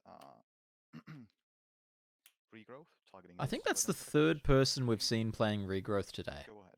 I wonder if they were all playing Ancestral as well. Draw. I will attack for 2. Go to 14. Then I will Dark Confidant. Ooh. Sure. Into Nimble Mongoose. Confidant is... Wow, Nimble Mongoose. Confidant is such a tense card in a Death Shadow deck. Like, number one, yeah, it lowers your life total. That's exactly what you want, you know? You want these cards that hurt you for advantage.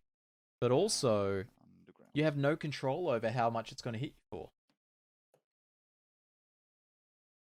Yeah, for sure, Verbal. I tell you what, I'll get you in for the round of 8 if you want. Hardrew's on Time Walk. Okay, yeah, I know that we saw parts of Hardrew's game before. I just don't remember the details, but thank you for that piece of information. I'll throw that on the points list there. There we go. Just flip Emrakul to Bob. Yeah, that's an easy way to turn on Shadow. What is that one? Is that the new flying Death Shadow? I'm not certain. 1, 2, 3. Let's play an Uro. I called it Yidris before. Sure, okay. Oh, so he was playing a lot of the Cascadey cards, is that right? Because there's a lot of different ways you can build these 4 colors. And I will pass.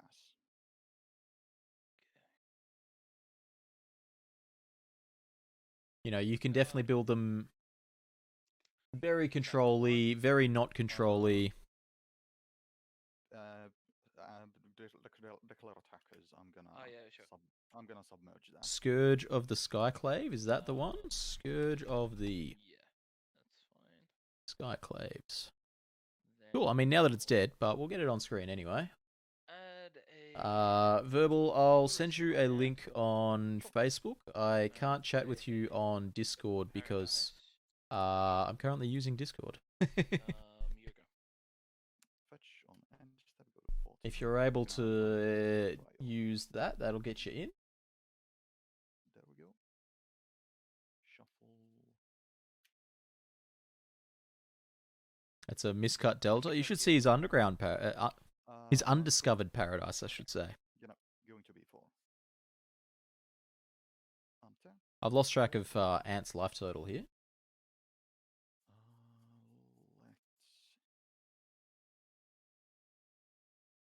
Play a Tireless Tracker. Shock in a Stomping Ground. Trigger. Make a clue. Yep. Play an Ashiok Dream Render. Okie dokie, that's pretty brutal. Yeah, Ashiok's very good here. I'm gonna target you. Very good here. Top 4 on Exile your bin. Okay, Wolf Infiltrator. Alright, I appear to be joined here by Mr. Verbal himself. Vance, how are you going? I'm good. I just need to mute you in one of these 2 places so that I'm not hearing you echo. But yeah, I'm doing really well. That's good. That's good. Welcome in. Thanks for joining me. We're in round 5 of 5 rounds plus a top 8. We saw who went undefeated. Aaron on Blue Black XX Time Vault. Go undefeated. 1, 2, 3, 4, 5, 6, 7, 8. We've seen a bunch of different decks today. It's been pretty cool. I can also mill myself with Ashiok. Ooh. It's all right. I'm just trying to get in a position where I can actually see both players' video, but I'll be with you any second now. No, I'll just watch over here for now and be a second behind. Yeah, so that's really good. So it sounds like it's been like a good set of players, good set of decks, lots of variety. Yeah, we've got a few international appearances as well. Harju on screen today is from Finland. Oh, nice. Snack in the chat, as you can see, they're from New Zealand. They joined us as well. We had at least one person from England and one from the US. So very nice. Yeah, good variety there. There's been Goblins. There's been 4-color piles, 5-color piles as well. To be honest, we saw Black Green against Jund. That was cool. Oh, very cool. I had to remember what year it was when we saw that. Oh, and we've got that Lurrus coming into play. Lurrus is a powerful card. I've definitely lost my share of games to it. Yeah, look, Lurrus is great. I mean, as you know, were you on the committee then? I think you were. Before they errated the companions, we were talking about not if Lurrus was worth points, it's like, okay, but how many points is it worth? Yeah, I think that was... Post-errata, it's fine. Yeah, post-errata, it's fine. Lutri has seen some play today at 1. There was one in an Ancestral Recall Shell and one in Goblins. Goblins, that's pretty spicy. I I guess they don't have enough to spend their other points on. Yeah, that's right. What's going on here? It looks like... Has Ant dropped out? And I can see that you're trying to say something, but I can't hear anything, and your webcam is gone. Certainly looks like Ant's had some connection issues here. Okay. I'll pop back to the booth here. Perhaps if Angus is listening in, Angus might be able to weigh in. Hello. Ant trying to rejoin. There we go. Looks like Ant's...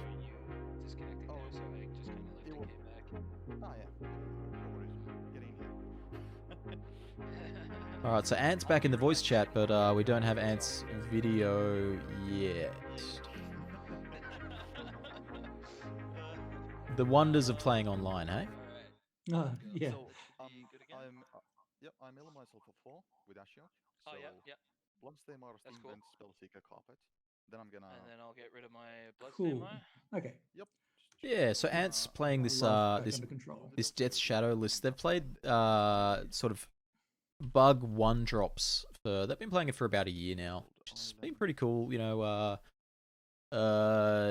Wild Mongoose, sorry, Nimble Mongoose, Wild Mongoose. Scythe Tiger, I think, made a look in as well. Oh, very nice. Very nice. Noble Hierarch.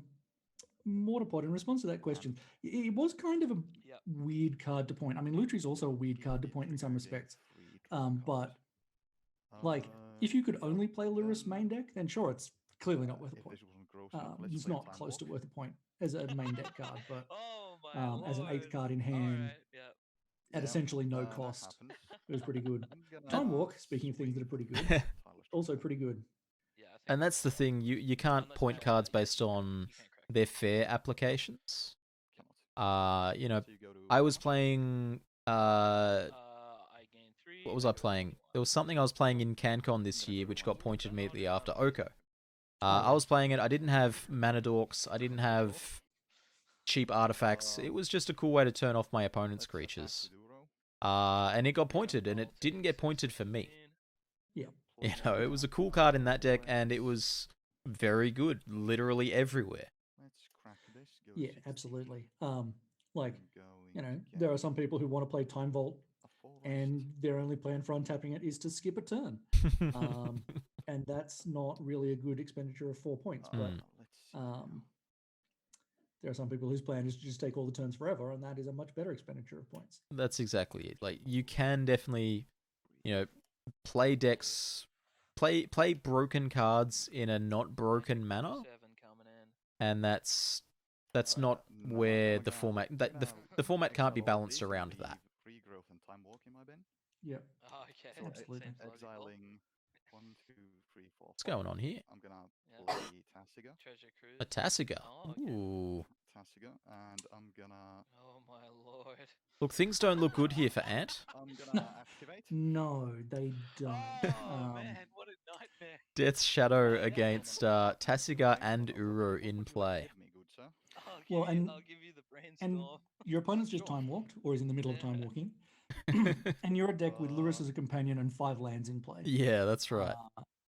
I'm gonna Things aren't looking great. Mm-hmm. And also, you never get to have a graveyard again because that's the War of the Spark Ashiok, right? Mm-hmm. It sure is. Yeah. Winter Orb down. Ooh. Okay. Yeah. Ant showing off some spice here. I'm gonna pass the turn now. Yeah. I've done enough. Yeah, Winter Orb's one of those cards I should probably play more than I do. Sure. It is very good against a lot of matchups. I've certainly, again, I've lost my share of games to Winter Orb. That's for sure. Yeah. Play the Undiscovered Paradise. I really like Undiscovered Paradise. Ant's been playing it for a while. Good with, you know, the landfall aggressive creatures as well as Bloodghast, of course. God, I had no idea that Undiscovered Paradise had been ever printed again with new art. I think that's the online artwork from Tempest Remastered or something like that. Cool. That would be why I didn't recognize it. Looks like Ant's packing it up there. We see the virtual handshake.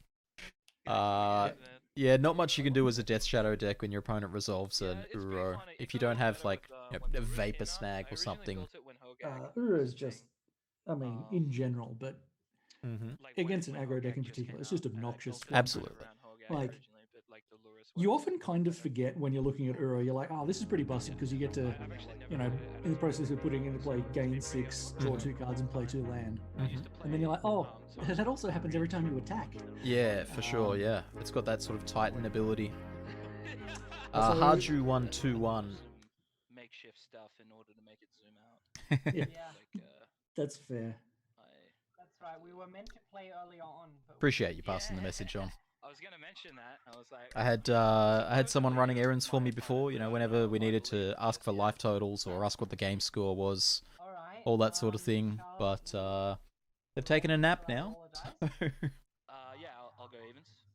Or is there like a Cool, right, sorry. Here we go. Angus, who goes first? So Ant's trying to zoom out. And we'll see how successful that is. Okay, I think I'd be lower in the seed, if I'm being honest. I came first. Looks like okay, yeah, you're definitely higher then. Ant's angle is slightly better now, which is good. Yeah. I'll declare that I Doesn't need to be, you know, the best angle in the world, just slightly better than it was. I do really like Sophie's extremely large numbered dice. Yeah, they're very good for graphics. I mean, Angus asked people to have their life totals be slightly more visible than last time. Yep. You know, they don't need to be perfect, but just not only for coverage, but for their opponents as well. Yeah, absolutely. I mean, it's one of the risks of the webcam game is, even best intentioned, it can be potentially quite annoying to see what cards are in play or what life total people are at. And that yeah, that's right. We had a lot of unintentional draws today. I think a lot of that comes from you know, when you thought seize your opponent, if you need to read one of the cards in their hand, you can't just read it. That's true. First game we covered, in fact, it was like turn 1, there was a thought seize, and there was a relic runner. I don't know what that does. Sorry, relic robber. Oh. Yeah. No idea. It's a goblin. And speaking of the devil, so we've had Delver of Secret Mental Misstep into a thought seize. So Death Shadow on low life, which, well, you know, spending all the life, which probably feels great. Taking a Stormwing entity, is that? Yeah. That's probably a Stormwing entity. Leaving, what is that? Preordain, Assault Strobe, and I'm not sure what the second last card is. Slip Through Space. Slip Through Space, yep. One of the unblockable cards, at least. Stormwing entities, really good. Yeah, particularly in this deck and in Athiet's Dr. Seuss. Like, you're really happy on turn 3 to go like bolt a creature out of the way, attack with some creatures, then play a 3/3 with prowess. You get the scry as well, so even if yes. Even if it, continues 1-for-1ing, you've got the card quality out of it as well. Yeah, I always forget it has that extra ability. It's strange for it to be tacked on, but yeah, it feels like it was probably already good enough. But then again, I'm kind of judging by older card design, modern card design. I'm surprised it's not a 6/6 that gains 5 life. It's also not able to be hit by Fatal Push or Abrupt Decay, which could be pretty important. Yeah. Although Abrupt Decay has fallen a lot out of favor at the moment. Trophy's really sort of taken its spot. Yeah, although I will. I mean, obviously, there's a lot of cards competing for slots, but I'd be tempted to just play both. Yeah, that's fair. I guess the issue against that at the moment is there's a lot of incentive to be going into multiple colors. It's true. And, Trophy's number 1, or, if you rate it number 1, that's great. Is number 2 still going to be Decay, or is it going to go down to Dreadbore, Fatal Push, Swords to Plowshares? Yeah. Bloodchief's Thirst is the new hotness. Yeah, we saw that before as well. Just let me know. I had to look it up. Yeah, it's a really good card. Yeah, that's fine. Grim Flayer there. Yep. Speaking of really good cards. It's a 2/2 right now, because I think he's only got an instant and a sorcery. There's a land as well, just off camera. Right. Delirium's not that hard to get. I mean, think of it as getting your Tarmogoyf to 4 power, and you'll think, oh yeah, that happens basically every game. Well, I mean, it's got to get to 4 power on just your graveyard. By you, true. Yeah, it's true. But certainly, the new Vampire Nightgoyf was a much better card when I thought it looked at both players' graveyards. Yeah, sure. There's also this one, which we might see out of Ant's deck here. This Scourge of the Skyclaves. As we see Ant getting in with the Flayer, getting the Surveil trigger. Surveil in everything except name. So it has Trample, it has Delirium. When I have Delirium, it gains +2/+2. Yeah. When I hit you, I look at the top 3 cards. So it's really actually quite hard to tell. Any in the grave and rearrange the order. Despite the fact that these are both fairly aggressive decks, it's quite hard to tell who is winning at the moment. Like, I would have to guess Ant is favoured, but we know Sophie's got an Assault Strobe in her hand, so she could just go, Monastery Swift Spear into some kind of giant growth, into some kind of free giant growth, into deal you a million. Absolutely, yeah. It has a raid. Bloodsoak Champion was surveilled to the graveyard and has come back from the dead. That's a pretty good hit on Grim Flayer. That's a great hit. +2/+2 already or not? No. Still no Delirium though. Only those 3 cards in the graveyard. The Misstep, Thoughtseize, Scalding Tarn. Yeah, very brief Delirium. And then played the creature and returned to senses. So we've got a Faithless Looting going on for Sophie.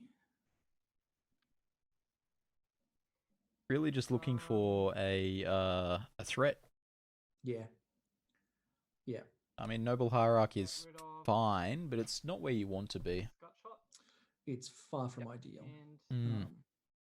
So for anyone who hasn't seen these 2 decks, so Ant's deck is, it's like a Death Shadow deck from any format. So it's little aggressive creatures. It likes losing its own life because some of its creatures want Ant to be on a low life total. Sophie's playing not quite a creature combo deck, but as Kiln Fiends entered the battlefield, we also know it's not that far off a creature combo deck. Yep. I really misplayed there. I forgot you had a Noble. Looks like Ant went to Daze the Kiln Fiend, and it was paid off by the Noble Hierarch. Yeah. Ant possibly confused and didn't notice the Noble Hierarch. Bit unfortunate there, but Kiln Fiend, Angus compared this deck to Infect from constructed formats. Yep, it's quite like Infect. Yeah, just, these creatures that have unwritten power on them, as well as pump spells. What's the damage? Yeah, so... just 4. you're playing pump spells, and your payoffs are kind of like Assault Strobe, Berserk. Kiln Fiend is essentially a payoff in a box, because you're just looking for things that get either extra triggers whenever you cast a pump spell, or double the power of your creatures, Island and Mongoose into the grave. or Kiln Fiend, which gets, is it +2 or +3? I can never remember. +3 for Kiln Fiend. Yeah, which is, I mean, just that and an Assault and an Assault Strobe is 8 damage. Yeah, absolutely. I've played those 2 cards in Pauper. It gets out of control fast. Yeah, especially once you then throw in cards like Berserk. Yeah. There's a bunch of cards that functionally double the power of a creature, whether it's actually via Berserk or, theoretically via Assault Strobe. And if you ever get to cast 2 of those on any of these creatures, the game just ends. Someone loses. Yeah, well, I mean, again, if you have just a simple giant growth here, Kiln Fiend gets +3 from that, +3 from itself, +3 from Assault Strobe, doubled by Assault Strobe. That's I've stopped 20. counting properly, but that's a lot. Yeah, I played a deck similar in Pauper. The payoff, yeah, for sure. A Winter Orb. Okay. Oh, that'll slow things down. I don't know who that favors here. I'm also not sure who that favors. Did have Delirium, but has now delved it all away. Yeah. Sophie's got a Noble Hierarch as well. So that Winter Orb is big, I think. Yeah, well, I mean, as we were saying again a second ago, we know she's got the Assault Strobe. I have no idea if Ant has any cards in hand. He could easily have a Force of Will or something, but that Assault Strobe and basically any pump spell is lethal on that Kiln Fiend. Yeah, absolutely. Here we go. Flip through space, make it unblockable. So we've got 7 and Exalted is an attack for 16 unblockable. So this is 3. Yeah, that sounds pretty bad. Times 2, 14. Okay. Plus Exalted. Yeah.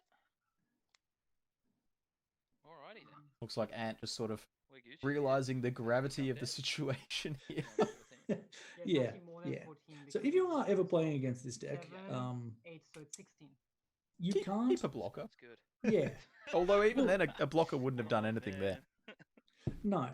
You've got to assume that a Kiln Fiend in particular is essentially always lethal. I've played that exact combination of cards in Pauper, although it wasn't Slip Through Space, it was Distortion Strike. It's a similar theory. It's powerful. It will kill you out of nowhere. And then one year we actually took it to Worlds, I believe. Whatever the team national event. Oh yeah. Whatever that one was, Magic Championships. I don't know. They've had a bunch. I don't know. They've all had 100 different names. That's right. There was a unified. There was a unified modern tournament, and one of the decks we took was Kiln Fiend. That might have been a GP, because there was definitely a unified modern GP. Okay. Looks like Ant's just trying to get a better look with this camera at the moment. Yep. Not quite working. Yeah, just needs to rotate that 90 degrees somehow. Thanks for the follow, Dan. While they're in sideboarding, we're just going to pop our heads into the other rooms. We're not going to stick around and analyze the matches, but we'll see what's going on. So over here on table 4, we've got Ben against Harju. They're in sideboarding. Good to know. Table 2, we've got Danny against Mulch. They're in sideboarding. Our timing is impeccable. And on table 1, we have Angus against Aaron, and they're in a game. Fabulous. I'm assuming this is game 2, considering the matchup. Angus subbed in for Wishy, because Wishy was not available. Okay. So let's watch this for a minute, just while we give Ant and Sophie some time to sideboard. This matchup is Time Bolt against Reanimator. Oh, that's definitely a battle of, trying to do my thing first. That's exactly it. Yeah, this. I mean, the Time Vault deck does have a bit of interaction. It's blue-black based, but it also plays Teferi and Oko, and then has access to all the interactive cards that come in those colors. Yeah. Yeah. I'm not sure if I'd call Oko and Teferi interactive, although I guess you said interactive after that part of the sentence. So. Yeah, I mean, look, Oko does interact. If you put down a Voltaic key and pass, I guess. No, actually, yeah, Oko interacts against Reanimator. You make a Grizzlebrand, and then Oko turns it off. Yeah, that's fair. The Dragon's Breath in the graveyard there for Angus. We saw that be very crucial before. Dragon's Breath is great. Mm. And that horrifying white-water duress. Alright, I'm going to pop back over to our main table here. Back over to Ant versus Sophie. Cool. Let's see how they're doing. Looks like Ant's decided on this sideways game view here. I did not manage to follow you. I can work with that, I think. Let's see. I want to rotate it that way. And then I need to transform it a bunch. Alright, so the bad news here is I'm not changing scenes. I'm not going to be showing points or anything like that in this scene anymore. Yep. Because that's too much work. All good. Oh, my confident. Oh. Well, just as I finish resizing. Alrighty. Yeah, I can see your webcam again now, although my setup seems to have cool. gone down in quality a little bit. Look, it'd be no fun if it was easy. There we go. Alright, we're back. We're back. What's up, Maz? What's up, Zombub? Welcome in.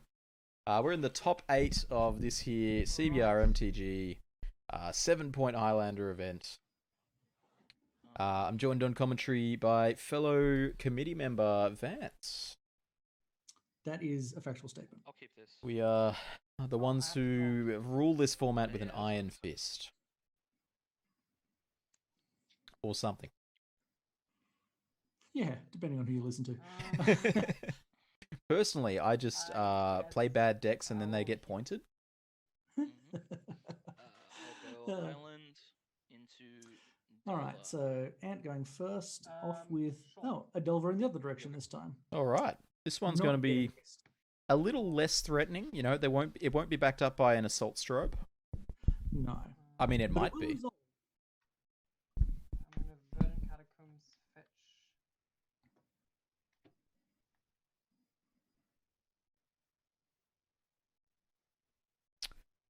Fetch land here from Sophie. The typical opening. Speaking of fetch lands, Vance, Opposition Agent. Let's talk. You sound excited. I think almost every other card in Commander Legends is either medium or worse for Highlander. There's a couple of other cards which are kind of interesting. There's a heap of cards that have the word Commander on them and therefore have essentially no text. Mm-hmm. Like Jeweled Lotus, which is a big discussion point for banning in some formats. Yeah. Who would have thought printing Black Lotuses was potentially risky? And then you've got Opposition Agent, which, okay, so for anyone who's not up with the spoilers, Opposition Agent is 2 and a black for a 3/2 with Flash. So far, so irrelevant. But its text is, whenever your opponent searches their library, you control them during that search. And any cards that are found, you get instead of them getting them. You get them into exile, so essentially a bonus hand. How big is the Goyf? It's obnoxious against fetches because you just get whichever land you want from their library. There's various things your opponent can do where they accidentally immediately lose the game, like your opponent casts Goblin Recruiter, Goblin Recruiter's so good. You just exile all the goblins from their library. You don't even cast them. You don't even attack. You just pass turn 20 times. They're out of cards.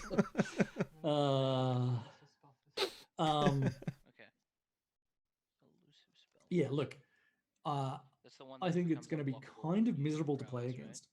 Yeah, one block. On Even if they don't have it, it's going to be kind of miserable to play against the existence of it. All right, so here's the biggest thing that everyone's missing. It's a rogue. You had me on the podcast in M21. I was talking about how I was keeping my eye on rogues. You know, I'm waiting for the playable rogue deck to begin. I'm not going to lie, I had not even remotely noticed that. And as Mortarpod says, you also get to look at their hand and any morphs they have in play. That's right. So when they crack a fetch, you don't just get to get a fetch. You get to get the only fetch that casts the spells in their hand. Ooh. The only jewel that casts the spells in their hand. Wow. That's not an aspect that I'd considered. Sure. And yeah, the free wins against, Goblin Recruiter, Gifts Ungiven, Doomsday. Those are just icing on the cake. Yeah. Sorry, I don't know if you can hear me. What's happening in this actual game? So we've got a Tarmogoyf and a unflipped Delver versus Noble Hierarch, and is that Stormwing Entity? That is Elusive Spellfist. Elusive Spellfist. Yeah, look, I'm not going to lie. There's a couple of cards in this Sprowess deck that I do not yet know the art for because they were previously essentially not real cards. Yeah, that's fair enough. That's fair enough. I've never looked at the artwork for Elusive Spellfist. Is he like riding in a boat and punching underneath like a kraken or something? He's yes. Definitely punching under a large animal. The flavor text confirms that. I don't think it's a boat. Maybe he's like sliding down a mountain or something. Oh, Vapor Snag? Surfing on a wave. You think it's a turtle? Yeah, Vapor He's Snag. definitely punching some sea animal in the gut. Is flipping a giant enemy crab upside down and hitting its weak spot for massive damage. Yeah, look. Sure. Something got vapor snagged there. The Spellfist got vapor snagged. And also Ant's feed for a second. Oh no, it's back. Yeah, how much? Probably a dragon. I mean, that would make sense, wouldn't it? Being from Dragons of Tarkia. Sorry, the connection is really bad. That would make sense. So how big's Goyf here? Just land and vapor snag, I think. Yeah, I think 3, yeah. Yeah, not very big. It's actually been a relatively slow start from both players. Yep. I mean, look, it's possible that Sophie's hand, it's possible that Sophie could have killed Ant, if not for the vapor snag. Yes. It's very possible that Sophie's just holding, let's say... Berserk and some pump spells. Yeah, Berserk, Assault Strobe, Apostle's Blessing. To just get it done. Yeah. Alright, Lizard Spellfist gets +1/+0. So you might need a little bit more than that, but you wouldn't need a lot more. Yeah. There's the Spellfist down again, and there's a Grim Flayer on Ant's side. This time I'm going. Does Ant have green mana? He's got a Bayou. Yeah, cool. Yeah. Lizard Spellfist and Flame Slash, taking out a Goyf. Nice. Yeah, no, that works, yeah. Because the Goyf was a 2/3, becomes a 3/4. That's right, that's right. Does not fall afoul of the ever popular Bolt Your Goyf. Oops, it's a 3/4/7. Well, Bolt would have worked there as well. It was already an instant. Ah, true. Very true. But still, that exact sort of... It's not quite a corner case, but it's narrow. Still no transform on this Delver. God. Push your Spellfist. I mean, I know you can't always naturally flip Delver. And I'm often quite happy when my opponents don't. But that's fantastic. Tiny bit frustrating. And the Spellfist is down. Okay. What? That was a fatal push. Then I'll Okay. swing in 3. This is exactly how Delver's meant to be played. You just play it as a 1/1 and attack a couple of times. Yeah. I mean, yeah. Grimflayer getting another surveil trigger. Surveilling before surveilling existed. No, 2 instants, never mind. Yeah, surveilling before surveil existed. It's often the case with, there's a lot of old cards that if you look at them, you're like, oh, hey, that's, you know, set ability X. Mm-hmm. Yeah. Kaladesh had a couple of cards with Metalcraft. I'll mill 2 lands into Yeah. the bin. But they didn't have Actually, I'm Metalcraft. gonna mill Force of Will Yeah. as well. So those three. Figure of Destiny sort of kind of has level up. And I'm gonna play a land and add. That was a Force of Will flashed into the bin there by Ant. Yeah. 2 lands and a Force. And his swamp is doing the full tap somersault. 2 more taps and it can be used again. Can you imagine if you could, like, you know, Icy Manipulator a tapped permanent to tap it? That'd be great. I'm going to. Alright, what do we got here, Sophie? It looks like Sophie's hand really had 1 threat. Yeah. Doesn't appear to have had protection. Which kind of means that, you know, if Ant can continue on answering the single threat, Ant's going to be in a good position here to take game 2. Yeah. The swamp has stopped somersaulting. I'm sad. Ant's mana base here. 3 basics and obey you. If you're in Sophie's position here, do you worry about back to basics? I don't think she can, really. Okay. Like, for starters, I'm not sure her deck has a lot of basics in it. Sure. Like, it's probably got a couple. Maybe you can afford here to fetch a basic forest or a basic mountain. But that's fair enough. No, you're good. you kind of have to hope that it just doesn't happen. Yeah, yeah. Some decks can't play around. I mean, there's an argument that you could, you know, keep up a counterspell for it or something like that. Yeah. But and it's I don't know possible if she it's has some worth it. counter spells, although, no, now that I think about it, she would have deployed those against some of his removal. I haven't seen a single Veil of Summer today. 7-point Highlander community, what is wrong with you? Why has no one cast Veil today? Alternative phrasing, what is right with you? Oop. So goes, fetches a Volk. They don't want to get Veil pointed. Look, I'm on the committee. I'm going to Treasure Cruise. I don't want them to point my baby. No, look, if Veil was destroying the format, it would certainly be acted on. Yeah.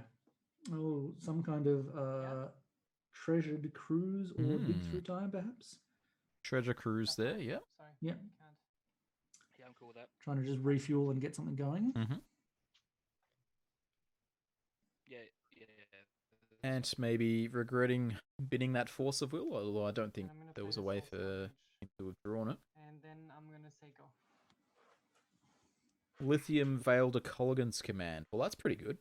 Oh, that's nasty. Soulscar Mage. That's really good against Death Shadow the deck. Yeah. You know, it's good in that it's a prowess threat, but it also can really get in the way of these cards like Grimflayer, like Tarmogoyf, like Death Shadow itself, and Scourge of the Skyclaves, and, you know, the 5/5s that this deck needs to lean on in this matchup. Yep. Update from the Angus game. Angus has lost. Angus lost, so Reanimator beaten by Time Vaults. I'll just attack. Yeah. Time Vaults? People poo-poo decks with artifacts in them a lot, but Time Vault is one of those decks where if people aren't heavily prepared for artifacts, it just takes infinite turns. Like, yeah, you know. we saw that. We watched Mulch on Goblins against Time Vault. Yeah. And the Time Vault player fired off a Thoughtseize, saw that there was nothing, and just killed him on turn 4. And then in game 2, the Vault player just played an Oko and rode that one to the bank. Yeah, exactly, Emperor Badger. Like, there were some tournaments where if you had taken affinity to it, you just couldn't buy a win because everyone had like, 12 ancient grudges in their sideboard essentially. And there's other events where you'd show up and people would have trimmed down to like What's going on? a single hate piece or 2 hate pieces, and they wouldn't draw them, and you would affinity all over them. Okay. Oh, sorry. Hello. Yeah, Okay. yeah. I probably should go back through what I did. Are both of these cameras Sophie I'll play Nimble Mongoose. suddenly? Back. Yeah, that's fine. It's And just then some I'll play some camera problems on Ant's side here. Yeah, then look, we're good. the Yeah. internet is not easy. That's right. Affinity in modern, Dredge in vintage is the other sort of archetypal example of that. Those. Yeah. If you show up to a tournament, I'm going to. with Dredge, you're either going to top 8 or you're going to 0-3. Addie. Or, Sorry, or I'm a bit 05 or disappointed. whatever. Yeah. How you doing? Nimble Mongoose, pretty good at getting in the way. Lurrus. That is a card I have not seen in many years. Chain Lightning there taking out the Lurrus. Yep. Lurrus is a threat that had to die pretty fast because otherwise you were just going to get, Tarmogoyfs Oh, yes. streaming all over your face. Delver still hasn't flipped. We've seen Ant cast 5 creatures this game. Maybe that's related. I would love to see Ant's list and just see what his odds of flipping are. Because from that previous round we watched, I would have thought that there was at least 20 odd spells in the deck. I think that's right. I think there's probably pushing close to 30. Maybe I'd say like 25 and 15 creatures. Yeah, okay. Or something like that. Lithium's got a good idea. Lithium's part of Ant's play group. Lithium, how did you go today? You said you were playing Chrome Mox and Lurrus. That seems filthy. I mean, that could be this deck. That's very true. Maybe they're on the same list. How big is the Nimble Mongoose? I have Threshold. I'll show you my graveyard. So, My graveyard is so there is threshold for the goose. The goose is loose. Yeah. Yeah. I'm gonna. So if he's trying to build up this Soulscar Mage into a bit of a turn. Well, it's already got.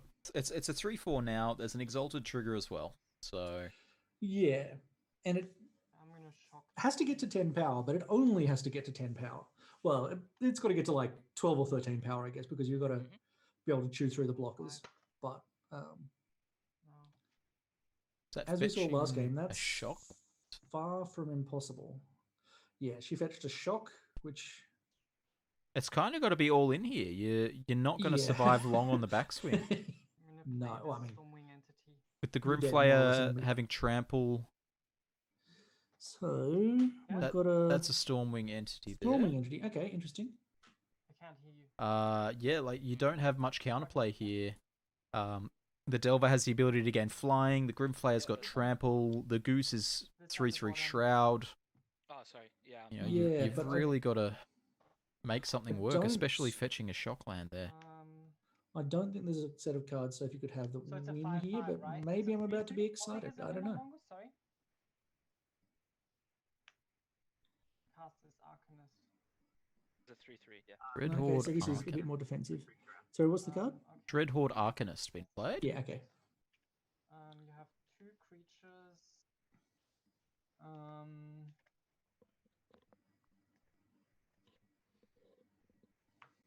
This might be a pass turn. I'd be tempted to swing because just with the Soul Scar. Sure. Yeah. If you swing and the Delver doesn't flip, you go down to 1, and then you got multiple prowess creatures in a Dreadhorde Arcanist, and you can maybe make something on the back. And I don't know if you can win passing the turn here. Yeah, I think you're dead on the backswing. Like, if there's a removal spell, I think you're dead regardless. Grimflayer having trample puts on a lot of pressure in that regard. Yeah. Something like Snapcaster Vapor Snag would be very lethal. Oh, extremely lethal. Oh yeah. But even just something like a Blood Chief's. Well, because for starters, if you're drawing, it's either a Snapcaster, in which case it's the Vapor Snag, and you just bounce whatever, and the Grimflayer does 4, and the Vapor Snag does 1. or you've drawn an instant or sorcery and the Delver's flipped. At which point life is also extremely bad. Yeah, even things like Bloodghast. Yeah, I like this attack. Can be a big deal here. I don't think there's any universe where Ant blocks this. It's 4 power. He's on 20. Yeah, I'll attack. I wouldn't even consider it if I was him. Yeah, snap no blocks. Yeah. Before damage, I'm going to Ooh. Fire Blast. Ooh, Fire Blast? Yep. So Fire Blasting the Grim Flayer. That changes the maths. That does change the maths. Yeah, and then I'll take 5. No, 6. 6, yeah. Yeah, so 6? Okay. he takes 5. I believe it's 5. 1, Fire Blast, Ponder, Chain, and Exalted? Yeah. Yeah, Fire Blast there is pretty spicy. As is, however, a removal spell. Liliana's Triumph there, flipping the Delver. But I actually, now the glove is on the other foot. Sophie's hand is presumably either 1 or 2 cards. Yeah. Yeah. But this is a lot closer than I'd imagine. Yeah, Liliana's Triumph kind of does nothing. Well, yes and no. It removes. I guess it doesn't have to remove a blocker. Yeah. You can. I guess force there's the one Noble block Hierarch. here. The Noble Hierarch could buy the dust here. Yeah, exactly. Like, presumably you have to block the Delver. Yeah, I would imagine you block the Delver. Yep.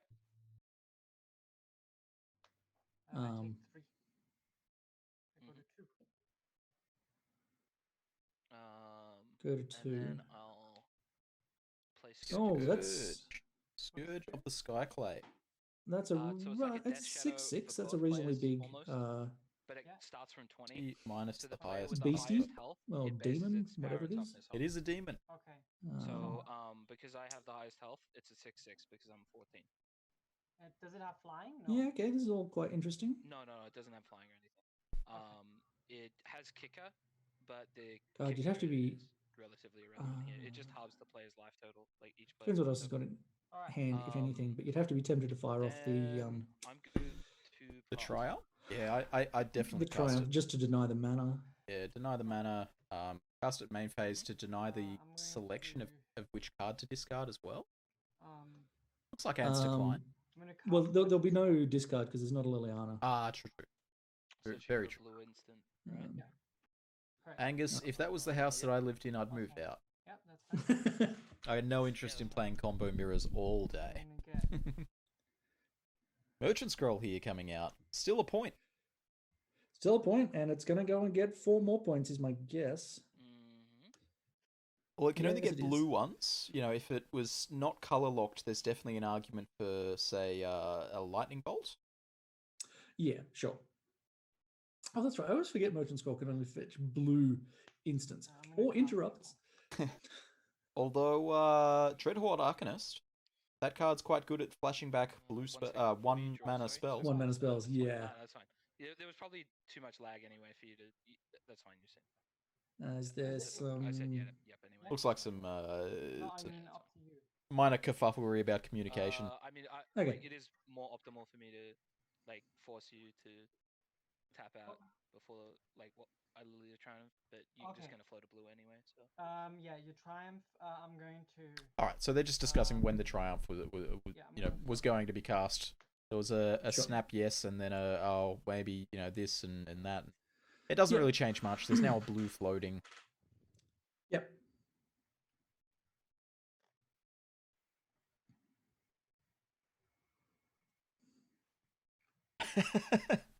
I love the correction there, Angus.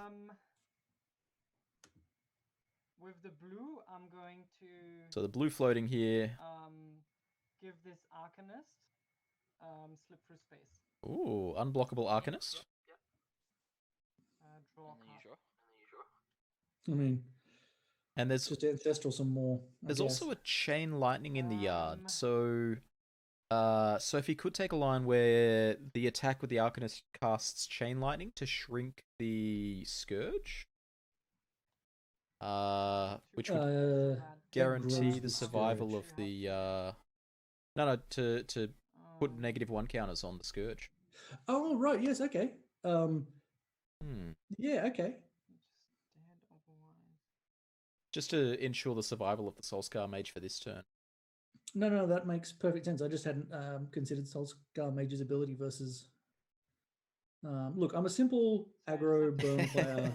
I see a ball tie, burn the face. Look, Soulscar is a very key card for these decks to deal with cards like Tasiga, like Gurmag Angler, like this horrible beast. Scourge of the Skyclaves, yeah.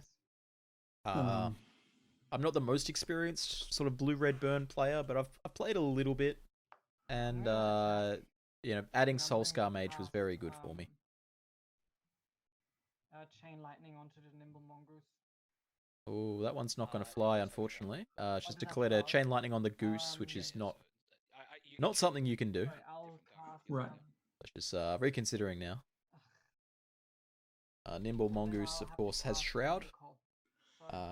That's what makes it great. I don't mind if you take the attack back, by the way. Alright, thanks. If you. Yes, indeed.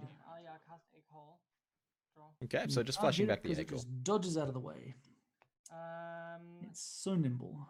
Look, just flashes back Ancestral Recall is still a pretty decent position. Although she is on 2 life, which might now be quite difficult. When did that happen? What did I miss? Oh, the goose came out. Yeah, the attack last turn didn't end particularly fabulously. But she does have 100 cards in hand.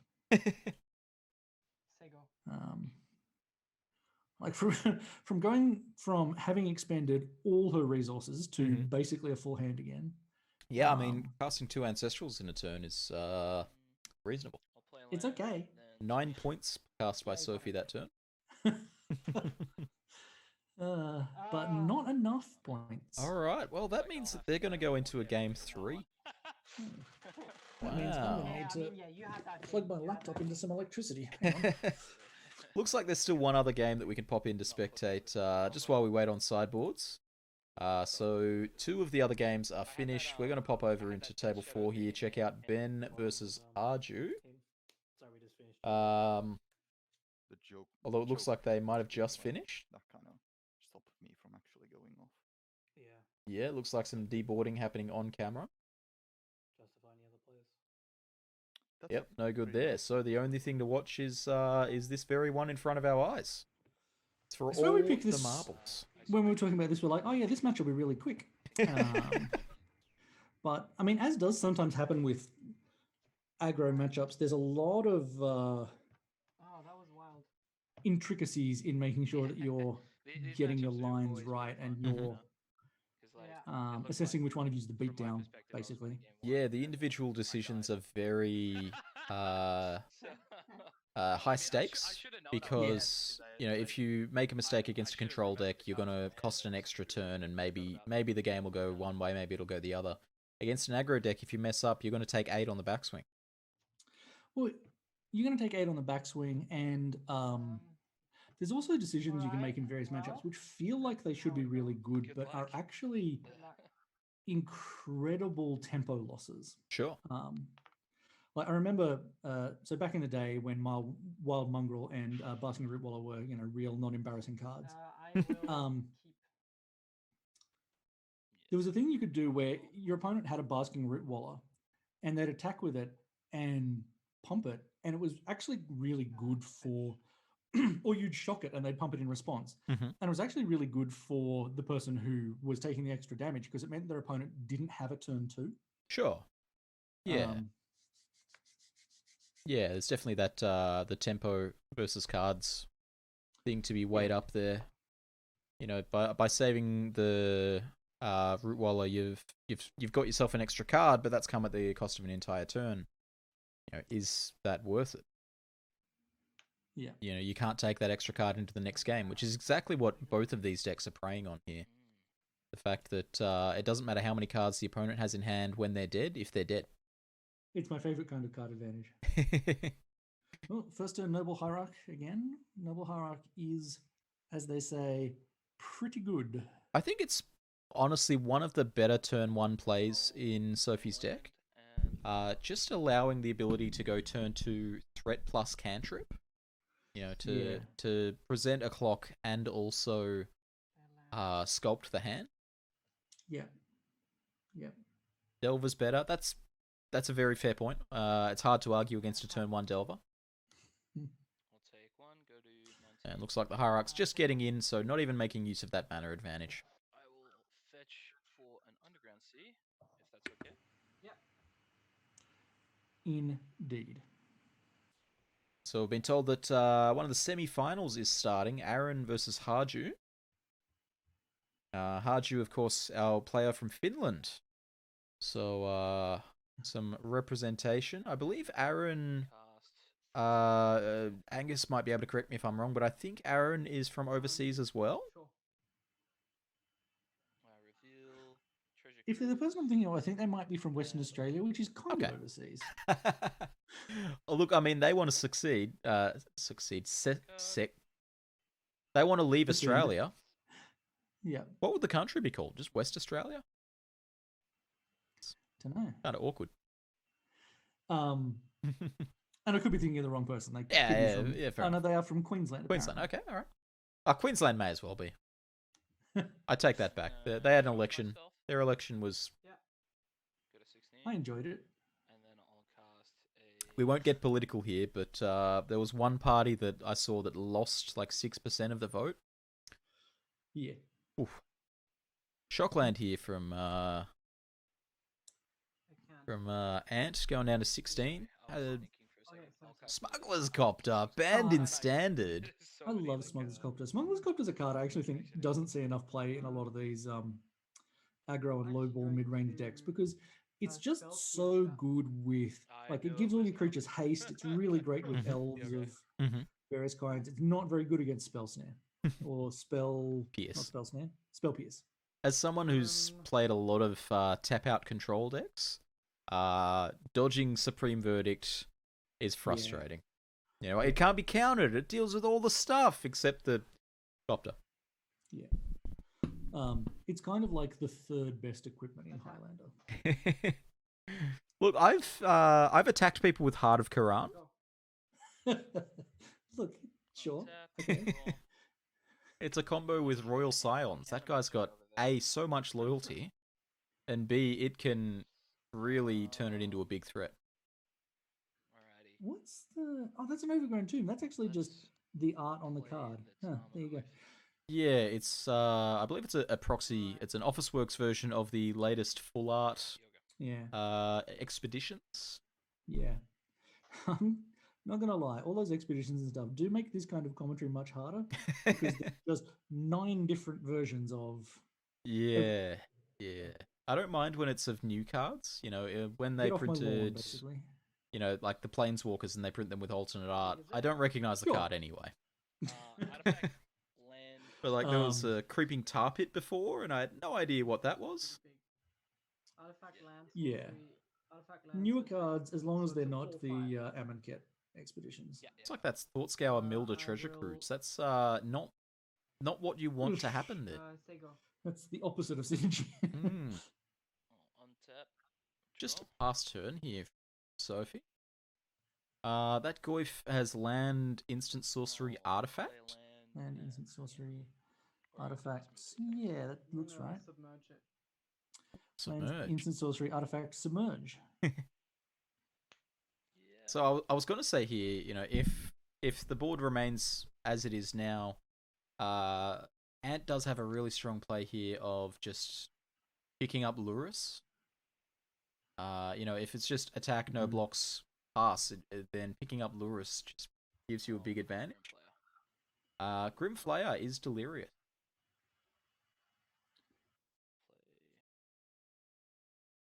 So there was the land, sorcery, instant, and artifact. Yep. All in the one graveyard as well.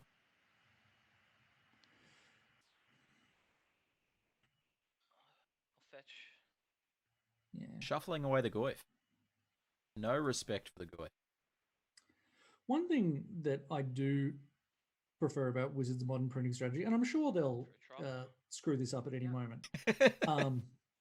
But the fact that the quality of color hoses has in general gone way down. Yes, that was an active decision they made. What is that one? Aether Gust probably a bit too good. Sky That's Shroud. Sky Shroud Elite. So that's a Curd Ape, and what turns it on is your opponent having non-basic lands. So it's just always on. A Delver as well. well. It's basically always on. There's like 12 creatures on the board. I mean, there's 3. How many cards do you have in it? Yeah. 6. Okay.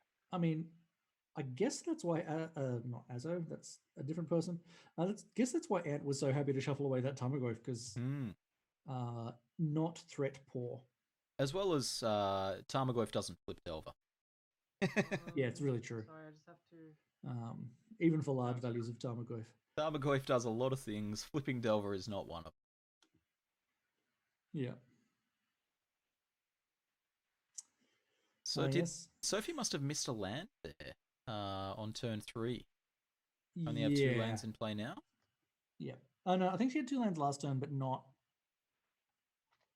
She hasn't had the third or fourth land. That's not good. Hearing some "that's not good" from the voice chat.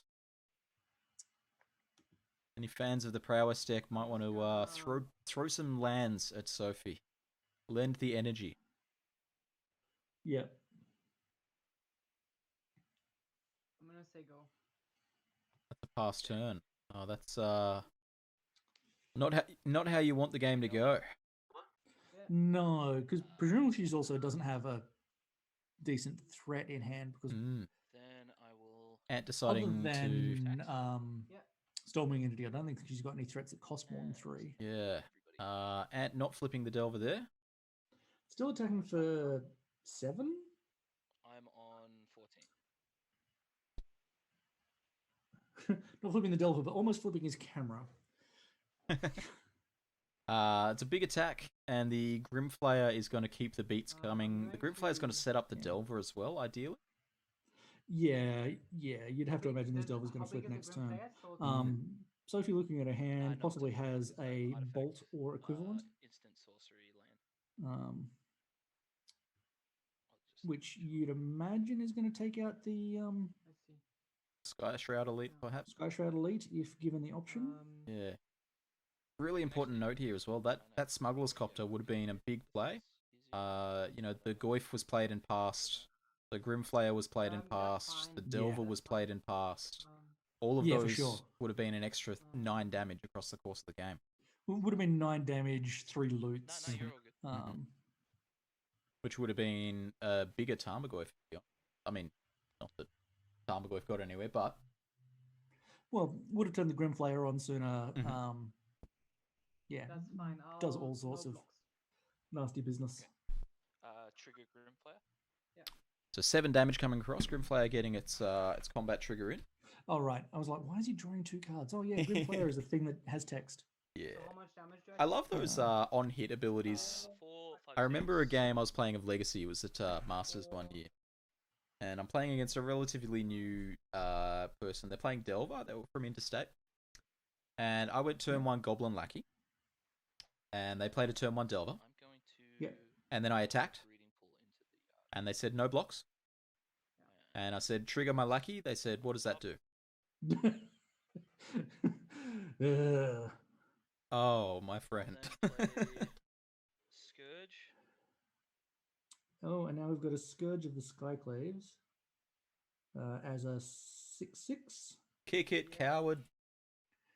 That requires a fair bit of mana. That's a lot of mana. I thought it was 6 kick. It is 7. Nimble Mongoose. Wow. And a goose as well. Yeah. Well, the goose is getting mental misstepped, which is positive. Paying mana for that. Yeah. Well and truly required. But Sophie does kind of need a sweeper, which I'm not sure her deck contains, as well as a way to deal with that Scourge. That's exactly it. The Scourge meaning that something like an Anger of the Gods doesn't do it here. It's a 6/6. Yeah. Although, Well, Anger doesn't do it against the Grimflayer either. It's true. It's true. This is where you need the what was the prowess creature last game? Yeah. I'm 7 hours in. I've lost my brain. Yeah, that one. That one. Yeah. Soulscar. Thank you, Lithium. Soulscar, yes. Elusive Spellfist. Yeah, that one does well, but probably the Soulscar. You know, both. Both is good. I can think maybe Magmatic Sinkhole would be a start to getting out of this hole. Is that an attack?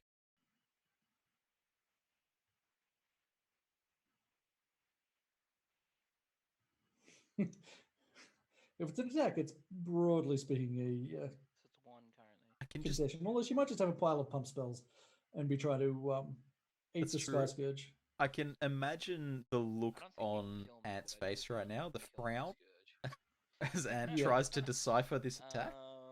Well, it is a problem with this Sprowess deck, is you could have, I don't know if she plays Bounty of the Hunt, but let's assume she does. So that's +3 power, +2 from the one that, from the Phyrexian Mana one. Mutagenic Growth, there it is. Mutagenic Growth. Invigorate it. You gain 3 life. Yeah. Invigorate, okay. 1, 2, 3. And then Berserk. So that's a 7/8 now. So this is a 4. So you need to get a little bit further. Oh no, sorry, it's 4, 5, 6. Yeah, 7, 7/8. So if it was blocked, then this is a good position.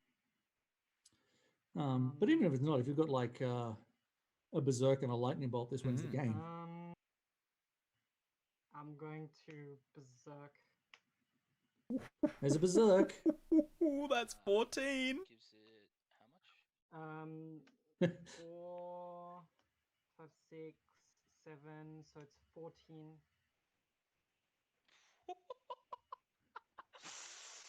And having a giggle in chat here as he takes 14 from the attack. I deserve to die. Yeah. Not gonna lie. How much are you on? So you are like. I'm on 17. Yeah. Does she have it? Yeah. 4, 5, 6, you're on 3. Yeah, Fire I'm on Blast? 3, yeah. Bolt chain? She's got something. Treasure Cruise. Oh no! Oh! Keeping us in suspense here. This line is beautiful and I love it. Oh my goodness. If it makes you feel any better, I had this. Okay. Ant showing off a Hydro Blast in hand there. I really. Oh boy! Wow! What a game! I had a Jeez. too, but I didn't have 2 green. Yeah, Become Immense in hand as well. A green source off the top would have made incredible lethal there. You definitely needed something. Yeah, well, wow. It must be something about Stomping Ground Land Grant, and is that a punishing fire perhaps, or a kiln thing? Could be. What is it with the top cut games on this stream? The last one of these that we covered, Barb won a game when the opponent flipped Thassa's Oracle as the 6th card in the console. After knowing the top 2 from a Ponder to a match. Hello. What's the we life have totals and game totals? 15. It's 1-0 to Aaron. Yep. Versus Aaron. Aaron is up again. I'm at 20 still. Okay. Yep. And I'm at 15. Cool. Thank you. I'll bring my life total up actually. Do you want me to do yours as well? Alright, so what's Aaron's life total? I missed that one, sorry. You can do that if you want. No, I'll do mine. So Aaron's on 20. 20? And yeah. And Aaron's up again. And Aaron's up again. Right on. So I played library. Yep. Let's change the deck name. So this is Blue Black X Time Vault. It's a bit of white, bit of green. Yeah. But it's definitely base blue black. I mean, maybe it's not base blue black, but we'll see. Cool. 4C Midrange. Go ahead. Right. They were just So maybe we'll watch game 2 of this and then pop back over to Mulch versus Ant. I'm gonna melee you for 4. Yeah, I mean, this was the problem, right? What do we got going on? One bottom. What's the plan here? We got a Carpet of Flowers, Assassin's Trade. Yeah. Leo, and an Ashiok. That's quite a prison. Yeah, it's pretty nasty. Is it Carpet of Flowers? Yeah, it's not a joke. It's Carpet of Flowers. Hey, thanks for the follow, Pseudo. And then we've got a Sylvan Library and nothing else on the other side. We just had a Derevi Imperial Tactician. Go to the bin. Derevi quite good with Time Vault. It just untaps at every attack step. And I hear repeatedly untapping Time Vault is okay. Yeah. It's also just a fine creature on its own. I did spend a small amount of time trying to figure out a way to play it with opposition. But I determined that there just wasn't enough opposition effects. So There's only 2, really. Yeah, there's opposition, there's Glare of Subdual. I guess if you really want to stretch it, you can count, like, Bizarre Trade Mage. Is that the guy? Sure. It's a creature that has tap 2 other creatures, bounce a permanent, or something like that. Oh, okay. Don't know the card. Well, actually... See if I did have the right one. No, Trade Wind Rider, that's what I want. Oh, you tap it as well. Right, yes. Old school. Yeah, that one. But that's about all that you get. You don't really get another option. Thanks, Cat. So, I'm going to use those. One from here. Now, I don't actually know what... is that Trinket? No, not Trinket Mage. What's one step up from Trinket Mage? Call against command. I'll deal Trophy Mage? Trophy, yes. Yeah. That's the one. Trophy Mage, pretty reasonable at fetching 2 mana artifacts, and I can't imagine what you'd want to fetch. Trying to find the right artwork for it. But the board on the other side is getting dense. I don't know if that is Trophy Mage now that I look at it, but... Yeah, I'm not sure either. It's something. It's dead. There's a Leovold, there's a Clothis, there's a Kess. There's an Ashiok preventing searching your way out of this. All right, so whichever mage it was didn't really help. Pass the turn. Tribute Mage is 2 CMC. Yeah, that'll be the one. Tribute Mage. There you go. But no, I had forgotten the Ashiok was preventing any searching, so it was purely a sort of cosmetic tribute. Yeah. Yep. Doesn't look good here. Looks like they'll be going into a game 3. But we've had a peep in at that. We're going to go check out the other semi-final. We'll watch a game of that. Yep. See if I can find it. There we are, over here. So that's Ant versus Mulch. Yep. Draw a card. Is Mulch really on Goblins? Yes. There's a Deathrat Shaman in his graveyard. I'm revoking his Goblin license. He is playing Ox Ruby. He is playing Mana Crypt. He's playing Skull Clamp. And he's playing Lutri. Oh, and we've got dueling Deathrights. And something just destroyed a Taiga, so I'm going to assume it was a Wasteland or a Strip Mine. Makes sense. I think he is actually playing both. Yeah, and oh god, I've got to remember what all the goblins look like from their art. I think that's a Goblin Chirurgeon. What does Goblin Chirurgeon do? It is a Chirurgeon. Yeah, Goblin Chirurgeon. And one of the problems you're going to have bringing up the picture to confirm that is I think there's 3 arts. There is. is. From one of those sets where there's 3 arts for no good reason. Yeah, we had a discussion about this last time, actually. Is it A, B, or C? Well, it's not A. No, it's that one. I got Target Harbinger, B. Relic Robber. Yeah, but I don't like the Masters Edition. I want the paper edition. Okay, I only understand. Pretty sure it's the first one you had. Because you can see it sort of in doing that weird cross-legged sitting thing, which you should definitely not be doing if you're about to commit surgery on Very someone. true. Oh, no, he's not committing surgery. He's having surgery committed to his leg. He's providing spare parts. That's right. Perhaps He's regenerating another goblin with his leg. Perhaps goblins are good for something after all. So we get some info on Mulch's hand here. We see a Boggart Harbinger, a Goblin Chieftain, a Goblin Matron, and which one can't you see? The second from the right. Goblin War Chief? Relic Robber. Chieftain? Haha, Relic got it. Robber. Okay.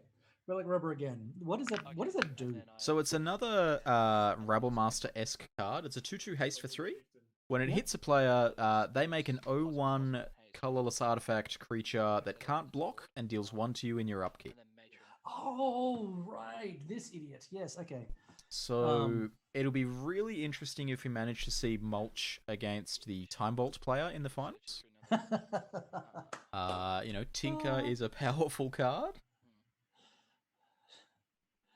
Time Just Bolt fix up our labels versus here. One Relic-y boy. I'm just going to take away the board, I think. Relic Robber being a robber in the most goblin sense of all, in that he actually leaves you stuff. That's right. Here, you take it. That's the flavor text. That's true. It is food for Tinker, but it's also you can't Time Vault off if you've got one of them. Oh, very true. Oh, that's tense. Yeah, Hex Drinker here as well. Yeah. 14. Such a really important printing in the last couple of years, Hex Drinker. Yeah. Sort Hex of- Drinker is... It gets overshadowed a lot by other cards that were in the same sets in the same time. Yeah. You know, you're talking Modern Horizons, so you're talking Wrenn and 6, you're talking Force of Negation, and the draw a card lands, all that sort of thing. But Hex Drinker is Wrenn- really good. Not Wrenn. Hex Drinker is... In response to the Skull Clamp trigger... It's really cards, I'm gonna start. annoyingly good in mid-range mirrors, Mhm. where you can often just go play it on turn 1 or 2, then more or less immediately make it unkillable by instance. Yep. Sometimes your opponent kills in a response, and that's, you know, they'll blow auto. But if they don't, it's a 6/6 almost immediately after that, and is just such a ludicrous clock. Like I've played plenty of mid-range games where it was just Hex Drinker, level it. You don't have a bolt? Cool. Well, this game's over. Yeah, well and truly. So it looks like Ant had some interaction for the Skull Clamp death trigger. I don't know what exactly it was, but now seems to be taking over this game here. Stifle on the clamp trigger. That's rude. Oh, that's amazing. I'm gonna play land. And I'm gonna exile. Oh. Doesn't get much better than that. There's a No, Wasteland that's- in play, so it must have been a strip mine before. Hex Drinker to 8. Yeah. All right, well, And then I'll smash. I feel like Mulch is in a pretty bad position here. As Hex Drinker is doing that thing we just talked about, where it is now an unstoppable 3-turn clock. Absolutely.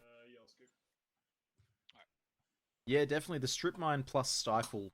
You know, regardless of stifling the clamp, even if there was just a fetch land there, that and was Mulch agrees. probably enough to pack up that game. Yeah. Yeah, absolutely. After the strip mine knocked Mulch off a land, the stifle to stop either your next land if it's a fetch, or as we saw, the Skull Clamp trigger to try and draw your way out of it is nasty. So we're going to go back to the other table now. There should be a couple of turns into the third and final game of 4-color mid-range against some sort of Time Vault 4-color thing. Time Vault shenanigans. No, actually, let's put this on the bottom. They both seem to have the same app for tracking life totals as well. Let's play a skeleton. And pass the turn. That's convenient. It does look very much like it's the same app. Is it the Wizards official app? No, it's working. Oof. Look. It's not my job to sell magic anymore, so I can say that I agree. Sure. Which dumb 3-cost we got today? Derevi! Yeah, Derevi. In response to the Alright, well let's get that one on screen, hey? Bolt Let's Derevi, who's getting bolted immediately. Oh. Probably needed to. And a Sylvan Library. Into a Sylvan Library. So Derevi is a pseudo 2-cost. You know, it costs 3. Excuse me, but untaps a permanent. So if it resolves, you know, you get these big tempo turns where that would have been, here's my 2/3 flyer with huge words on it. Also, here's my Sylvan Library. Oh, right. It's when it enters the battlefield as well. Mm. Okay. That's right. So you can cast it to untap your Time Vault. And then you win. Reminds me of the old Splinter Twin plus Time Vault decks. Yes. Because Deceiver Exarch also untaps Time Vault. Yeah. Just coincidentally bonus. Mm. ZFG's saying that they played this matchup in the Swiss and Aaron came out on top. No, I think they're asking whether the play draw was based on Swiss pairings. It was, but this is the second game. Third game. Third game. Oh, the third game. All right. So whoever came out on top doesn't matter. At this point in the match, it's just. All right, yeah, because when we joined the previous time, Aaron was up one. Yeah. Been some really cool games to watch today. I mean, that's just kind of Highlander in a bottle, right? That's right. I'm still sort of it's reeling. Mostly pretty cool games. I'm reeling from that the end to that Sophie versus Ant game. It was explosive. You're on 17. Okay, chump attack. Take 14. Take 14. Draw 3. Maybe kill you. Maybe. It would have definitely been a bit of an oh my god at the lightning helix. Yeah. So Aaron sort of really thinking hard on this Sylvan Library here, or is it a brainstorm the next turn? I think the Sylvan Library's already done. Yeah, I think it's a brainstorm because there's a brainstorm in the bin and a land tapped. Let's just adjust this label for C because it's definitely not base blue-black, what I can see. Yeah, I mean, once you've got Derevi and Sylvan Library and a couple of other cards, it's... Oh, hello. Transmute Artifact. We're transmuting an artifact. Correctly tapping the Mana Vault before casting Transmute Artifact. Then out of order sequencing. Currently that Mana Vault is in play. If you have the win, I'm going to be upset. Don't you sack it for the transmute? I believe you sacrifice it. I don't remember. Transmute. I remember that the... You can bring up the card text all you want. It's not going to help. The printed copy I had had the wrong text, which was brilliant. All right, well, there's a Time Vault. It's in play. That's the second Mana Vault we've seen today, actually. We saw one out of the Rock before. Hopefully it's not a brainstorm while resolving the library, because that makes everything real complex. Because you've got to put back 2 of the cards you drew this turn. Let's Bone Crusher Giant your face. For the Sylvan. Stomping face here. Yeah. And a worry. So yeah, we've got the Time Vault, but we don't have much time to use it. Very true. Very true. Well, I should correct that. You either have very little time or infinitely many time. And given we're not slamming anything into play, I feel like it's not the latter right now. Sure. I know you're not well known for playing Time Vault, but is there any consideration to untapping Time Vault here? Oh, for sure. Particularly if you can do something about the giant when it gets cast. Or maybe there's just all the turns in the world. That's an Emery. That's an Emery. I definitely like the idea, at least, of untapping there. Your opponent went Stomp Go. They've held up mana. They didn't just cast the 4/3, so they're representing something. Yeah. And just banking. There's an Abrupt Decay. That is what they were banking. Yeah, okay, that would have been a bad time to skip your next turn. Draw. Play Oko. Well, you've got up until the end of your opponent's turn to decide. So, and now we've got everyone's favorite 1-point card. Stop Wait, mine. No one's favorite 1-point card. Shoutouts to Snapcaster Mage. Shoutouts to having some elks on hand. Forest. Assassin's Trophy on the Oko on the Emery. Just an exchange of resources. One player's up a basic land, one player's up a 3/3. I mean, it's on my end step, so go to you. I think they've both got 1 card in hand at the It looks like it. Is that opt? Yeah. Certainly looks like it was resolved as opt, so we're going to go with opt. It looks like the invasion art opt with Hannah leaning over the table in the weatherlight. Sure. I got to say, I don't mind the new opt on flavor. I think it's really cool. The Teferi one? Yeah. He gets given an orb with his spark. He's like, should I? Yeah.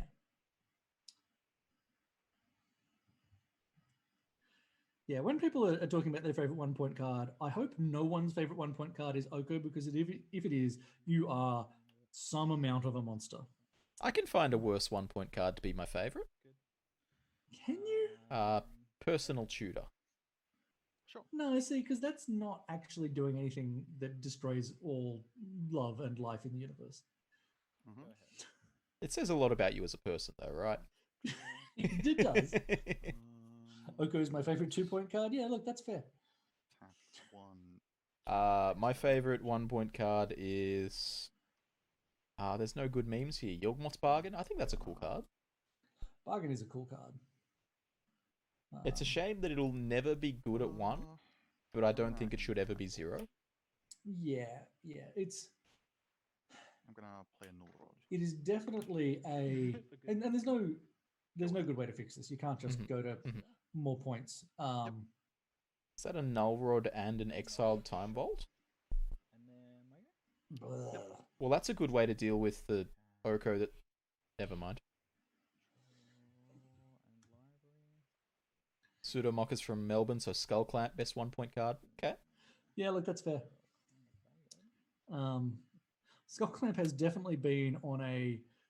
It's still a very good card, but a significant popularity slide in even Melbourne. Sure. It was not that many years ago that people were ardently trying to convince me that it should go to 3.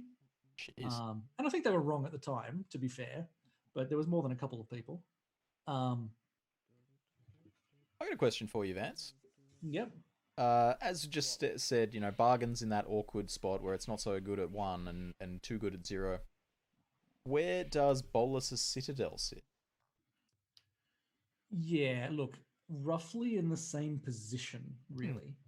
But because no one's super abused it, it hasn't come to our attention, basically. Which is super interesting, because it's a lot easier to cheat in a Citadel than it is to cheat in a BUG. Yeah, probably true. I mean, look, as with a lot of these cards, we don't want to change too much at once. I'm gonna uptick, draw a card, and discard. I guess while Enlightened Tutor is on the list to chat about, Bargain can't be, I guess. Yeah, pretty much. I mean, Bargain is one of those cards that if you resolve it and you've chosen to put it in your deck for a sensible reason, you win the game. Yes. There's almost zero, like... I've seen JP playing with it in Storm just to see how it goes. Any favorite 1-point cards that are no longer 1-point cards? Dig through time. Yep. Sure. It's a good thing. Favorite 1-point cards that are 0 now? That's a much harder question. We've zeroed a number of things over the last couple of years, because we do try and, like... Yep, let's do that. Trim out some of the cards that just like Grim Tutor is just not all that these days. Like 3-mana Tutor is meh. Steel Shaper's Gift. I never was happy with having it at 1. Like, yes, you can fetch Skull Clamp and Jet, but it's so much worse than Stoneforge Mystic, and Stoneforge Mystic was a marginal 1 for a while. Look, you've been depointing things since when I started playing the format. I said before I started playing in like 2012. I started playing Highlander in about late 2013.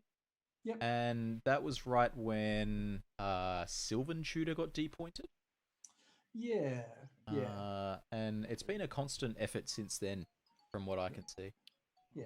Look, and there are definitely times where there are decks that we are perhaps too afraid of.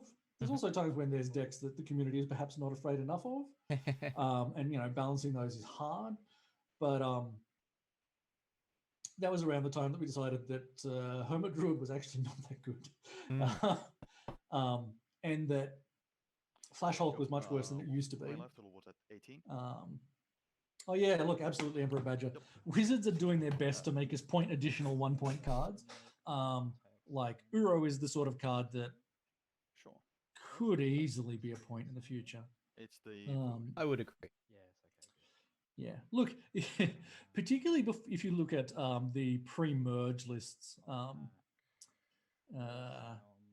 don't know which part of your name is the part that I should be saying, but let's say Chu. Particularly if you look at the pre-merge list, there's a bunch of 1- and 2-point cards. You're like, really? I know the Canberra list had the Abyss and Moat on it for the longest time. Well, post-merge, they were on there until Isaac essentially said, really? Tutor out. Because it turns out they're both actually just not very good cards these days. And even back then, they were good, but they weren't like they were the same number of points as Channel for a long time. And if you look in the dim dark past, there are some just incredibly spicy 1-point cards, or more than 1-point cards, like Jihad, which is banned now. Shoutouts to the times where Flash and Hulk was 8 point. Sure. Yeah. Back to the game. I guess there's some kind of game going on. Look, I mean, call me weak, but commentating Oko mirrors is not what I'm the strongest at. I mean, you know, there's only an Oko on one side of the board, but there's just only so much you can say to an Oko. Now. It's very... It's funny that... I'm not going to lie here, I don't on the top of my head know the interaction between Oko, Elking, and Nullrod. The Nullrod loses all its text, right? Yeah, in the same layer that the Nullrod removes all the text from other things. Oh, shit. I think the correct response as a judge is ban both players from the event. So we'll go to the other table. So no one talks about it. I believe that Nullrod still does apply, even though it has no abilities. But generally, is it a time? No, it's not a timestamp sting because they're not dependent on each other. They're not dependent, but they are in the same layer, so they should apply in timestamp order. So Nullrod would have its effect, and then Oko's ability would have its effect. It looks like the other table might be done. Kat, has there been an effort to make a list of what cards were pointed when? So there is a historical list on, I'm pretty sure, on the 7-Point Highlander website going back to about 2011 or 12. But before that, there's just sort of scattered event sheets that people have, because this was before there were any websites storing that information. It's before Facebook existed, broadly speaking. Yeah, I'll take it. And yeah, the information is just some people. Lachlan Saunders, I know, has a bunch of flyers from events from Canberra from about 1998 or 1999. And there's a couple of scattered ones from, I think we found one from the first event with points at one point, which was the second Australian Highlander event. The first one was just vintage but singleton, which turns out wasn't a very fun format. So 2020 vintage. Except you get to play 4 shops, because it already wasn't that far off being vintage in 1998. All right, so what have we missed? There's been another elk made. All right, it looks like the Oko has drawn the concession eventually. Wizards, thank you for printing this wonderful card. It makes for such good coverage. I've never been happier at a card printing in my life. I'm amazed it took them as long to... Has someone conceded? It looks like it looks like Harju's packed it up here. Okay. The Oko making the third elk after already trading off some elks. Just nothing to be done for it. Harju in a bad position and probably deciding that sleep sounds really good. That's right. Big shout outs to Harju for joining in all the way from Finland. I hope that the event was good and that Harju had a good time. Couldn't make the finals this time, but there'll be another opportunity in the future. But right now, we're going to take a couple of minutes. I'm sure that Aaron's going to want to take a small breather before the grand final of Aaron against Ant. Stay tuned, everyone, and thanks for tuning in. All right, we're good to go. Let's do it. Let's get this underway. We have our finals here. We have Ant against Aaron. Let's get our labels set up here. We have Death's Shadow against Time Vault. We have lots of colours versus lots of slightly different colours. Yeah, Wishy, thank you for the follow. Well played today. Sorry you couldn't play the top 8, but good work on getting there. I'm ready to start then, if we're all good. Yeah, let's do it. Alright, cool. Player top is Aaron. Better for you. On Foresee Time Vault. Alright. Companion versus no companion. Yeah, I'm pretty sure you're higher seed. I'll bet the pilot. Cool. Alright. Good luck. I'll tell you what, Vance, you said it was easy to learn sleight of hand, but shuffling that close to the camera makes it pretty easy to scrutinize.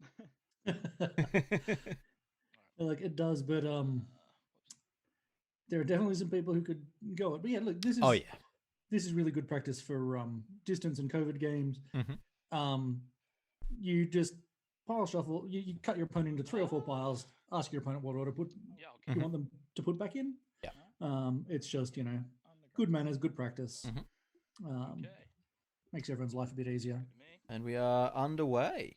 What do we know of points for these players so far? I believe we know 6 of Ant's points. Strip, Waste, Force, and Cruise. And I'm assuming there's an Oko. You've got to kind of assume that. Sad but true. I think I'm missing. Well, no, there can't be an Oko because it's got to be. Okay. Wait, no. Which deck am I thinking of? I think I'm missing 1 point for each of these players. Because Ant can't have Treasure Cruise. Yeah. Because he's got Lurrus. So you're on Time Vault. Oh. No, isn't Lurrus only permanent?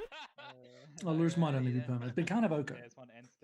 Very true. Very true. And then the other one, like. I mean, the Time Vault deck, I know 4 of its points offhand. What would and those Oko. be?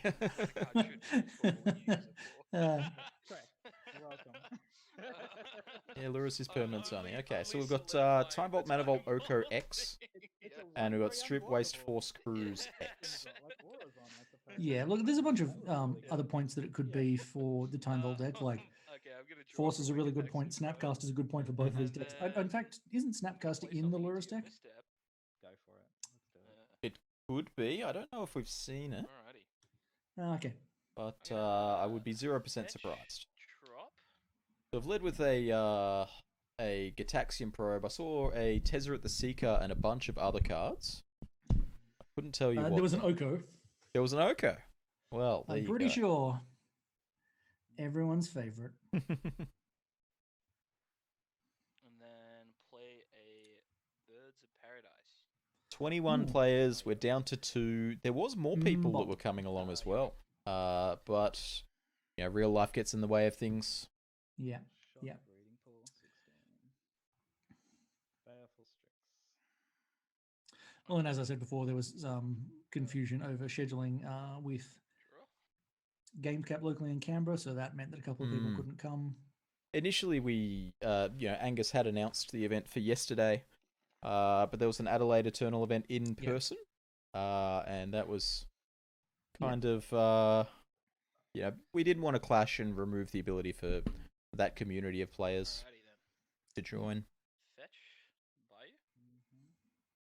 Bayou. Hey, Robot, how you doing? Paul didn't come because he's hungover. As I said, real life gets the better of us. Me or you? Yeah. Have I played any paper events lately? Yeah, so I didn't play in the monthly this month. I played in the one last month, I'm pretty sure. So I've played a couple since Gamescap has started doing them again. But unfortunately, my weekends are often kind of busy for small to medium-sized events. So, like, if I know about them far enough in advance, I'll plan around it. But if I can, but sometimes it's just not possible. +1/+1 as long as I control any non-basic land. Yeah. True. +1/+2.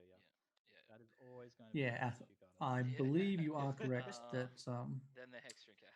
Oh, Hex Drinker. So baited the misstep with the bird and resolved the Hex Drinker. Yeah, Hex Drinker in Sky Shroud Elite represents a lot of potential damage. Obviously, Death Touch, one of the few things that... No, Death Touch doesn't kill a Hex Drinker when it's big. It stops it until you get it to 8. Well, yeah, up until the point that you can't block it anymore. Or deal it damage. Exams in 2.5 weeks. Well, I mean, best of luck with exams. Oko coming down here, making a food, leaving the Hex Drinker untouched. Nice, welcome to the meta. It's hard to say who's up in this position. I mean, there's an Oko in play, but it doesn't take much to, you know, a removal spell on the Baleful Strix, and then that Oko's under a lot of pressure. Yeah. Although Oko's very good at getting out of pressure. Very true. Very true. He's very sneaky beaky. Both by slowing down your opponent's creatures and just by gaining an obnoxious amount of loyalty per turn. Yeah. Of the many dials that they misdialed on Oko, the starting loyalty is definitely amongst them. Yeah, he's just that little bit too good in every single direction. Yeah. if any one thing was different, he'd be very good. Yeah. But it's just a... It's been discussed a million times. Card's been out for, what, 12 months, 14 months now or something, but it's very good. Yeah. Strix down. Trading Strix for Hex Drinker. It's a pretty good trade for both players, I think. Why does he have a +1, not a 0? Someone suggested to me that Oko's that one of the abilities was written. I don't know what they said. Something about, you know, there was a miscommunication about one of the abilities, and it was supposed to change to a -1, and it went to a +1. Yeah, that's not impossible. It definitely sounds feasible, yeah. And also, it's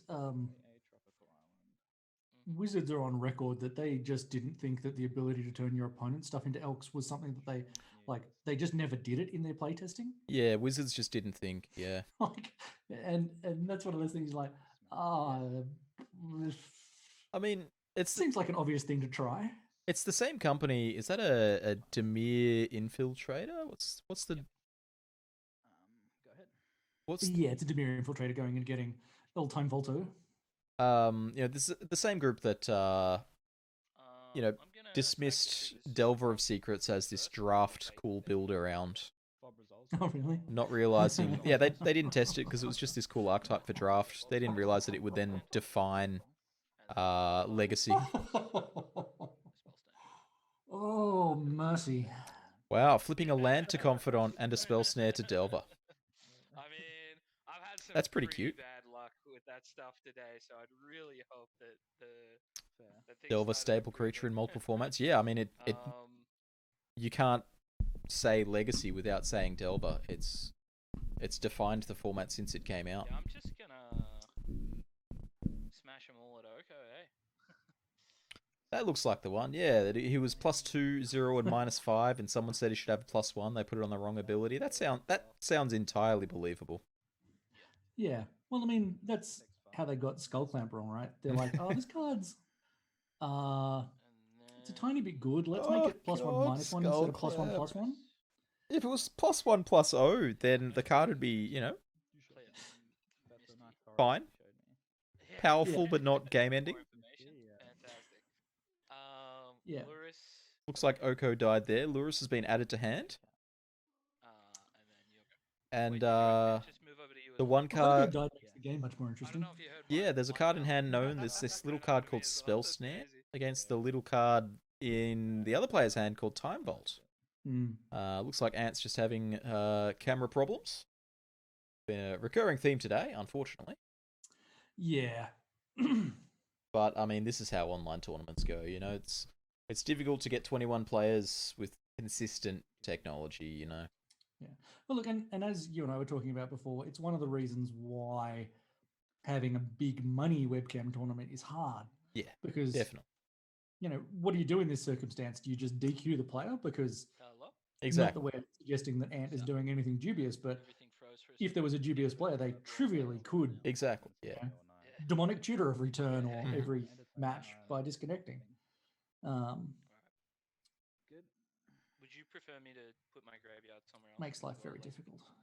Like this or something? I don't think it's super relevant. It's fine. Looks like we're back. All right. Okay, cool. Whatever you want, I don't mind. I'll just leave it back here. So end of turn, I'm going to cast Opt. Is that all good? Is that there's that Opt again? Yep, I'm cool with that. How do you feel about Opt in this 4-color Time Vault deck? I'm a little bit surprised it's good enough. That's exactly how I feel. It's just it's air. You know. Yeah, it's slightly flavored air, but it's not like delicious Swiss mountain air or something. I can't help but feel that, you know, maybe something like Serum Visions would be better. And that's Serum going a long way Visions- down. Serum Vision's sleight of hand. Sleight of hand, yep. Sleight of hand is mostly better than it. Serum Visions, I think, is good enough. I think Serum Visions sees some play. The deck, the thing that stands out about the Opt to me is that it's not a counterspell heavy deck. Yeah. There's a Voltaic Servant. And Ant knows that there's a Time Vault in hand as well. So we'll have to see Untaps an artifact, right? And it's how that goes. Yeah. Okay. It's a 1/3 for 2, yeah. Okay. Yeah. Cast this manifold key as well. That's a key. That's a manifold key. Doubling up. Why not? Nice. You almost got me. You almost got me. I tell you what, though, this would be a great spot for a Thought Seeds. Back to 3. Oh, boy. Yeah. That's always the problem with, you know, if you lead with the Servant and, you know, you have a Thought Seize, they're going to let the Servant resolve, you Thought Seize away the Snare, and you're done. Yeah. But in this case, it turns out the Servant was the bait because there was the manifold key there as the redundancy on that. Yeah. Yeah, that Oko was pretty helpful. What's up there? Yeah, look, the balance of cards around Siege Rhino and Anafenza was ridiculous. Like, Yeah, that's fair. any of those cards, any of the Abzan cards in those cycles individually was a problem. And the fact that they just got the best card in every cycle at every cost was, how you say, bad. So what are we looking at here? Ants untapped. Not much to consider in the attack, I guess. No. No, you probably don't want to trade off your Delver.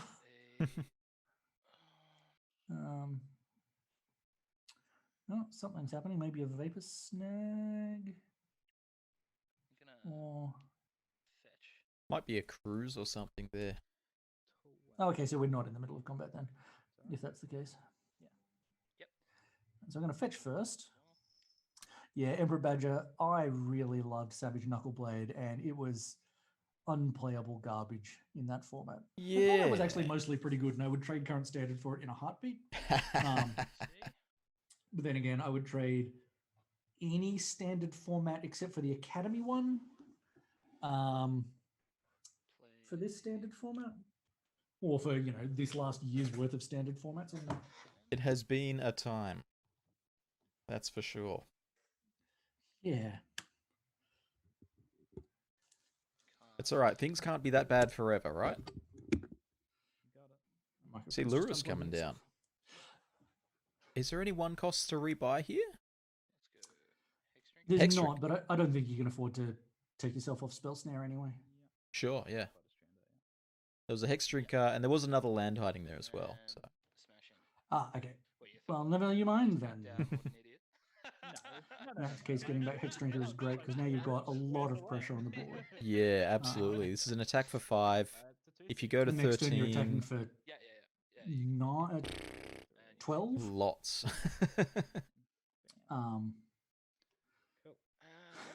Although yeah, you can just chump block.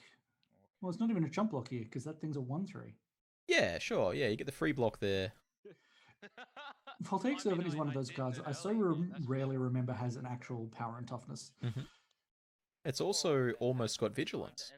There's that Inquisition. You know, we spoke about. I said just before this would be a great time for a Thoughtseize. Clamp, Snare, Forest there. Taking the Snare, not taking the pointed card. I can't imagine why. Let's finish out Ant's points list there. Chuck Skull Clamp on it. And that's game 1 in the books. Yeah. All done.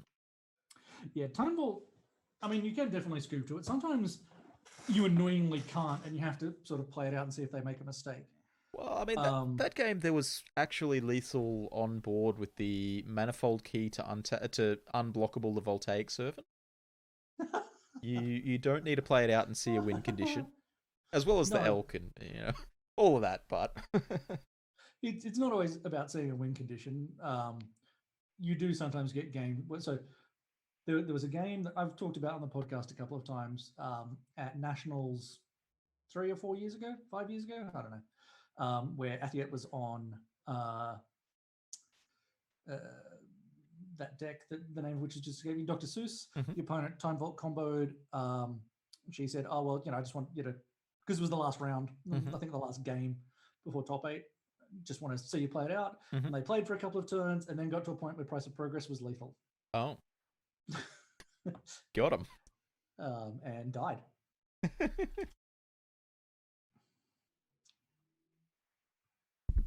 So into sideboarding.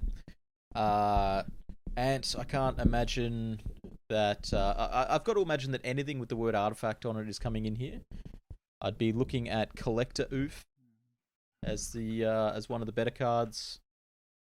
I don't know what else there would be in the sideboard there. Collector Oof, maybe Null Rod.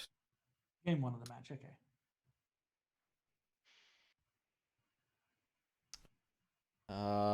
And on Aaron's side of the board, honestly, I don't know what Aaron would have for the matchup either. I don't know either of the decks well enough. Yeah, I've got nothing. You would imagine that Aaron is going to have like some cards like Submerge are distinctly possible. Well, Submerge isn't great here. There's not that many green threats. There's a couple. Yeah, you don't want to be submerging like a Sky Shroud Elite. It doesn't feel good. You could have some extra, if you're not playing Fatal Push or Blood Chiefs, there's Main. You could easily have them inside. Sure. Various cards like that. Not enough green to support Force of Vigor, probably. Yeah, I agree. Chew. Yeah, definitely more blue than green from Ant here. Oh, the blue one, the Sultai one in that cycle, Emperor Badger, was a Rakshasha. It cost 5 mana and it sucked out loud. There you go, Rakshasa Vizier. Whenever you it was Rakshasa Vizier. Exile cards from your graveyard, it grows. Yeah. Right. Yeah. Sick. At least the Sidisi part of that cycle was good though. Yeah. When it entered or attacked, it milled 3, and whenever you milled a creature, you got a zombie. Yeah. Yeah. Look, most of the cards in that cycle were fun and good. Like Surak was cool. Surak was real Surak cool. Bear Puncher or Bear Claw, whatever his name is. Really fun card.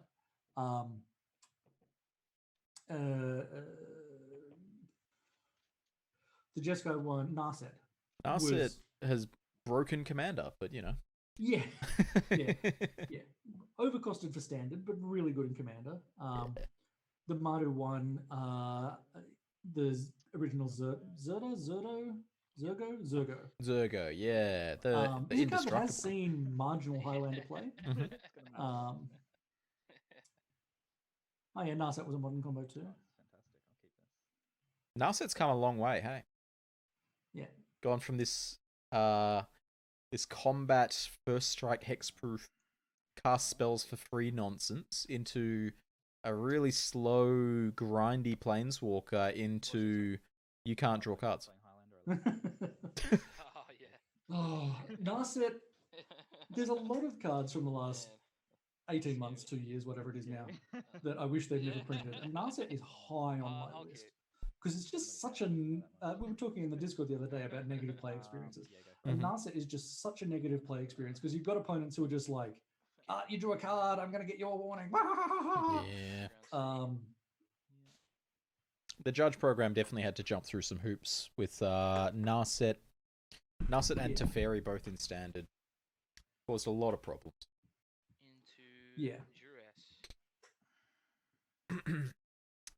Leading off with a duress here is Ant, and getting it misstepped. Aaron wanting to protect Walker back in yesterday was good. And yeah, true. It's the damage that has been done to the lore of the game.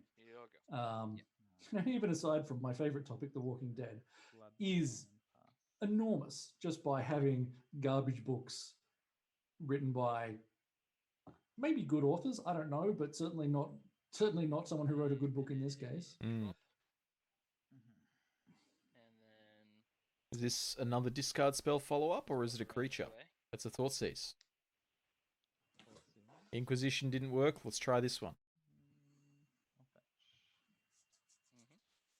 Is that one going to get counted as well? Maybe. Or will it be, say, a Brainstorm? Could this be the first Veil of Summer I've seen all... Nope, never mind. That's an Underground Sea. These players have no respect for Veil of Summer.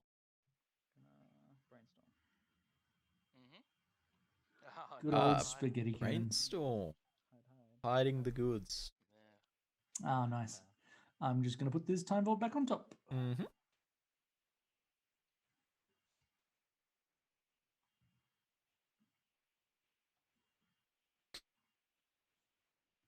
Veil of Summer's completely messed up. Yes, and I love it.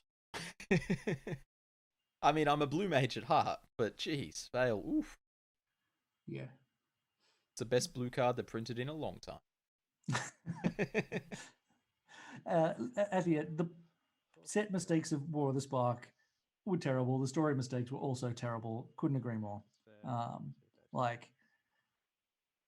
Here we see Force Strix key 3 lands, including Inventor's Fair.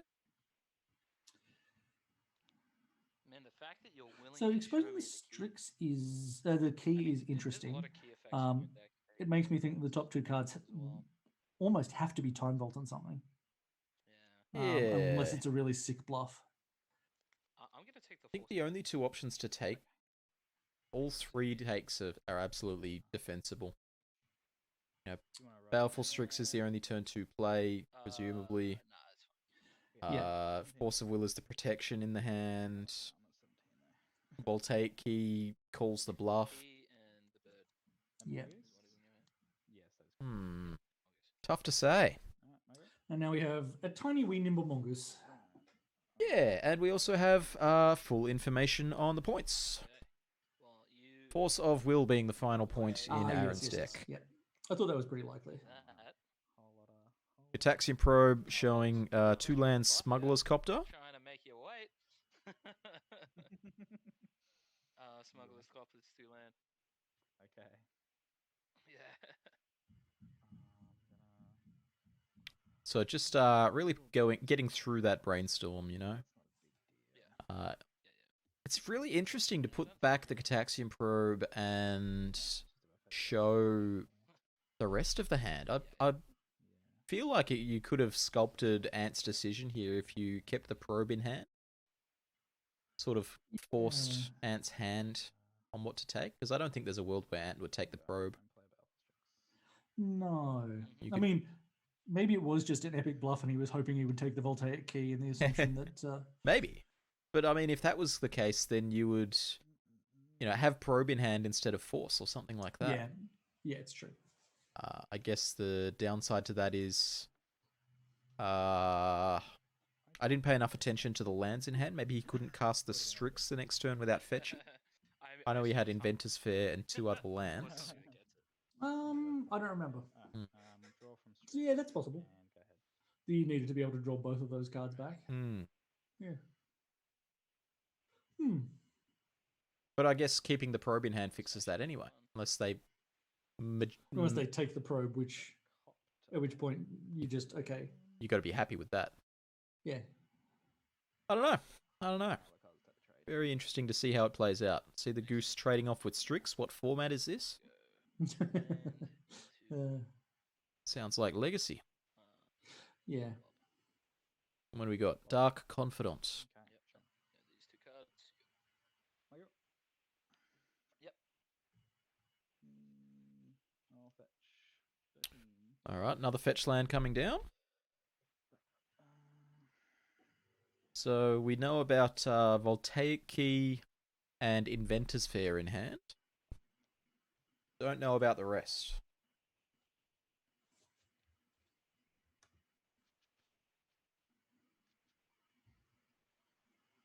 And then on Ant's side, you can see the 2 cards revealed there in the bottom left. Smuggler's Copter and Scalding Tarn. Known about in hand, and there's nothing else. There's an Oko. Maybe that was what was hiding from the Thoughtseize. Maybe. Oh, man. Turning off the Confidant. Ant is the Confidant, making the Smuggler's Copter much less exciting. I mean, it's still a 3/3, but Ant is not happy with that that line. I'll smack the Lamenting Oko in the voice chat. I mean, if you play the Oko, if it gets if you play the Copter, if it gets elked, Oko's down. You got a pair of 3/3s on board. Yeah, you're not going to be upset in that position. No, it's that's true. So the Copter is down. I like it. It also means, if it doesn't get elked, any creature off the top, like a Deathrite Shaman, suddenly becomes such a huge play. Yeah. A Deathrite Shaman, Sky Shroud Elite now has haste, It's why I really like it in a deck like Zoo, because it survives nearly all of the mass removal people play. And it just means that, once you're in top deck mode, all your creatures have haste and draw a card, essentially. It's like an aggressive version of the effect that Birthing Pod has on the game. Yeah. As a control player, if you stick a Birthing Pod, if your opponent sticks a Birthing Pod, you have to care about every creature. Yeah. A Goyf. Arkhan's Run. That spoiler, oh my god, I love it. That card is a beautiful boy. It is brilliant. The artwork and the Safi in the background of it, we'll bring it up on screen here. Finishing the storyline from the Lurgoy flavor text. Yeah. Nothing could ruin such a fine day, Safi. And then Safi dies to save Hans? Oh, I didn't even know that Hans was her brother. But here we are. Well, they don't necessarily have to be siblings. Well, one's Eric's son and one's Eric's daughter. Yeah, but they could be different Erics. That's true. Are we going to get Eric? Do we know who Eric is? We don't. Look, this is all the Eric we have. That's true.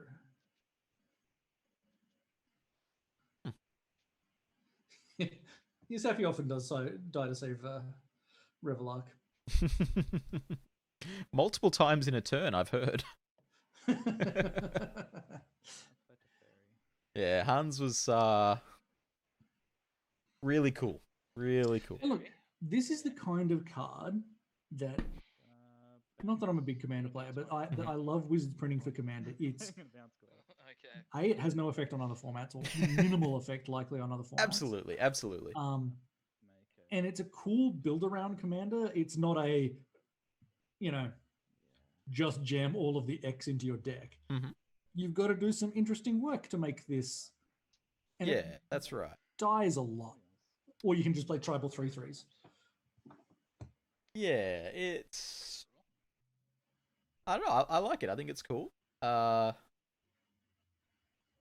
think you're exactly right that it's a cool build around. It's also like this set's designed for draft. Yeah. So I think it's quite good. Yeah. We've done that thing again where an Oko got played and we got distracted.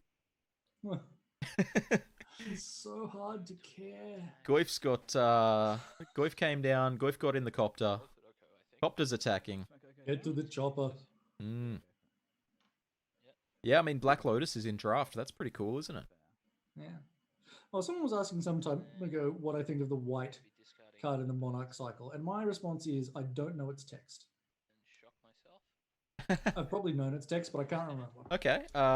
It's so there's a cycle of courts. When they enter, you become the monarch.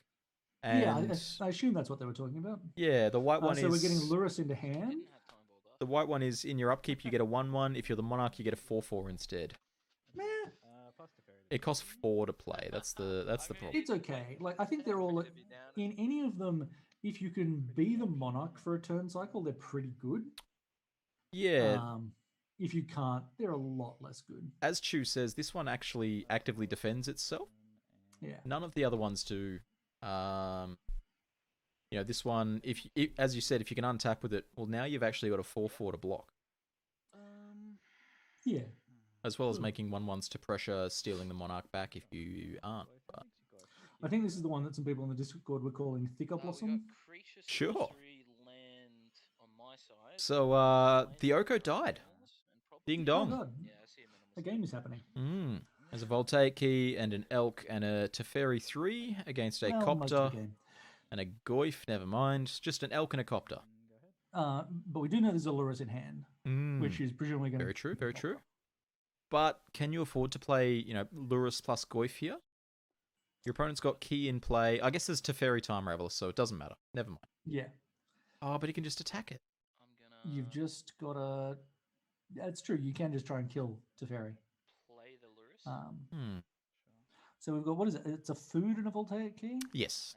Just a food on that side. Lurrus is happening.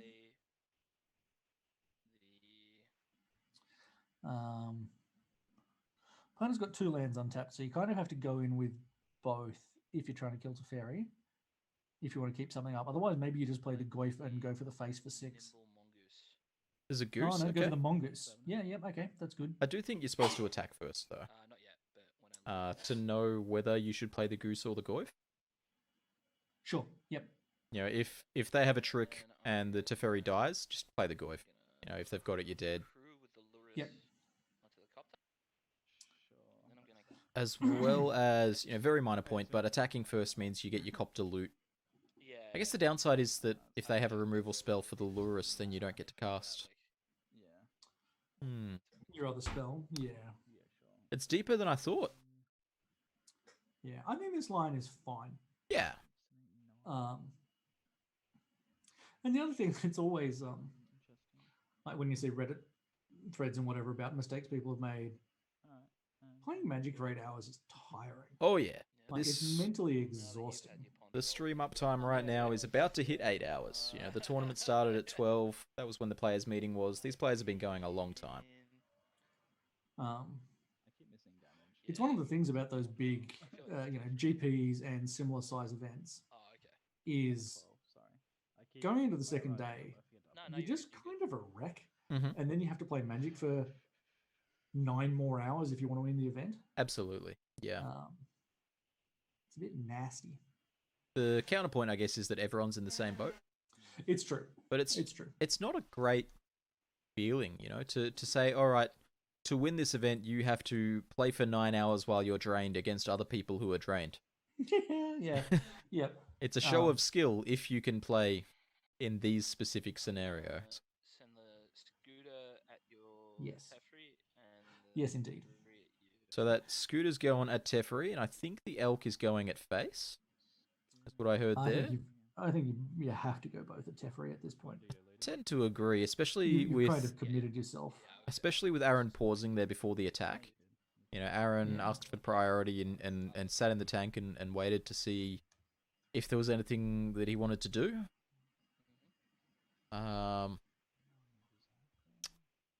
Yeah, I definitely think both at Teferi is the right play here. Although, an interesting choice would be do this and have a Thoughtseize in hand. Sure. That was the copter. Okay, cool. Yeah, so it's even better for you. Okay, so it looks like the Elk was going base. Aaron down to 9, I believe. It was either down to 9 or Teferi's dead. Yeah. Neither of which seems to have happened yet. He went to his paper life pad. The phone one's just his backup just for the stream. Oh, okay. You got one card Right. in hand? One card. Just to help out on our end. I can't even remember if I know about it. I don't think I do. They're discussing, Ant's trying to figure out whether he knows about the card in hand or not. Yeah, you don't need it. No, you've got 2. Yep, cool. Cool. All right. We got there. You've got 2 green sources, right? I do. Wait. Yes, 2 green here. There's been a couple of, small... Strip your bio as well. Ooh, strip mine. There's been a couple of small sort of, there was a couple of times today where we saw things go wrong. We couldn't fix them in time and or they had no effect on the game. That's one, there was a Jace Friends Prodigy that was on 11 loyalty instead of 9, but it was on turn 4 of turns. Yeah. It's a lot of hassle in this setup to communicate messages to the players. Yeah, yeah. I know, which I think Angles was making a joke about earlier. There was a problem last time or the time before where a Submerger got cast, but the other player did not control any forests. Yeah. And that's, I mean, it happens in paper events. Yeah. And it's easier for those kind of slight technical goofs. Yeah. And it's very much a symptom of what you said just before. We're 8 hours into the tournament. It's not something you're considering at that point in time. Ooh, is that a draw step Inquisition? I remember people doing this to me in Standard. Rude. You would get my experimental. That's the punishment for letting the Teferi survive another turn. Okay. Yeah. So taking an Inquisition of Kozilek, which was the only card in hand. Yeah. That said, though, is Aaron hellbent? Is this lethal? It might just be clean lethal. Is this lethal on board? It depends how big.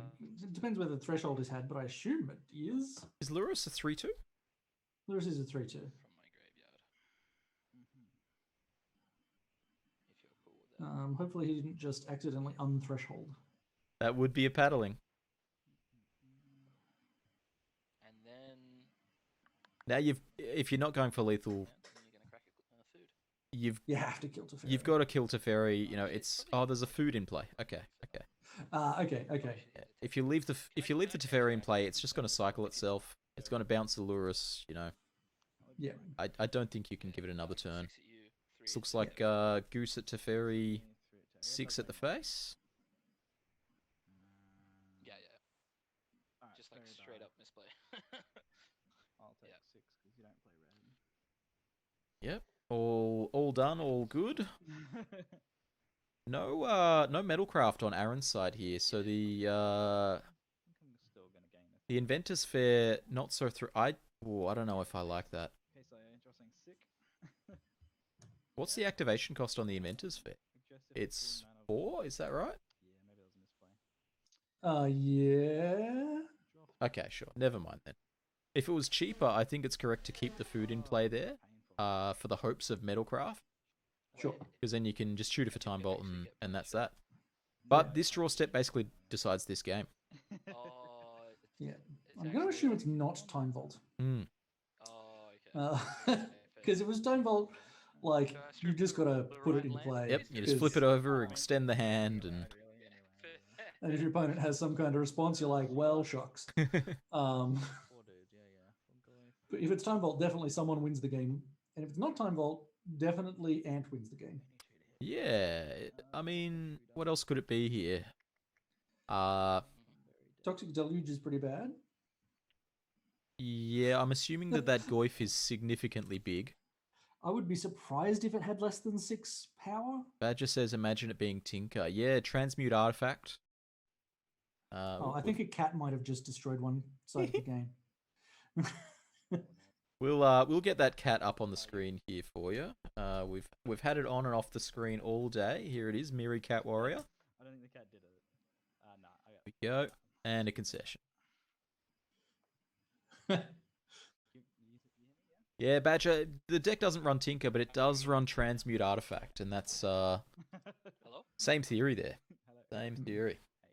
Oh, you skipped. So okay, cool. Yeah. Looks like they're setting up for game 3. Like, your camera fully went Yeah, out, see, like, probably having just- Transmute in the deck makes sacrificing the food pretty risky. Absolutely. You've got to, I guess, put together a short list of what could you draw there that would keep you alive if you had cracked the food.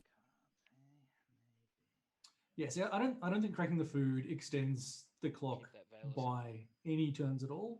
Maybe with like cracking the food into Uro or something, but then you could just crack the food the next turn anyway. Yeah, I don't know. I don't think Uro is actually good enough there because I don't think you've got enough mana to put Uro into play. And gaining 3 life was not sufficient. Yeah. Like gaining 3 life plus the food was not sufficient. And there was the Goyf as well, so it was an attack for like 15 or something, I guess. Yeah, I think I agree then. Sacking the food was not worth it. But these are the lines you've got to take. Yeah, look, and there's every chance that there's some cards in the deck that we don't know about. That's exactly it. And also every chance that, as we were saying before, that, you know, it's very easy to fixate on a plan and not adjust when the plan goes wrong. Definitely. Even at the start of a tournament, tunnel vision is a real thing. Yeah. Man, thank. Thank God. I've definitely had matches decided by me going out of my way to like sacking a Kusali Pride Mage to kill an opponent's Course of Krufix or whatever. When my plan for the rest of the turn involved casting Dramoka's Command and not caring what the second mode was. Right. Dramoka's Command. I've had some. I've had one specific huge blowout from that card. It was. I was playing against Bant. My friend Bill Murphy was playing. And he went turn 1 Dork. I wasn't turn 1 Dork. Yeah, maybe it was turn 1 Dork into Rafik of the Many. I'm like, this is a pretty good spot here to play this moat. I'm down to clown. And then he's like, okay, moat resolves. Dramoka's Command, you have no moat. Grow my Rafik, attack you for 12. Yeah, it seems okay. That was pretty good. Rafik of the Many gets work done. But we're off to the races already. Leading off with a basic Swamp Thoughtseize.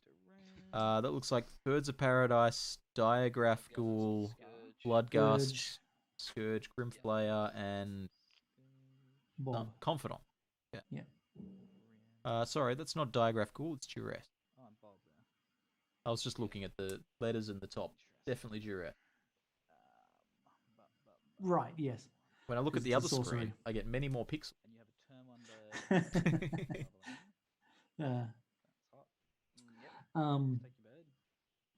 think I'd probably take the bird here. I thought that might happen. Yeah, I mean, there's no black mana. And agreement. Oh, right, yeah, there's no black mana. Yeah, Okay. 5 black cards in a tropical island. I thought the Grimflayer was a land of some description that looked swampy because of the, you know, swampiness in the background. Yeah, sure, yeah. Alright, didn't top deck the black source. Yeah, that hand is much worse.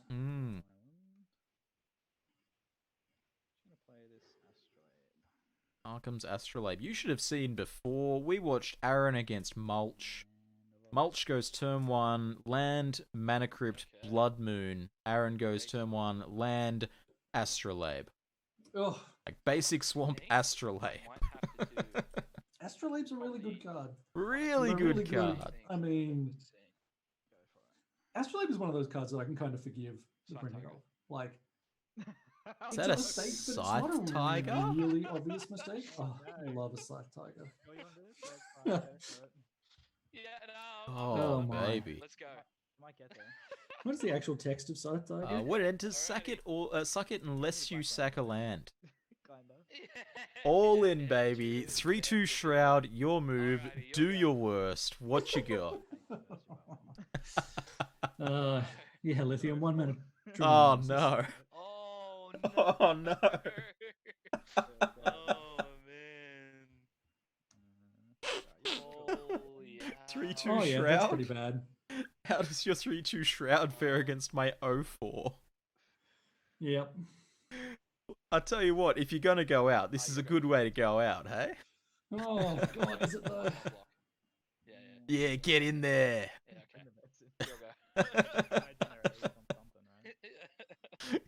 Cue up the Curb Your Enthusiasm music.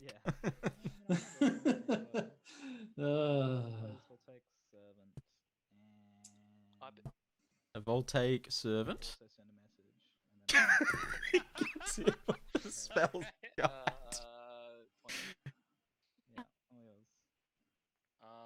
We're almost done. We're in the final game of the finals. Ant is in the finals. He's got no lands in play. He's got no lands in play, and he's just, I believe, drawn a card and discarded a card and said go. He went all in on a 3/2 Shroud, and the opponent played an 0/4. Yeah. This is brilliant. This is Magic the Gathering as Richard Garfield intended. We'll see how And now he's even, going for a duress just for rubbings. Nimble Oh, we've got a Mongoose. Nimble Mongoose. There's a drill bit. Drill Bit. Whoa. Drill Bit's pretty spicy. And a Sky Shroud Elite. So only 2 targets here for the Duress and the Drill Bit, which are both the same damn card. But otherwise, it has no downside. No downside. Yeah. Pretty much. I think you're supposed to take the Duress here. The Drill Bit can't be turned on. Yeah, sure. Will the drill bit get turned on just if you attack, or do they have to take damage? They have to lose life. So Right, okay. So that's not... Spellskite can do it, Fetch Land can do it. Play a land. That's not really a card with text then. Oh, that's a card with text. A Bloodghast! He discarded the Bloodghast to hand size. Yeah. Well, now this game's more interesting. Oh. It's all fallen apart. Stop the laughter. Record scratch. Still can't attack yet. Actual factual Scythe Tiger. That's right.